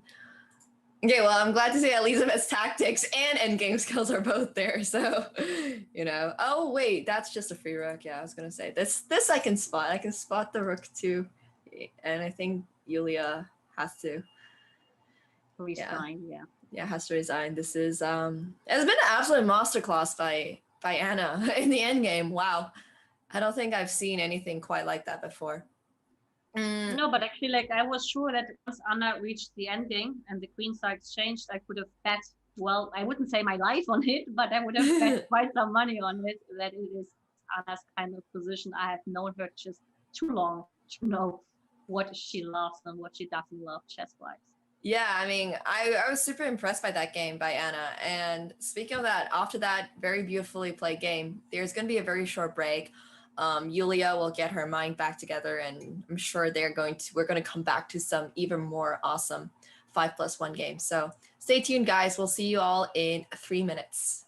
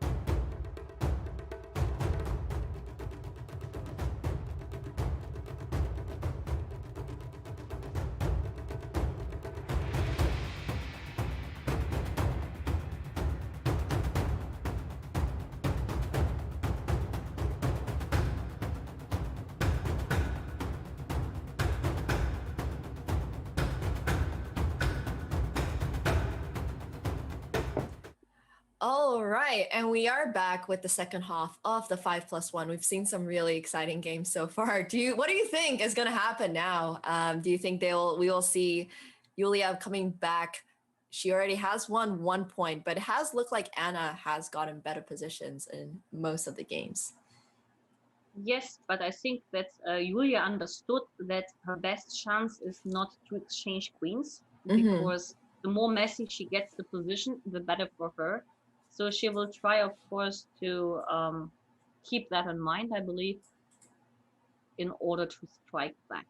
Yeah, I think that's really important, right? We were just talking a lot about how, you know, the player with more experience is probably better versed in an endgame than the player who has just played simply less endgames. So as we are coming back, there has to be a game plan, right, for Yulia. If she wants to beat Anna, once again, just try to not go into those endgames, try to not play positions where Anna is just so comfortable in, because this last game just did not go well for Yulia. Yeah. Oh, we're gonna see another. No. I think we will see a lot of French games, probably 100%. Yeah, 100%. I mean, the last French game by Yulia did not go that badly. Of course, she was able to activate her light squared bishop, and then after that, the game obviously changed in her favor. So let's take a look and see, you know, what Anna has decided. She's decided to not go for the bishop b5 line this time, going back to bishop d3. Well, this is psychologically, because, I mean, still, I believe, objectively speaking, bishop b5 is the strongest move here. Mm-hmm. But yeah, since the first game went a lot better in her favor, probably this is the reasoning. Yes, absolutely. Once again, chess is not always about playing the objective best thing. It's also about playing what you're comfortable with, right? Like what you are willing to play. And Anna did not do so well in the last game. She wasn't able to make use of the fact that her opponent's light square bishop wasn't exchanged off. Felt like she didn't have complete grasp, but the first game definitely went a little bit better, where she just played a very slow position. Yeah. Now, for example, like, okay, the plans are usually the same with g3, h4. Maybe sometimes you can try to push g4. And then after knight h4 exchange and use the fact that the f pawn is ready to move. It's a little bit dangerous now, because I believe there could be, well, maybe not. Maybe, okay, h5 is the only thing I would worry about. But then you can probably trap the bishop at g5. Mm-hmm. Yeah. So that could be a way to play it, because we are ready to move f5, and okay, black's king has still to castle, and we have always a tempo move like queen d3, which is helpful in order to get queen swing somewhere. Yes, absolutely. So white did play c4, and black had to castle, because otherwise there was queen to a4 check, which would have gotten the knight. Now we're just expanding a little bit in the center. Okay, I'm not very familiar with c takes d5 ideas. I think I've always preferred to just play b3 and try to keep it forcing, keep the tension in the center, but... You're right, but here actually, concretely, I will manage to push d5. Otherwise, this move would be positionally speaking a blunder, but since I'm ready for d5, and it is possible, because even if you play rook d8, I have queen c2, and then the e-pawn is not able to capture on d5 as f5 is under attack. So it would work out perfectly, and she's right to this kind of exchange on d5, because she understood she's in time. Mm-hmm. Yeah, this is once again, Elizabeth had a really good point. I was about to say this is positionally not the best, but I didn't actually see that you can play knight c3, d5. And you want to play this move d5, right? Just undermining, first of all, expanding more in the center, and also undermining black's pawn structure. You're threatening d takes e6, or just leaving the pawn here, and black's going to get a really bad pawn structure. Position, yeah, looking pretty good for maybe white. Now knight h4 can be tried. Okay, she tries g6, which is always a move weakening the black squares. I would have thought like maybe knight h4 is a better way, changing the pieces, getting rid of pressure. Now, of course, the plus she may have is the open f file. However, the black squares are a little weak. Mm-hmm. Yep, the squares are not looking too good. And if the dark square bishops come off, then these knights are going to become monsters. So once again, a lot of strategic thinking kind of going into these games. I mean, as to be expected by players who are very unlikely to make big tactical mistakes, right? As you kind of climb higher in chess, you start blundering a little bit less. Not that most of chat will relate to that yet, but hopefully one day you guys will get there. And once these dark square bishops come off, f6 is weak, h6 is weak, and it's just not that Well, comfortable. the only benefits you have is you bring your knight now to the center, so that is the plus she can recall. Also, the problem is the queen on c2, it doesn't have any good squares. Queen a4 runs into b5 with losing the exchange. Okay, not the exchange because I still have queen d1, but after queen d1 there's knight f3 check, so I lose material. And currently I'm not sure where Anna should go with her queen. Maybe queen e4. Yeah, I was gonna Getting suggest queen into the e4. endgame. Yes, but I mean, that being said, even if you're able to make use of dark squares now, you no longer have that queen, right? That can really make black's king sort of feel the Yes. pain. So that's something that Anna will have to consider about what to play in this position, because if you just simply don't have a queen, then there's not much of attack. But I also don't see anywhere else for this queen to go. I mean, queen b1 is possible because you cannot move your knight on d4 as e6 is under attack, but it looks very sketchy as the rook on a1 is not flying. And besides, I mean, black's king is objectively weak, so you would like to avoid to exchange the queens. But once again, I don't see a good alternative to queen e4. Not sure what she has in mind. Okay, she plays queen e4 eventually, which is a very human move and probably the only one. Yeah, queen e4. You know, Anna is up a point in the match, and 5+1 is going to continue for a little bit longer. And I don't think she's not the more favorable one either in 3+1. So don't think Anna has too much against draws, even if this game does go towards a draw.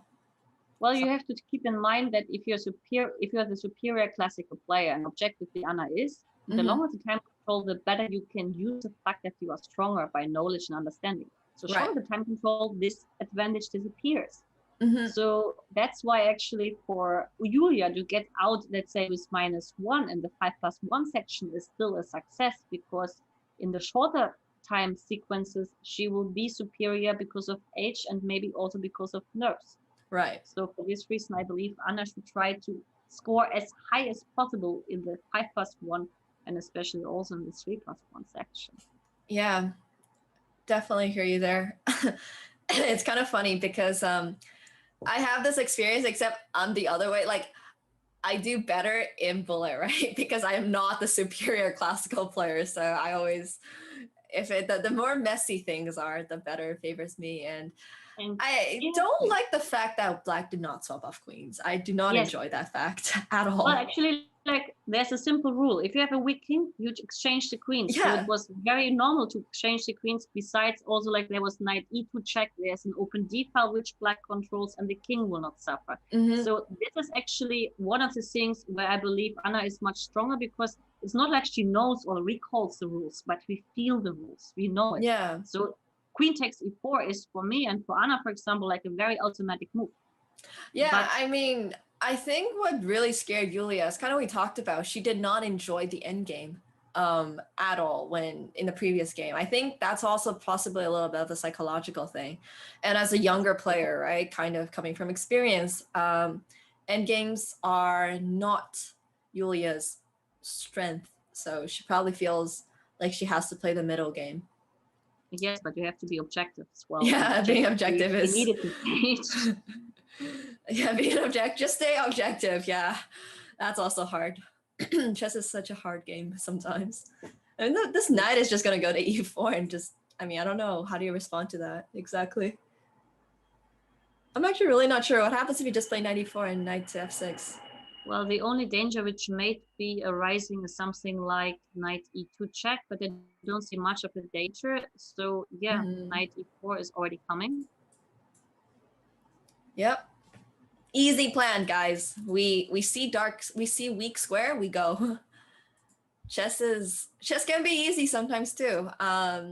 Making these sort of plans is just all about spotting what weaknesses your opponent has. And right now, black has at least 2 weaknesses, one of which is the weak king, and the other is all the weak squares around the king. Yeah, the black squares in particular. Also, the lack of space and just sort of this knight on b3 is not, you know, doing an now exemplary actually job. You lose material because I have queen h3 attacking the knight, and the knight f6 check is coming. Yes. So then this knight doesn't have Yeah. Probably a blunder. I mean, okay, I wouldn't call it big blunder because the position was already difficult, but yeah, here white already won material, and this should be decisive. Yes. If you lose that H pawn, I mean, I don't think I need to tell you, but that's very unfortunate. Okay, so H6, just attacking the knight. If you take, obviously, Maybe, then yeah. this H takes, G5. Well, but now I can play knight f6 check. You have to go king h8, right? Now I take on b3, and if you take on g5, I go back queen h5 to queen h3 check, and you lose. Well, you have to play knight h4, g3, and game over. Right. Something like Okay. Yeah, that seems very strong. Wow. Okay. So that's why king g7 had to have been played, and now after knight to h7, threatening the exchange as well as the knight on b3. So trying but now I to want save. material because you cannot take on f1 because of rook d8 and knight e6. So that is not helping her at all. And Anna Not just sure showing that she's really strong in not only endgames, but also tactics. You know, just strong overall. So. No, she's a very strong dynamic player, but for some reason she avoids to play dynamically, which I never understood. But yeah, objectively, she played very, very amazing games, especially from the dynamic point of view. But for some reason, unless you force her with a certain variation, she will not go for it voluntary. Kind of like that about her, you know. She's good, but she just isn't bothered to do it. So I respect that, and also good at everything else. Actually, exemplar kind of player. Yeah, she's a very let's say stable player in all the parts of the game. I mean, there are certain players who are very strong in one field. For example, like Gunina is super strong in tactics, but she, well, it's not always objective. When it goes for tactics, she wouldn't care about positional means when she can somehow attack, which is, of course, a very good way to play, especially in blitz, but it can often backfire. Especially longer games where if your opponent's able to survive like all the tactics and you're just left with a worse pawn structure or a worse structure just because of all the sort of slightly not too accurate kind of attacks you went for, then that could be an issue. But in shorter time controls, it usually always works. Yes, it works very well in blitz. That's why Gunina was a couple of times blitz world champion. So that underlines that it's a good strategy. Yep.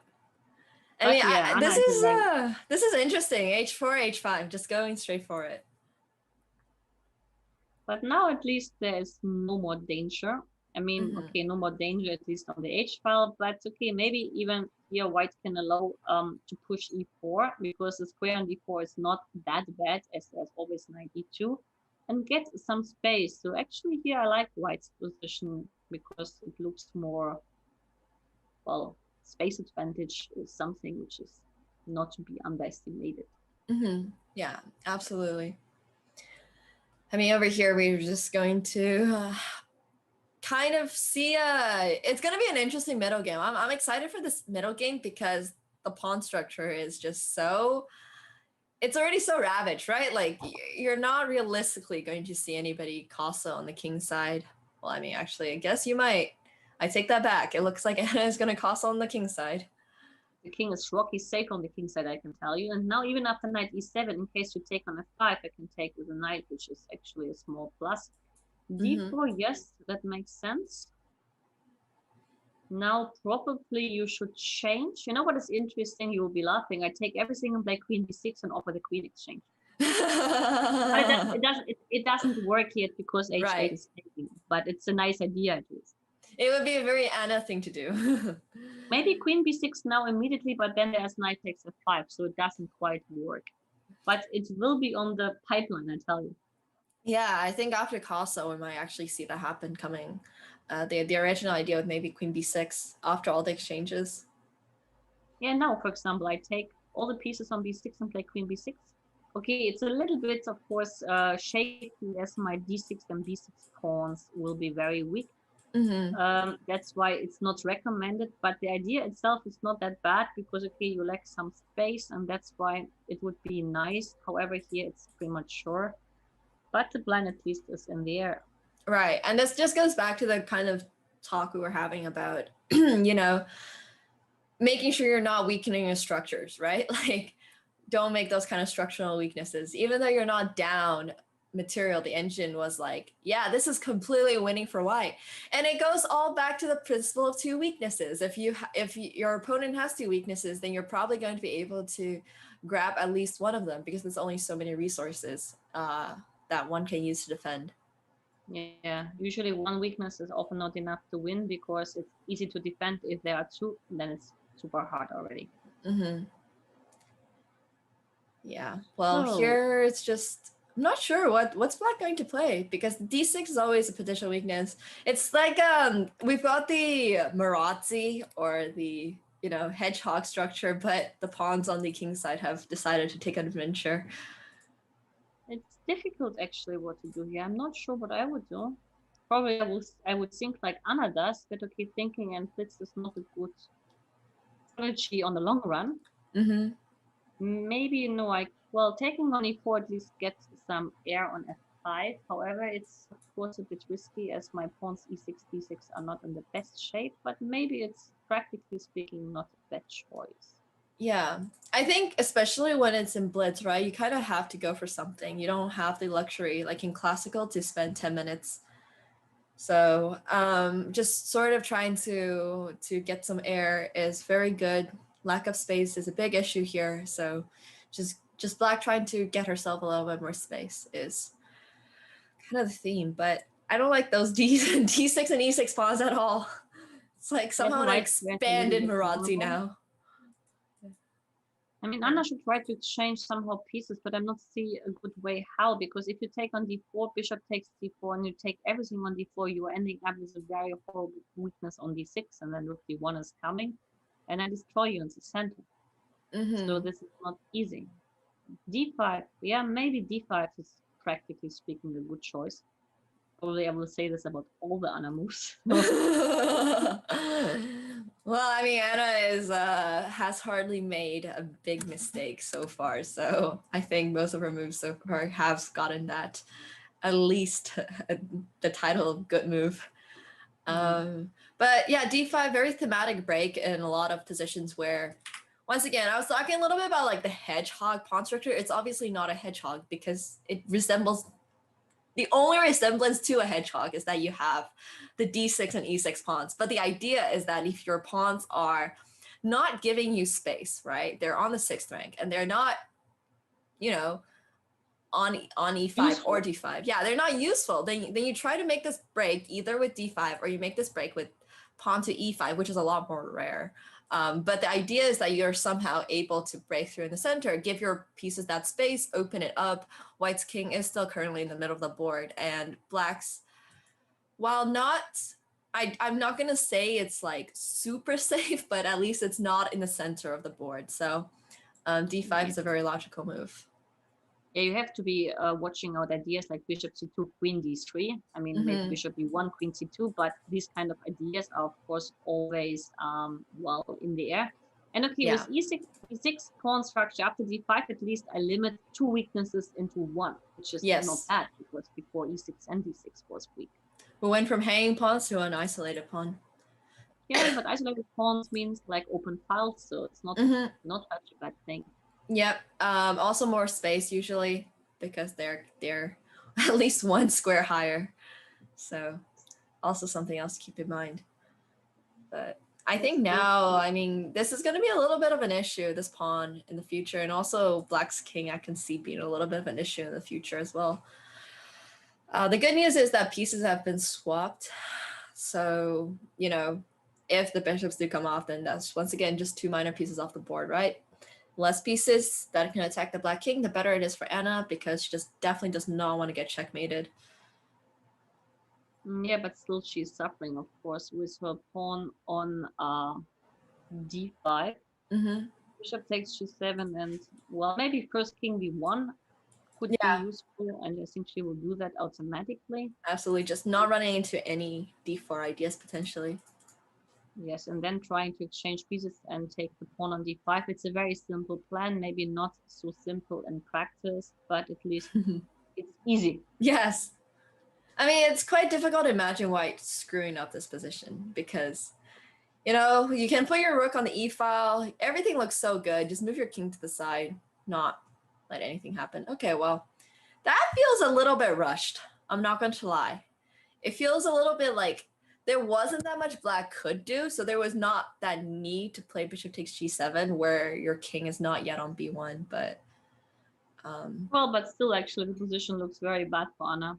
I'm not sure that I'm a fan of bishop to f7, because maybe bishop f5, well, bishop f5 because of the pawn, maybe bishop g8 to have at least rook f6 in case of a check on d4, but I think practically speaking, the position is very difficult for Anna and very easy for White.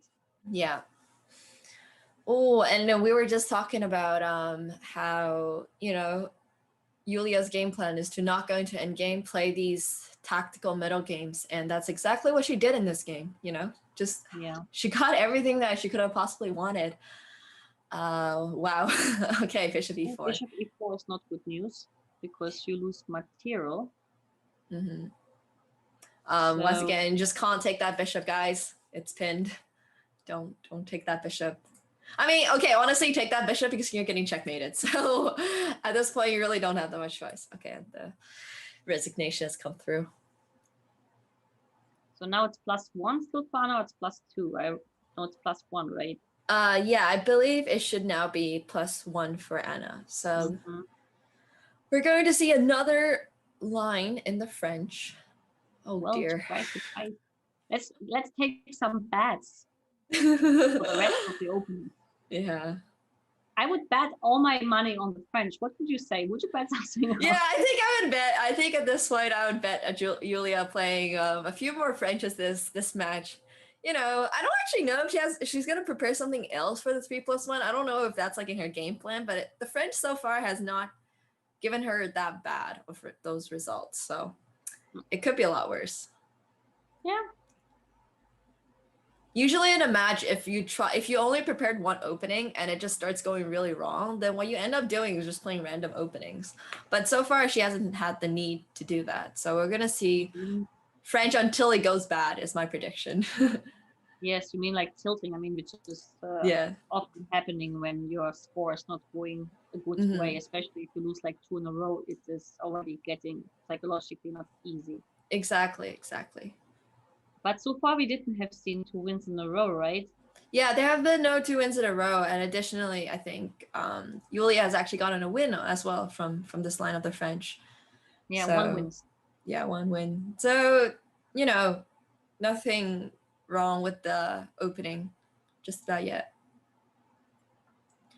Well, I mean, like we can argue on the fact that there is something wrong with the French opening. Yeah, you can argue that. In these games, I mean, I'm playing French myself, but particularly this line, I'm not convinced of. Yeah, still White has a very easy plan. G3, H4, and H5, one of them. And okay, the knight on A6 is here the sole child for obvious reasons. Yeah. I think the interesting thing about opening is that you can make an argument or make an argument for it, but then at the end of the day, a large part of it does come down to like the relative strength in the 2 opponents, right? Like I played some pretty bad openings against a lot weaker opponents, and it's just like, it's fine because they're weaker.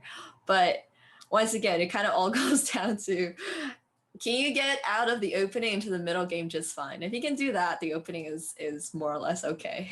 Can't really ask for much more. Yeah, but okay, if you always repeat the same lines, you have to take into consideration that at some point your lines might be a little shaky because you don't play against a weak player, you play against his home crap. Yeah, absolutely. I don't know if you experienced that ever. I mean, as somebody, I play the Spanish, right? And luckily the Spanish is pretty much its own, you know, it has so many different lines, so you can switch things up. But yeah, there are definitely times when people have very evidently been like 25 moves deep in theory, and I'm like, oh, Well, that was unfortunate. By the way, here probably it would be useful to take with a piece on d4 because with a pawn, well, at least allows moves like queen b5, rook c. I mean, to get some edge on the c file. That's why actually. Yeah, this reminds me of you remember the pawn on b4 and the rook on c3 from the previous. Well, not quite the previous, but one of the games that Yulia played. That was really painful. So, getting this kind of rook where it's supported by a pawn is super strong. It's an outpost in a way. Not that you usually put rooks on outposts, but it is. Yes, here the white squares are in black's favor so far, but okay, so there's nothing to worry about because the knight goes to d3, then maybe to b2, and we get rid of this nasty piece on c4. So there's, of course, an easy plan. Yeah. Well, I'm sure that this will go a little bit better than the other French game where there was no way to kick the rook out of c3. But that's why usually you put a knight on a square like c4 and not so much a rook. Of course, it's not easy to get a rook onto. It's not easy to get a knight onto c4 right now, but that's kind of the main idea. Dream scenario. Now after knight d3, there's rook c2 maybe, and this could be a little bit of an upset. Yeah. Sorry. I mean, it's not nothing to worry about because, well, there could be a trick like knight c5. It doesn't work, the trick, because you have rook takes c5. I mean after knight d3, rook c2, knight c5, there is rook a takes c5. And that's why the whole beauty doesn't work. Otherwise, right, okay. This is one of those things where it's like my tactical brain is not even going to consider knight to c5. And I think the point goes to show if, for example, rook takes... After knight takes a4, there is a mating... there's not even a mating threat on f8. So maybe I had a little bit too much fantasy, but sometimes you have to take care of... Well, I mean, the engine doesn't even think it's that bad. So after takes, I'm actually curious. Okay, well, this is... You have to take with the knight, of course. Yes, you take with the knight, but this is not what you want because the knight is pretty good here. Rook's on the 7th. It was just some kind of fantasies. She yet went for knight d3. So in case of rook c2, which is obviously possible. I like this idea. Yeah, but she didn't play it, right? Rook c2. Maybe then there was simply queen d1, and I would exchange all the pieces, but I'm not sure what was the intention. Yep.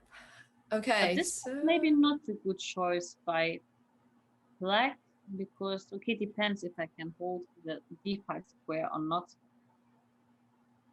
It's looking like, this is one of those things where you have a pass pawn, but the knight is the best blockader in the game. Yeah. You can't get better than that. It's still an active piece, even though it's sitting right in front of pawn because it can jump over pawns, right? I mean, that's quite self-explanatory, but once again, the funny part is I don't have to worry about knight d5. Okay, you can play d5, but you could have also ignored it. But, well, Anna obviously liked that move. Okay, so after knight takes d5, queen takes or knight takes?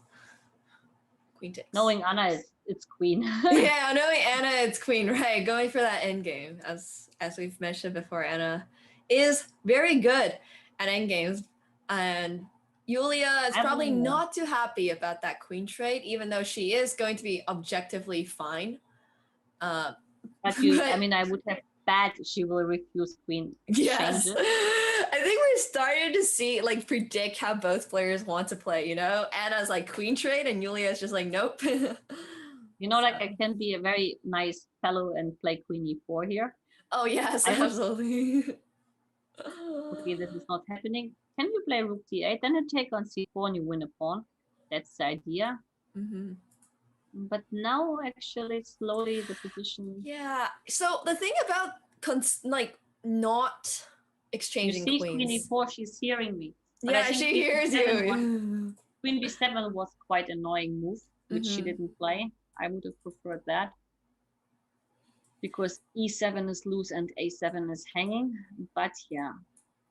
But yeah, I think we're starting to see kind of a habit that both players have. Yulia is quite not a fan of queen trades, whereas Anna would much rather. No, she did it now, which objectively was the right choice. But it's good to play on the fact if you know that your opponent hates the queen, exchange queens, then of course it's good to try it.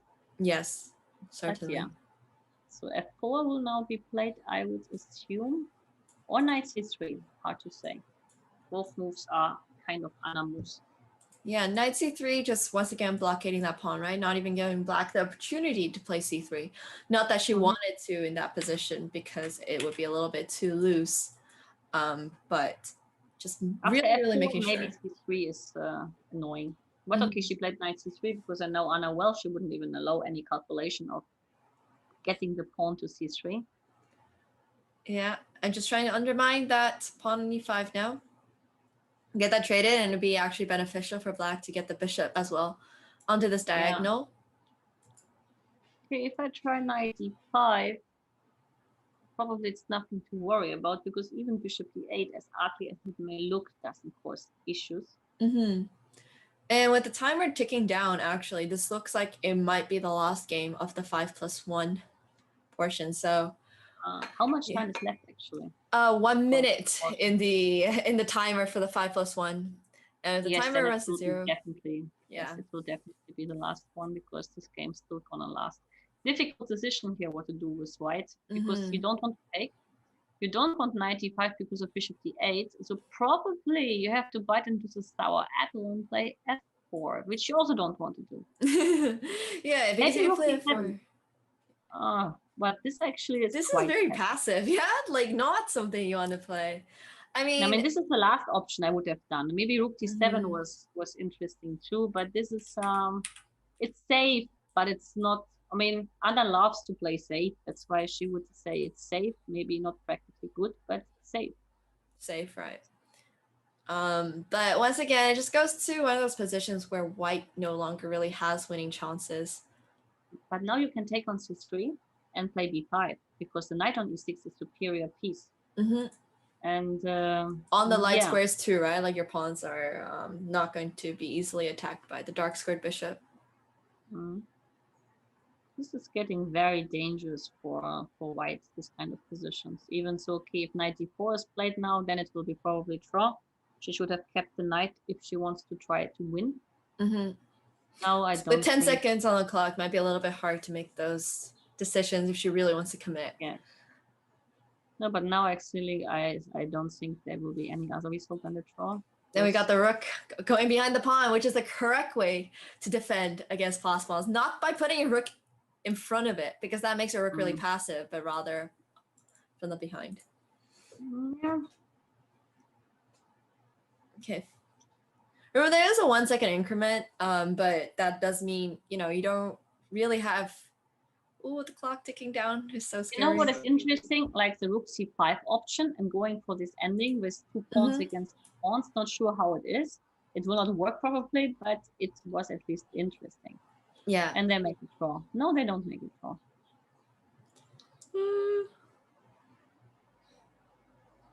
Yep, clock. Back. Ooh.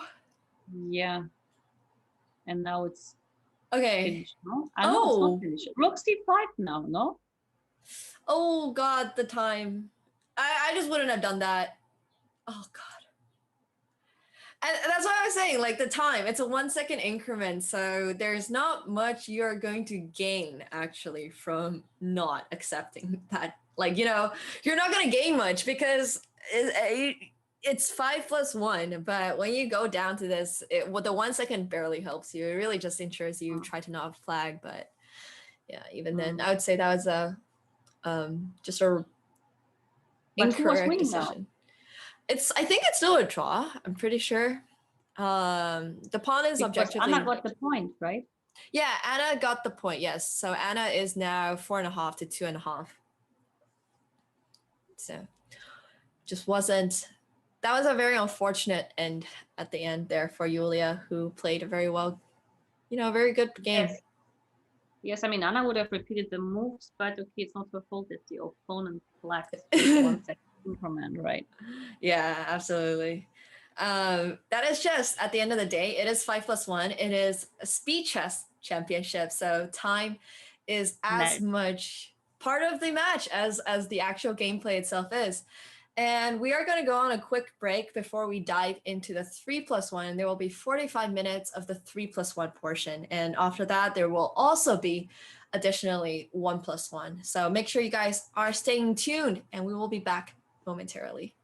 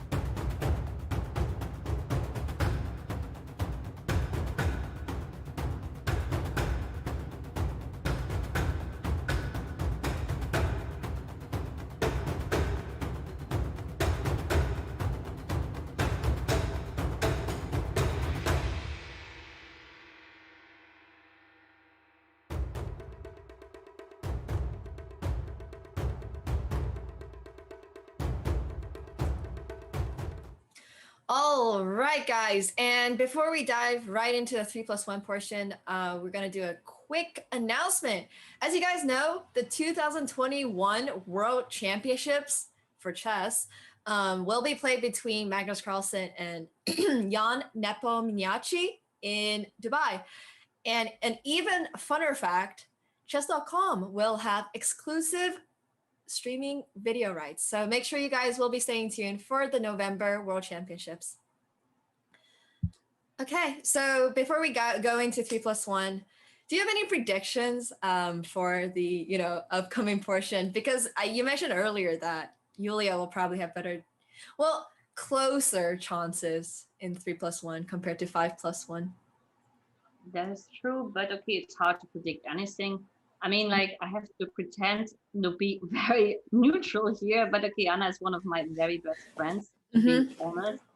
So of course my heart is a bit stronger beating for her. And I wish that she's superior in all the sections, but well, of course, I believe actually objectively, Julia will have for sure in the 1+1 section the better chances. As for 3+1, I cannot really judge because I haven't seen both of them playing too much in this section, so I never fully followed any kind of online events so closely when I'm not commentating. Yeah, same here. I mean, we're going to a line that has been played previously. The one that got all the pawn structures really, really uncomfortable for Anna. So I'm sure that Anna wants to do something a little bit different. Yes, she won't play h6. Mm-hmm. But maybe after, well, now h5 could be an issue because if you capture on h5, I give the exchange, and this gives me at least a little bit of compensation.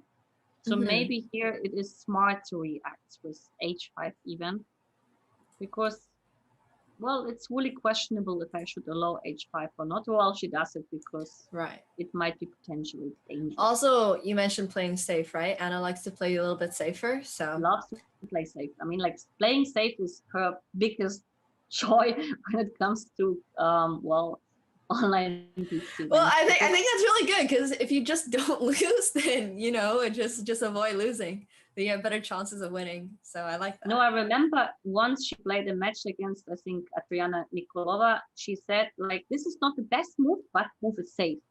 So it's safe, right? Following this mindset, also knowing that she's called Miss Solid, actually this makes all perfect. Of course. And the point of rook b8, you know, it's not to play b5 straight away, but it is to prepare pushing b5 at some point with a6. Yeah. And of course, white, knowing that black wants to play b5, responds with a4 to not let her play b5. Prophylactic thinking. What is one of the typical plans here for black is to maneuver the knight from f6 to e8, c7, and e6 in order to, well, first of all, support b5, second of all, hit on the weak square d4.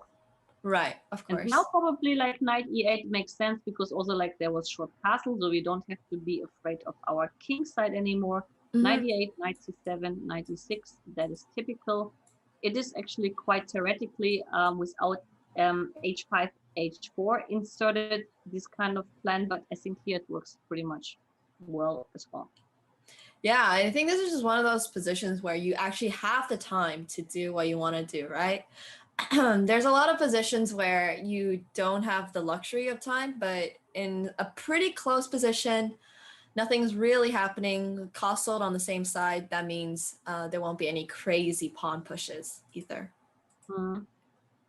Okay, but what Anna does is actually very logical too, because the bishop on g5 might be in danger. So she has to probably move the queen to get the bishop back to d2, just in case. Yep. And then there are ideas like b5 also, like you open up the b file and you hit with the pawn on b2. That's another kind of idea, which is, of course, in the position, but sometimes it may backfire. Okay, now already the position changed. Okay, well, once again, just queen takes, there's bishop takes b2, so it's a trade of pawns. Nobody's losing a pawn just yet. Black does have the pair bishops, so I'm gonna say I favor Anna's position a little bit more just because of those pair bishops. Well, the thing is like that if we exchange pawns, the rule is like if you exchange edge pawn against the central pawn, it's a good thing. So even so she lost the bishop pair, she has much more space now because such pawns were exchanged. So I'm not sure I'm a big fan of this knight e3 idea, but of course you're right, if the position opens up, then black will be in favor. Here, however, the white's position, and I don't believe, by the way, in d4. She should have taken the queens off the board and play rook a1 and just hit the weakness, so she had nothing to worry.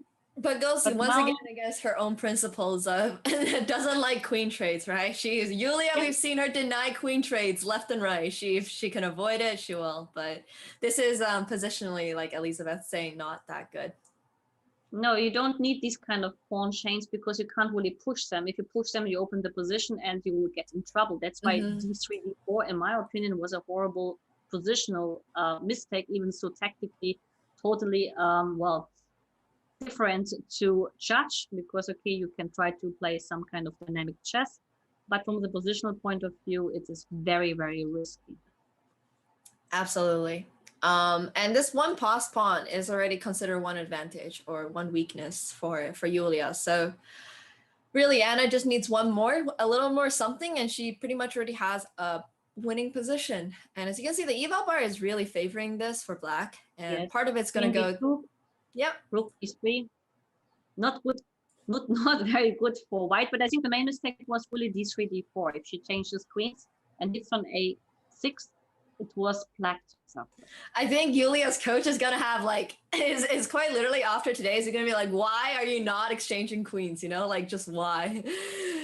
Yeah, that the queen trade is really rejecting the queen trade is really what set off the demise of Julia's position. Their rules position. are very simple. If you have a weak king, then you exchange queens. If your opponent has a weak king, you keep them on the board. But since here it's not about kings, but it's about positional means, and the a6 was the hit.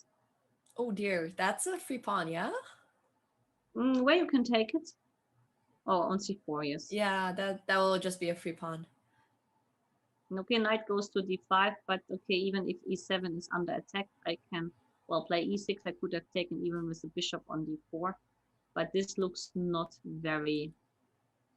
This looks straight losing, I think. Straight losing for Julia. This king is going to get checkmated as the queen trade.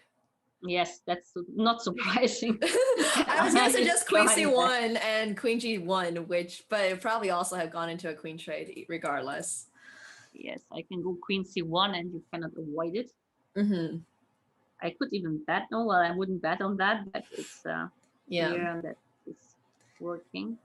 That was very, it was all going fine until the rejection of the queen trade. So it goes back to, once again, I think Julia just needs to sort of understand playing objectively is probably the best. Actually, it's a good tactic what she does in blitz.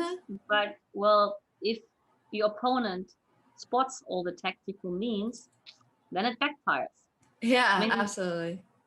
Gudina is very successful with this kind of approach, but well, for playing against an opponent like Anna, it's risky.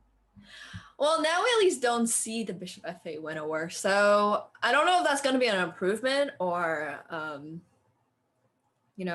something worse, but at least it's something different. This line actually is also a line where you don't need to know a lot of theory for black. The ideas are simple. You attack on the queen side and white attacks on the king side. So white plan is h4, h5, rook h3, rook f3, and that's what we're seeing on the board. Yeah, and I've always been a little bit more like, I always like these positions more for white, just because I'm attacking on the king side, like if I can checkmate them, that sounds a lot better than having my queen side destroyed. Yeah, it's easier to attack in any case. So I mean, you are more successful, especially when you're a beginner, if you're very good at dynamics and tactics, because at this level or at an early stage, knowing tactics or spotting tactics, to be precise, is essential. Exactly. Rook h3, rook g3 incoming. Simple ideas. Okay, knight to c6. Probably just eyeing this d4 pawn. There's a lot of chances for black to sort of undermine white's, central pawn structure, and knight to f5 also serves the double purpose of defending g7. But I'm very biased against the French, so it's just like white looks like she's doing just fine. Bishop comes to a3, which is also the purpose of playing a4. Just developing the bishop makes sense to come to a3 because it's a much nicer diagonal than anything that can be offered along this diagonal. Sometimes it's even typical to play bishop d3 to provoke c4, to close up the queen side, and then to focus entirely on the king side. Exactly. So one of the biggest mistakes that you can make sometimes as a French player is closing up the center. And then you might think that you're getting a lot of space, right? But then you remember it's not about the space in this position. It's about you having something to play for on the queen side, and white obviously playing on the king side. So you have to have the potential to make something happen on the queen side. If you can't do that, well, then your position is pretty bad, and it's kind of one-sided at that point. Ooh, is there some tactics? Oh, wait. So usually after Bishop d6 looks very, very dangerous. This kind of Zwischenzug. yeah, bishop d6 looks good. You have to go to queen b7 or queen d7. Queen d7 runs maybe into knight b5, bishop b5. Bishop b5, right? So it's queen to b7. Yeah, and this looks like very shaky. I mean, after queen f4, you resign because the knight is pinned. Yeah, there's so I mean you're starting checkmate. If maybe there was queen f4 even immediately, you know, maybe I didn't even need it. Yeah, this is also very possible. But basically you want to attack, right? You go for checkmate. But so after takes, I think black really underestimated the fact that white can just quite literally go for a checkmate. So nothing was done about the potential threat of checkmate. Maybe a king to g8 was necessary in order to potentially move the knight away to protect the f7 pawn. But with the way that she just kind of ignored the situation, queen to g6 is a double pin, because the pawn can take your queen and the knight also can't take your queen because this is pinned. So quite a lovely move. And yeah, this is looking... It's looking over. Yeah, it's looking very over. And this goes back to my point of saying I would much rather play white because I'm attacking the king. If I checkmate my opponent, it's game over. But, you know, if black opens up the queen side, then it's like, okay, well, black open up the queen side. So kind of goes back to my point how I just really do not like the French for black. It's a lot of, you have to be really accurate with it. And it feels like white has very simple plans of h4, h5, rook h3, rook to g3, attacking g7, or maybe rook to f3 and then attacking f7, kind of what happened in this game. Yes, actually king d7 was slightly preferred, unless I missed something. But now, I mean, it looked more logical to me, even though, okay, the position is lost, but still I can fight. Bishop c6, I guess, well,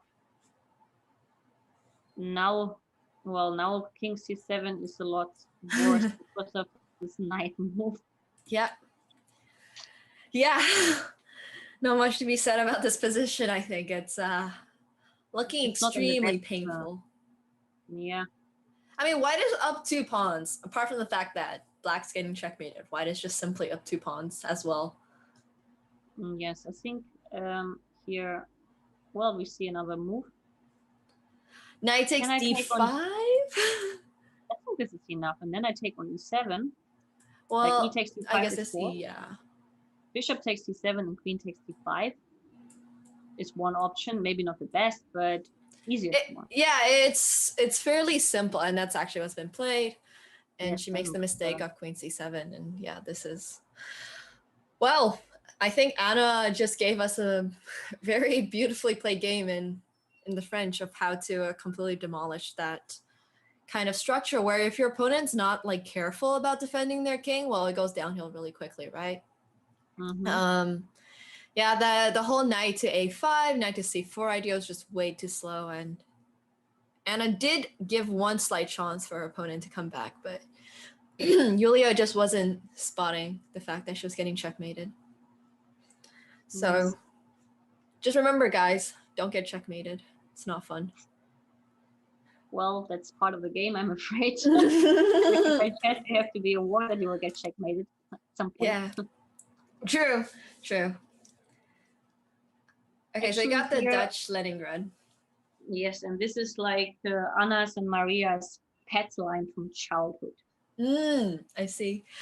I actually have a question for you. So I am a huge fan of, I guess it's a little bit more difficult, but with D6 and G6 lines, but I've always gone for like H4 stuff. Yes. That's like my favorite way of playing against the Dutch. H4, knight H3, knight F4, and H5. That's a nice way to play it. But it's not that accurate if black plays carefully and pushes early E5, because then you don't get the knight to F4 as you want to. I mean, the idea is good, but against a very experienced player, I think it's yeah, that's why there's the bishop G5 idea, right? So you go H4 and then you go bishop G5, and at any point of pushing E5, you have knight to D5 ideas. So I just think it's a better approach to the Dutch. But once again, Julia is of course welcome to play whatever she feels like playing. But for anybody who has played against the Dutch, it's quite simple to kind of just push H4 and then put bishop on G5, and on any H6, for example, you just take the knight on F6, and you play those positions where, you know, F5 can be argued as both a dynamic move for black and also a weakness. And that's how you kind of approach. I mean, the rule in the Dutch is like, if white manages to push E4 and you cannot hold with E5, you are like in the center, almost game over. Right. But since like Anna managed to play E5, everything in the center is okay. And now actually it gets a bit more dynamic. Knight D3 is probably possible, but then, okay, you can take on E4 and you have structure-wise at least not such a good position. But I'm not sure you have a choice for Knight D3 here.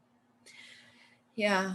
I don't know anything about this line of the Leningrad. Very unfamiliar territory for me. But just kind of looking from sort of a strategic point of view, Anna's position seems to be doing just fine, really. You know, the queen is a little bit awkward, B1. Rook's a little awkward on A1. I think actually dynamically she's totally fine. Positionally she is at the risk, but probably her dynamic compensation is good enough to keep the position very unclear. But okay, it's positionally speaking risky. Yeah, and this goes back to the conversation between the different types of chess, right? So you got the whole positional aspect of the game, where it's like if you swap off all the pieces in this position, the end game is probably better for white, which is why it's structurally a little bit worse for black. But that being said, white's pieces are quite awkwardly placed, which means that, you know, dynamically, kind of in this moment, black is doing just fine. Yeah. So that's kind of how you approach. If you're positionally lost, you should play dynamically. Easier said than done. Usually when I get positionally lost, I just suffer and I just get more positionally lost. So no, but then you have to play dynamically, and if you are dynamically lost, you should grab material, because then at least your opponent is forced to prove something. These are the two golden rules of behavior. Of course, in practice it can always be exceptional, but this is like the best thing you can do. Yeah. A lot of pedagogy, hopefully, for the chat to keep in mind when they play their own games. Guys, remember, if you lose material, it's not a blunder. You're actually just playing dynamically. Just keep that in mind. Yeah, you're just sacrificing. It's not a blunder, it's a sacrifice. It's always nice to say, of course. Exactly. It's just a sacrifice, guys. You're fine. But that's what I would do. I don't like this move B4. It doesn't really do much. And knight to D4 yet. Very nice place for the knight. It's an outpost, guys. It's an outpost. And this is what we're going to say. Exactly what Elizabeth was saying. If you're losing dynamically, you should go collect material, because then at least your opponent has to show something for it, right? You're seeing exactly these golden rules shown in this game right now. And of course, the engine will say it prefers black's position a lot more, because, I mean, your queen and rook have not done anything in the last 22 moves. And this F-file is just completely, you know, open. But Anna does have to show for that pawn that she's able to. Well, she got it back. Well, she got it back, so. And F2 is a bit shaky. Now Yulia will say is pretty much just losing, kind of. Can I play already knight e2. Check, no, c6 is actually doing more than enough. Wow. Because pawn 3 is not under Wow. defense. This is such a good move. It just makes me happy seeing this move. It stops the bishop entirely from coming back. Now the bishop is disappearing from the board. Mm-hmm. And it's done. Yep. And now Anna not only has the dynamic advantage, she also has a material advantage. Yes, which usually is a good thing to have. Yeah, the only risk maybe is rook e7. That's why she wants to change pieces, surprise. Oh, wait, is there this? When? Now there's knight f3, yeah? And queen is yeah. gone. Okay, this is just, yeah. Sorry. This is... Even rook takes f3 works because I actually say. Yeah. But it really goes to show how, first of all, I would have preferred Julia to play my favorite line in the Dutch, which is with h4 and bishop g5. Avoids a lot of these kind of things just because black is not able to play e5 because of knight d5 ideas, but kind of that was like a masterclass in really how to play that position as black and why the Dutch can be so dangerous. Because if white just doesn't play it correctly, then all of a sudden black is storming with that dynamic advantage. A novelty in the whole match. It's a Karakan. Wow, we got it. And here on move 1, we have a new move, c6. The better version of the French. Well, actually, like a lot of people say, like, okay, why do I have to play the French if I can play the Karakan with a good bishop? Yeah. Well, I mean, she decided to not put the bishop on f5 and instead went for the c5 line, which is a little bit older, but you know, still arguably better than the French, I would say. Depends. Yeah. But yeah, I mean, objectively speaking, it's a better opening, or it's supposed has a better reputation. But well, French can be quite interesting. I mean, there are lots of German top players actually who play the French all their lives with great success, and still like they can hold games against even top players like Kramnik. Yeah, absolutely. It really comes down to how experienced and how familiar and how much knowledge and how much preparation you've done for that opening. Because you can make a lot of things that are not considered mainline work if you just put in the work and other people are just not, as familiar. C4 was needed because if you don't play C4, black will push E5 and then you will get a little bit of the problems in the center. So we have to exchange one of the pawns in the center not to have, well, a total loss of control. Yeah. So when you have no pawns in the center, right, guys? No pawns, you can see white has no pawns. You don't want your opponent to have 2 pawns. The principles of chess are always the same, no matter what level you're at. I always tell beginners, hey, guys, control the center, develop your pieces, and then get castled. So it's the same for 2,500 players. You want to control the center. Right now, black has a little bit more control of the center just because she does have 2 pawns in the center, whereas white has none. So at the end of the day, the principles of chess kind of extend all the way throughout.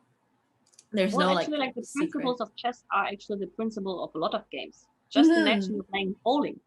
You want to hit the ball or the bullet in the center because then all the dice fall apart. If you hit on the edge, you don't have any result. So actually, like this kind of central strategy relies or like refers to a lot of different games, even like totally different games. Yeah. That's why central control in chess is the most important thing.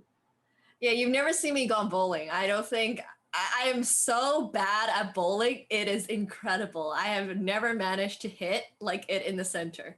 But, Elizabeth is completely correct. You do have to control the center in pretty much every single game.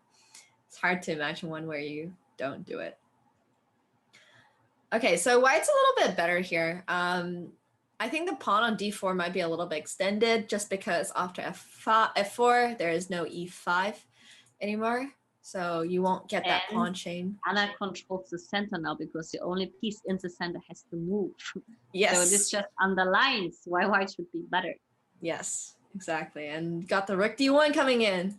Going for that Bishop pawn. d3, rook e1 even, maybe not even rook d1, but okay, rook Right. d1 probably wins just pawn, but even bishop d3 and rook e1 is a very nice way to play it, just to block the center and to concentrate on the e6 pawn. Yeah. Oh, You see, I know you Anna know, well. you know Anna, you know Anna. You truly do know Anna. I mean, this is one of those, I would have just gone for the pawn. I'd be like, I see pawn, I want pawn, but this is like, you know, But those. you know, if you take the pawn, you get much more shaky in the center. And if you True. ignore the pawn but block it and focus on the e file where you're totally superior, you don't get any counter chances to your opponent. Yeah, that's true, because this pawn is not helping black at all. It's literally blocking the d file for her, right? Like, it's just blocking it, yeah. Yeah, and I have this a very is- simple plan. Knight yes. g5, maybe even at some point queen e2, queen h5. Currently, I think it's pretty much sure, even so maybe possible because h7 is hanging. Maybe queen d1 is nasty, but okay, she still goes for that because probably after bishop knight takes f4, I can capture with the rook and then taken on h7. Wow. One of those positions where it just becomes like, okay, white has everything. This rook on a8 has still not moved. It has moved 24. Not a good sign, guys. Usually you want to move all of your pieces before the end of the game, and you're just kind of worrying here for black's sort of king side, and that the knight on f8 has literally one job, and it's just doing the defense. It's doing this thing called defending, and that's not really where you want your knight to be either. You want your pieces to be active, not defending. So knight c3 is maybe actually quite crucial, and then knight h5. The idea is then you don't have rook f5 anymore. Yep. Potentially even maybe f5. Oh, yes, f5 is the other option. Yeah, f5. And if you got e takes f5, well, bishop takes. Yeah, everything just looks very good for white here. Or knight takes, because then you're also threatening knight takes h6. Yes, at some point. Everything just looks like something has to work for white here, right? Like, I'm just trying to find. Queen h4 is very strong. I mean, I was just about to suggest it because you cannot take on f5. It's anyway protected, but also I hit indirectly the rook on d8. Right. So there might be some tactics connected with knight takes h6, and this one looks like it should lose tactically. Okay. Or you can just simply grab the d4 pawn. I like that idea as well. Yeah, but now that she2 mate, she spotted that. Just unblunder that. Okay, so it is up a pawn. Has to be a little bit careful about the check. Oh, that is not really where you want to put your queen, like, ever. It's just putting your queen while it, like, you know, opposition, right? It just makes me so uneasy. It's one of the principles of chess. You just don't do it. You just can't do it. Okay, so we finally do see a knight takes h6. And for possibly the first time ever in this match, Yulia is actually the one who wants to swap off queens. Goes back to the principle. Hey, if you're being attacked, what do? Well, you swap off queens. Yes, but okay, here, of course, like, I'm just material up, so not sure this is helping. Oh, wait. Oh, no. Okay, well, I mean, that was beautiful. It's mate anyway. Yeah, it's mate anyways, but it was absolutely beautiful checkmate. Even if black didn't take, if there was king g8, there was still rook to e8 checkmate. Oh, now we're playing the Sicilian. Okay, that's a novelty too. Yeah, okay. I mean, no, Anna used to play the Sicilian from childhood on. Okay, her main weapon was the Sveshnikov. So it's nothing strange. And also, like, Yulia, actually, in her childhood, okay, she's still very young, but in her childhood, she was a d4 player. I see. So she changed lately, or she preferred lately d4 positions. But I remember her from being like a couple of years younger, like she was an e4 player. So that's nothing too surprising. Right. Okay, and we're gonna get a very dynamic game, guys. This will be interesting. Whenever you see the pawn structure becoming like this right out of the opening, you already know it's not symmetrical, which means that a lot of different things can happen. And right now, white is probably just focusing on trying to not let black castle. So, okay, knight to c6, knight to f3. I'm personally not familiar with this Snyder variation at all. It's my first time seeing e4, b3. Closed. It's a closed Sicilian. It's not an open one because the deep pawn was never moved. And okay, these closed structures actually like are very positional. So there's less of a tactics, but here already in this position already objectively, okay, the position should be balanced, but black has long-term speaking a better perspective because of strong center. I feel like that's the same way for a lot of Sicilians, right? Like the end games usually tend to favor black a little bit more, which is why white has to make something happen in the middle game. Yes, maybe like even okay, h4 is I think a bit slow. It would have been interesting just to sack this d4, rook e1, but it probably doesn't work. But it was actually at least like worth a try. Yeah. Okay, castle. Black, and I wanted to say it's just castle long side and doesn't have to worry much. Yeah, the long castle is good. Gets your rook onto this half of the file. The pawns on c5 and e5 just stopping white from, you know, trying to push d4, trying to grab a little bit of that center, grab a little bit of that space.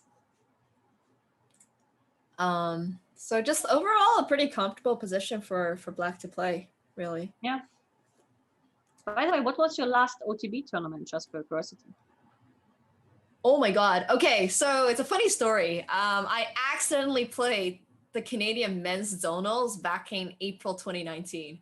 And it was a complete accident because I didn't read like the instructions. I thought it was just like my own zonals and it was the men's zonals. And I was like, well, this just kind of, yeah.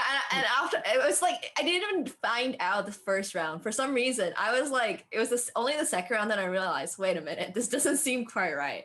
So anyways, that was my loss over the board tournament. What about yourself? But it's good to have some practice. Well, I played the Grand Prix and I played the German Championship. So, and I will play together with Anna also the World Cup. So I mean, like since now the Corona is a little bit better, at least in Europe, not in India. Yeah, unfortunately.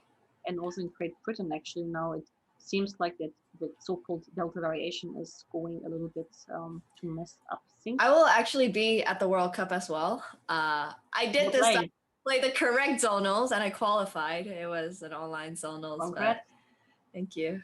That'll be fun. I haven't played the World Cup since 2017. Actually, I'm not sure when the last World Cup was. It was Khanty-Mansiysk, I think. It was 2019, yeah, maybe. Yeah, 2019, yeah. Khanty-Mansiysk, I believe. Siberia. Sochi is a bit better. I don't know. And it's summer. That helps a little too. No, it's not about the summer. Like, if you go to Khanty-Mansiysk, there's literally like nothing. There's a supermarket, there's some shops, but it's like, you know, it's like Willy's Siberia. Like how you know Siberia. I think there's a McDonald's there or Kentucky Fried Chicken. I remember my friends going there and being like, yeah, at least there's that. But yeah, it's quite literally the middle of nowhere. For those of you guys who are wondering where over the board chess tournaments are actually played, sometimes they're played in like, you know, big cities, but also sometimes they're just casually held in the middle of Siberia. And you know, like at some point I was like wondering, since we played in like a lot of interesting countries like Saudi Arabia or Iran, I was wondering when the next championship will be in North Korea, because it was the last one on the list. Absolutely. Extreme, like controversial, like okay, not controversial, but extreme, like yeah, they just limit testing where they can hold tournaments at this point. Antarctica might be upcoming, you know, they're really just testing out where they can hold chess tournaments. Yeah. Yeah. Because infrastructure is not a big worry for chess tournaments because there's not like, you know, a couple 100,000 people coming. So, well, you need a sponsor, and sometimes it's kind of deserted places offer better conditions than capital cities, because like European capital cities are obviously also very expensive. Exactly. Yeah. So there is the main answer. I mean, that's why we're playing at a ski resort in the middle of summer, I think. So actually, we used to play in this very same venue back in 2015, where the younger sister of Anna won the title, being world champion. So this place, actually, I can tell you, is very nice. It's very good air. The last time we played in autumn, or close to winter. Now it's summer, so you will like it. I'm looking forward. I mean, definitely gonna like it more than Yulia likes her current position. Anna will not take that draw. There is a very big. Wait, what? Huh? Well, this is strange, actually. Like, I'm not sure why she needs to make that draw here. Yeah, I was gonna say, just moving the king to the side, and you're threatening bishop to e4, and white's pieces are within this one like little block. You know, like But all of this her is a strange pieces seem to decision be. because, okay, I mean, like, of course, every point, even if it's half a point, gets her closer to the victory. But Right. there's a 1 minute section, and then 1 minute section is kind of A coin flip, yeah, it becomes a little bit more lottery. coin flip, Let's yeah. put it this way. That's why Yeah. this was very surprising. I mean, she's completely winning. You know, we're just like she was doing the classical Anna thing of positionally crushing her opponent and Yeah. just takes the draw. But she is up 6 points, so I feel like she's probably just not that pressured to, you know, have to push for a Actually, win. By calculation, if you're +8, you can even lose all the games in the bullet section because you don't manage 8 games. Right, that's absolutely true as well. No, Yeah, of course, that's close not what's to gonna manage happen, 8 games. but yeah. Yes, but I mean, for this reason, actually, it would have been nice to like get her points up to +7 Mhm. because then it's getting safer and safer. Yeah, safer. But I mean, that game was just completely crushing from Anna because it's just like there's nothing Yulia could do. I like even though she's playing the Caro Khan, and I would argue Caro is better than the French. I don't like these positions because she's still getting the French bishop. Like the French bishop still exists. She's not utilizing the Caro Khan to get that bishop out. And this light square bishop is still quite unfortunate. Do you know that this actually variation is like this London variation? You can get it also from d4, d5, and bishop. Oh yes, I can see that. Yes, Except this looks so like it's 10 like you times can even more passive than the London. Oh, well, no. this variation in the London system, or like it's a Carrick London system, is not, of course, done precisely by Julia. Yeah. Because now, okay, right on c8 is not in good shape. I have to be honest and say I don't like Black's position here. I mean, everything feels like it went backwards rather than forwards, and yeah, you know, queen e2, queen g4 could be a little bit annoying. Just threatening the g7 pawn. Yeah, that's what she does. You can't castle into this, guys. You might think that you're really 5-head, you're really smart for castling and defending, but like you're gonna get hit with bishop takes h6. So yes, but didn't she just play castling? She played g6. Okay, I was already surprised by this pawn. I wouldn't have believed it. Yeah, I mean g6 is equally painful because now the dark squares are going to be permanently weak. Yeah, but okay, it's not like that you have big choices. Yeah, for sure. I mean, this just goes once again to the fact that I've been, you know, roasting Yulia's openings a little bit for the last part of this. Well, I mean, for the entirety of this commentary, honestly, I just have been quite vocal about not approving of her openings. It just feels like something is missing. And I gotta say, I think it's the usage of that light squared bishop. Well, this light squared bishop is... Actually, like, you know why Anna is absolutely superior in this match, besides being the stronger classical player? Her openings are a lot better. I agree. Like Yulia doesn't get good positions in the openings, and this is actually killing her if she plays against someone who's objectively the better player by understanding. Right.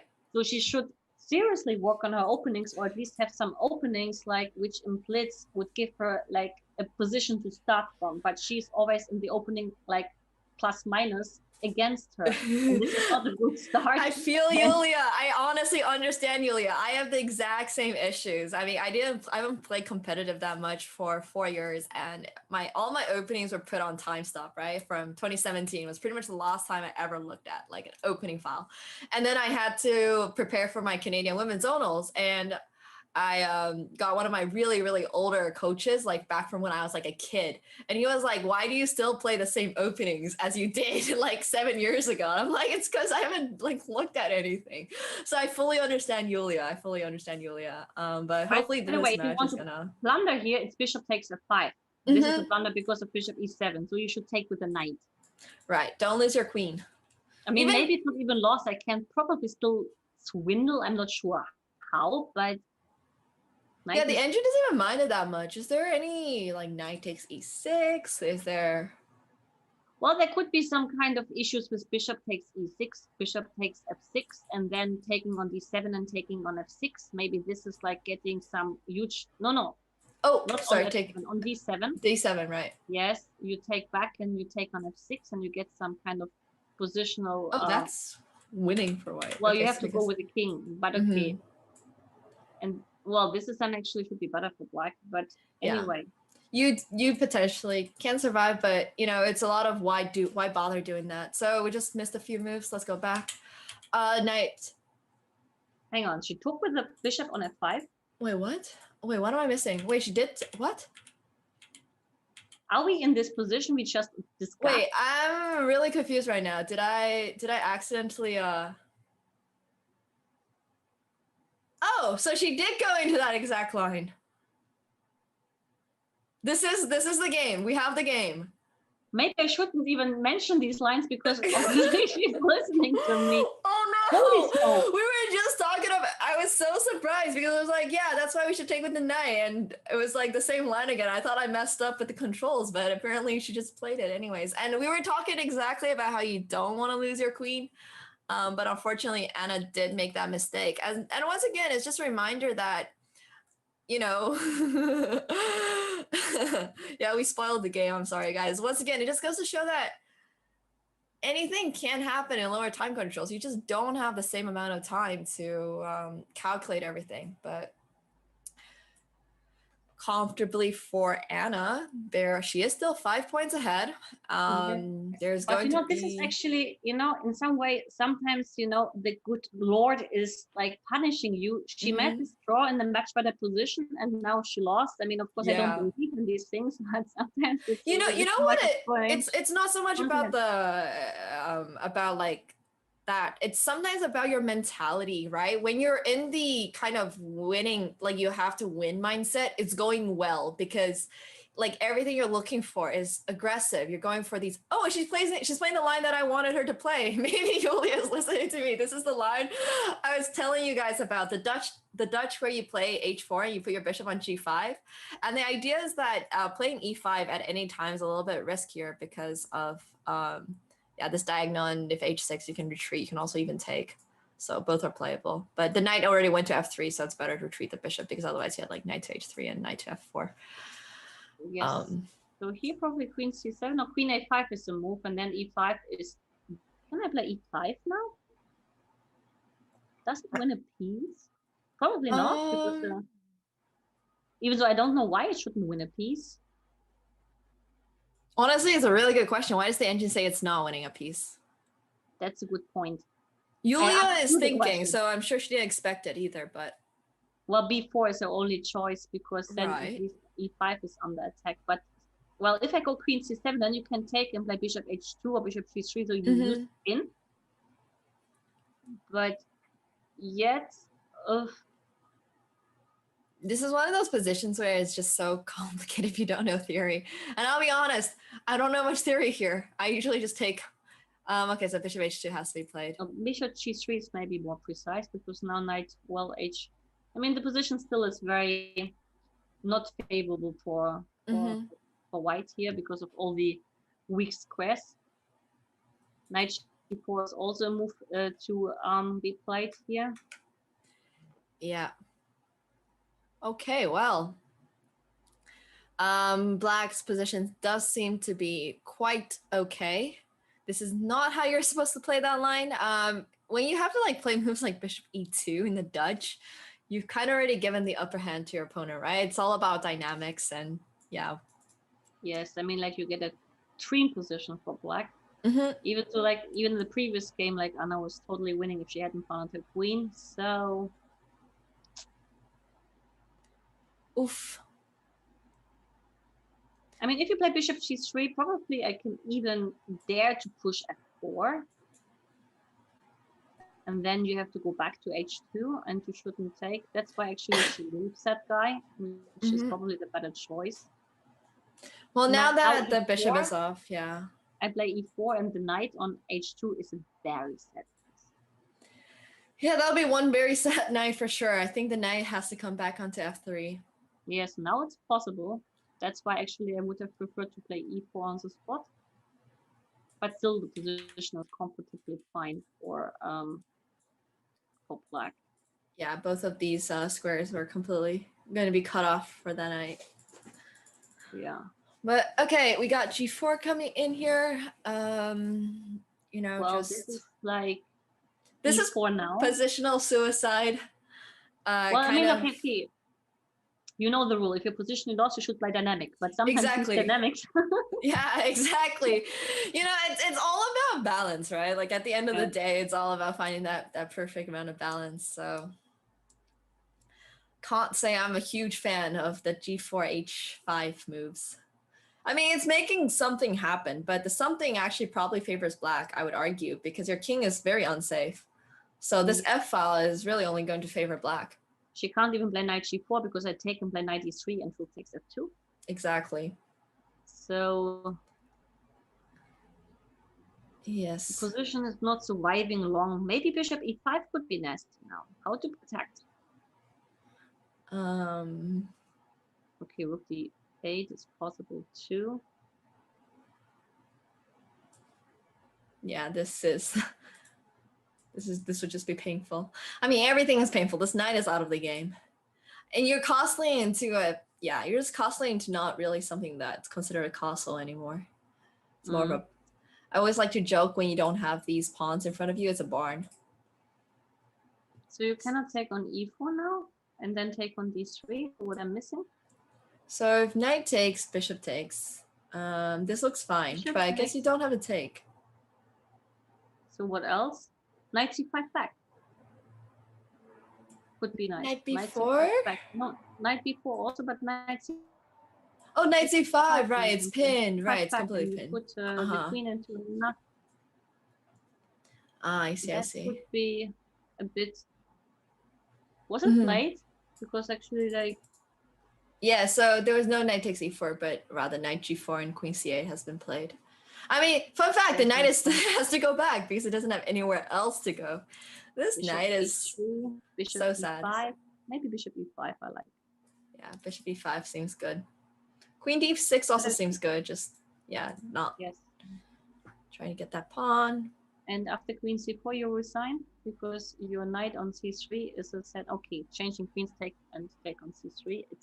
Yeah, that's a free knight, and that will be Anna's game. Yeah. Ouch. So the timer has come to 0. So that was the last game of the 3+1, and Anna currently has a 6-point lead. A 6-point lead as we go into bullet, and 1+1. I believe it is going to be 25 minutes of 1+1, a bit more of a coin flip, but Anna's been playing quite spectacularly so far. So that means we have a maximum number of 10 games if they are quick, or 9 games. So she should get 3 points. Yeah, yeah, something like that to keep the match even, right? So yeah, we'll be back really soon with the 1+1 portion. So stay tuned, everybody.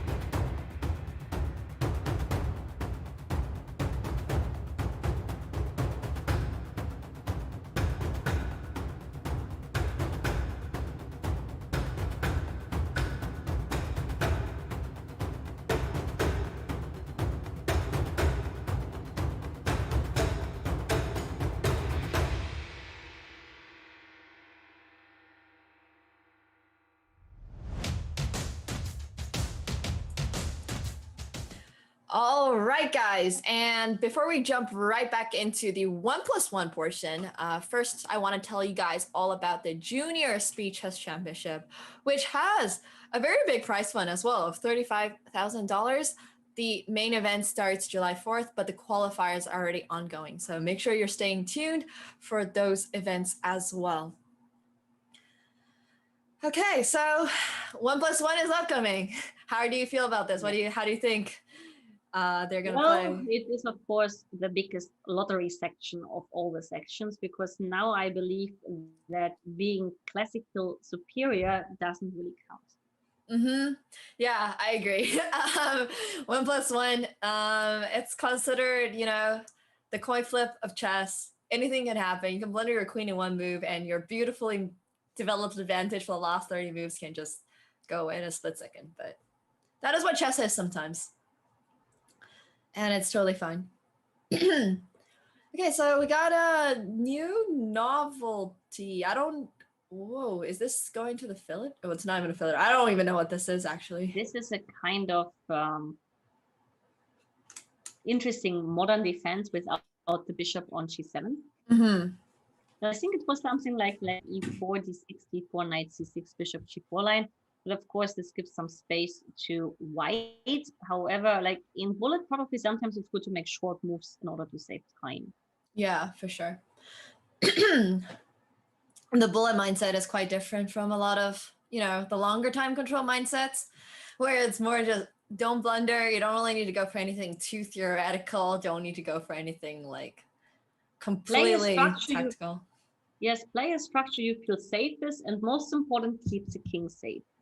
Because usually the king defense takes a lot of time from you. Yeah. And it's always easier to attack than it is to defend. But that can be said of chess in general. It's just in, faster time controls, it becomes even more evident that it's easier to attack than it is to defend. That's true. But okay, for now, the position for white is quite easy, even so, okay, currently the e4 pawn is hanging, so we should do something about it. Well, I'm not sure that she could have taken it, but now at least she managed to improve a little bit her pieces. So bishop g5 is interesting, and if you play h6, I take. That's what Anna did. I know her too well. Playing safe, right? Always going back safe. Of course, that's her approach. The life slogan. I mean, it's a very good approach for bullet, surprisingly, because if your opponent just can't attack you, then you're kind of free to do whatever you want. So Anna plays very safe. I got that rook to c8. Just gonna push c5, c4 potentially. Yeah, but okay, now I mean different opposite colored bishops, and the pawn on f5 could be at some point nasty with ideas of f6. Of course, now premature, but of course something to keep an eye on. Queen f4 maybe. Okay, queen f4, b3 makes more sense. Typical to take the square c4. Okay, queen to f4. Knight d7. Can I take and play queen c7? Okay, queen d2, bishop d6. And now I take on e8 and I take on c6. Which was a blunder by Julia. And now I take on d5 and I exchange queens. Well, or not, because it's Julia still doesn't like exchanging queens. King to h2. Okay, but now technically queen knight is a better combo than queen bishop, but yes, white is up the pawn. But untechnically, there's a pawn up. Yeah. But okay, still it's a bit inconvenient because you have to watch out for a lot of traps. Yeah, I just bullet and queens. Just the amount of times I've blundered my queen and bullet. The bishop on d3 is a good piece. Now, of course, we have to improve, the pawns. Okay, expanding. Expanding is good. Pushing f6, so not checking pawns is, of course, crucial. Queen c3. 5 seconds. Oh, queen e3 mouse slip. Oh, no. That happens to me all the time. Yeah, that is what I'm saying. Keep your queen safe, guys. Keep your queen safe. So the first point of the bullet portion does go to Anna. Oh, no. Oh, a b4. Actually, she used to play b4 a lot in the 1 minute section. She also played against me in the 1 minute bullet section, I remember. Oh. So I don't know what is so interesting about b4. It's just giving like a better position, but okay, maybe not better, but at least some space advantage. Yeah, I mean, I've actually played a game of b4 recently. I don't even normally play things that are not e4, but I was going to play against somebody who her coach prepared a lot in the previous game I played, so I was like, yeah, I'm just going to play b4, no preparation. But then play better a3. So you give the right of moving to your opponent, and a3 fits in a lot of positions. Yeah, true. Just play a3. Yeah, exactly. I mean, honestly, you always play a3, so you might as well just play first move a3 and just let your opponent pick whatever opening you gotta play, right? Yeah, I mean, like if you want basically to play out of theory, you play a3, and this move in a lot of position actually fits perfectly. So why not? Yeah, why not? Exactly. But I do think Black's position is quite comfortable here. Nothing wrong with it, at least. White does have a nice center, but you can't really push these pawns like comfortably, I would say.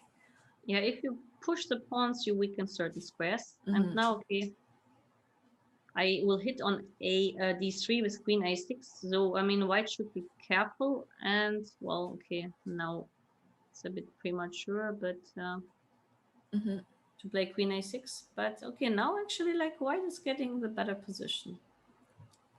Yeah. Which means nothing in bullet, but... Okay, it's at least some comfort to Julia that her b4 did work out. Oh, no, not the exchange. So now the knight has to move and there's bishop to a4. Yes, we lose some. Well, she didn't take it. Can I play knight e3? And then after bishop a4, I have queen d4. And then I have a lot of e2. Ooh, e2. Not yet. But maybe I can... Oh. Still not over. Funny. A lot of things are happening. Okay, well, I mean, there was e2 instead of queen to h3, which was just a fork. But I mean, this is just now.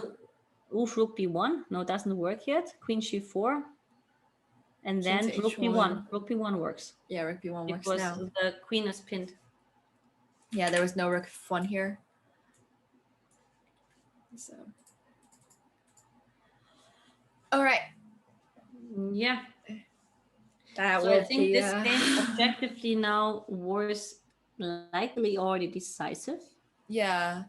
I think Anna has such a big lead that it's just pretty much impossible for Julia to come back. I mean, she just has to do her best. She's, playing one of the best speed chess players in the world. So nothing wrong with dropping a few games against Anna. Yes, but seven wins you cannot keep now, because I think how much time we have left? There is 17 minutes left. So, and one game takes at least 2.5 minutes. No, I think it's about 2:15.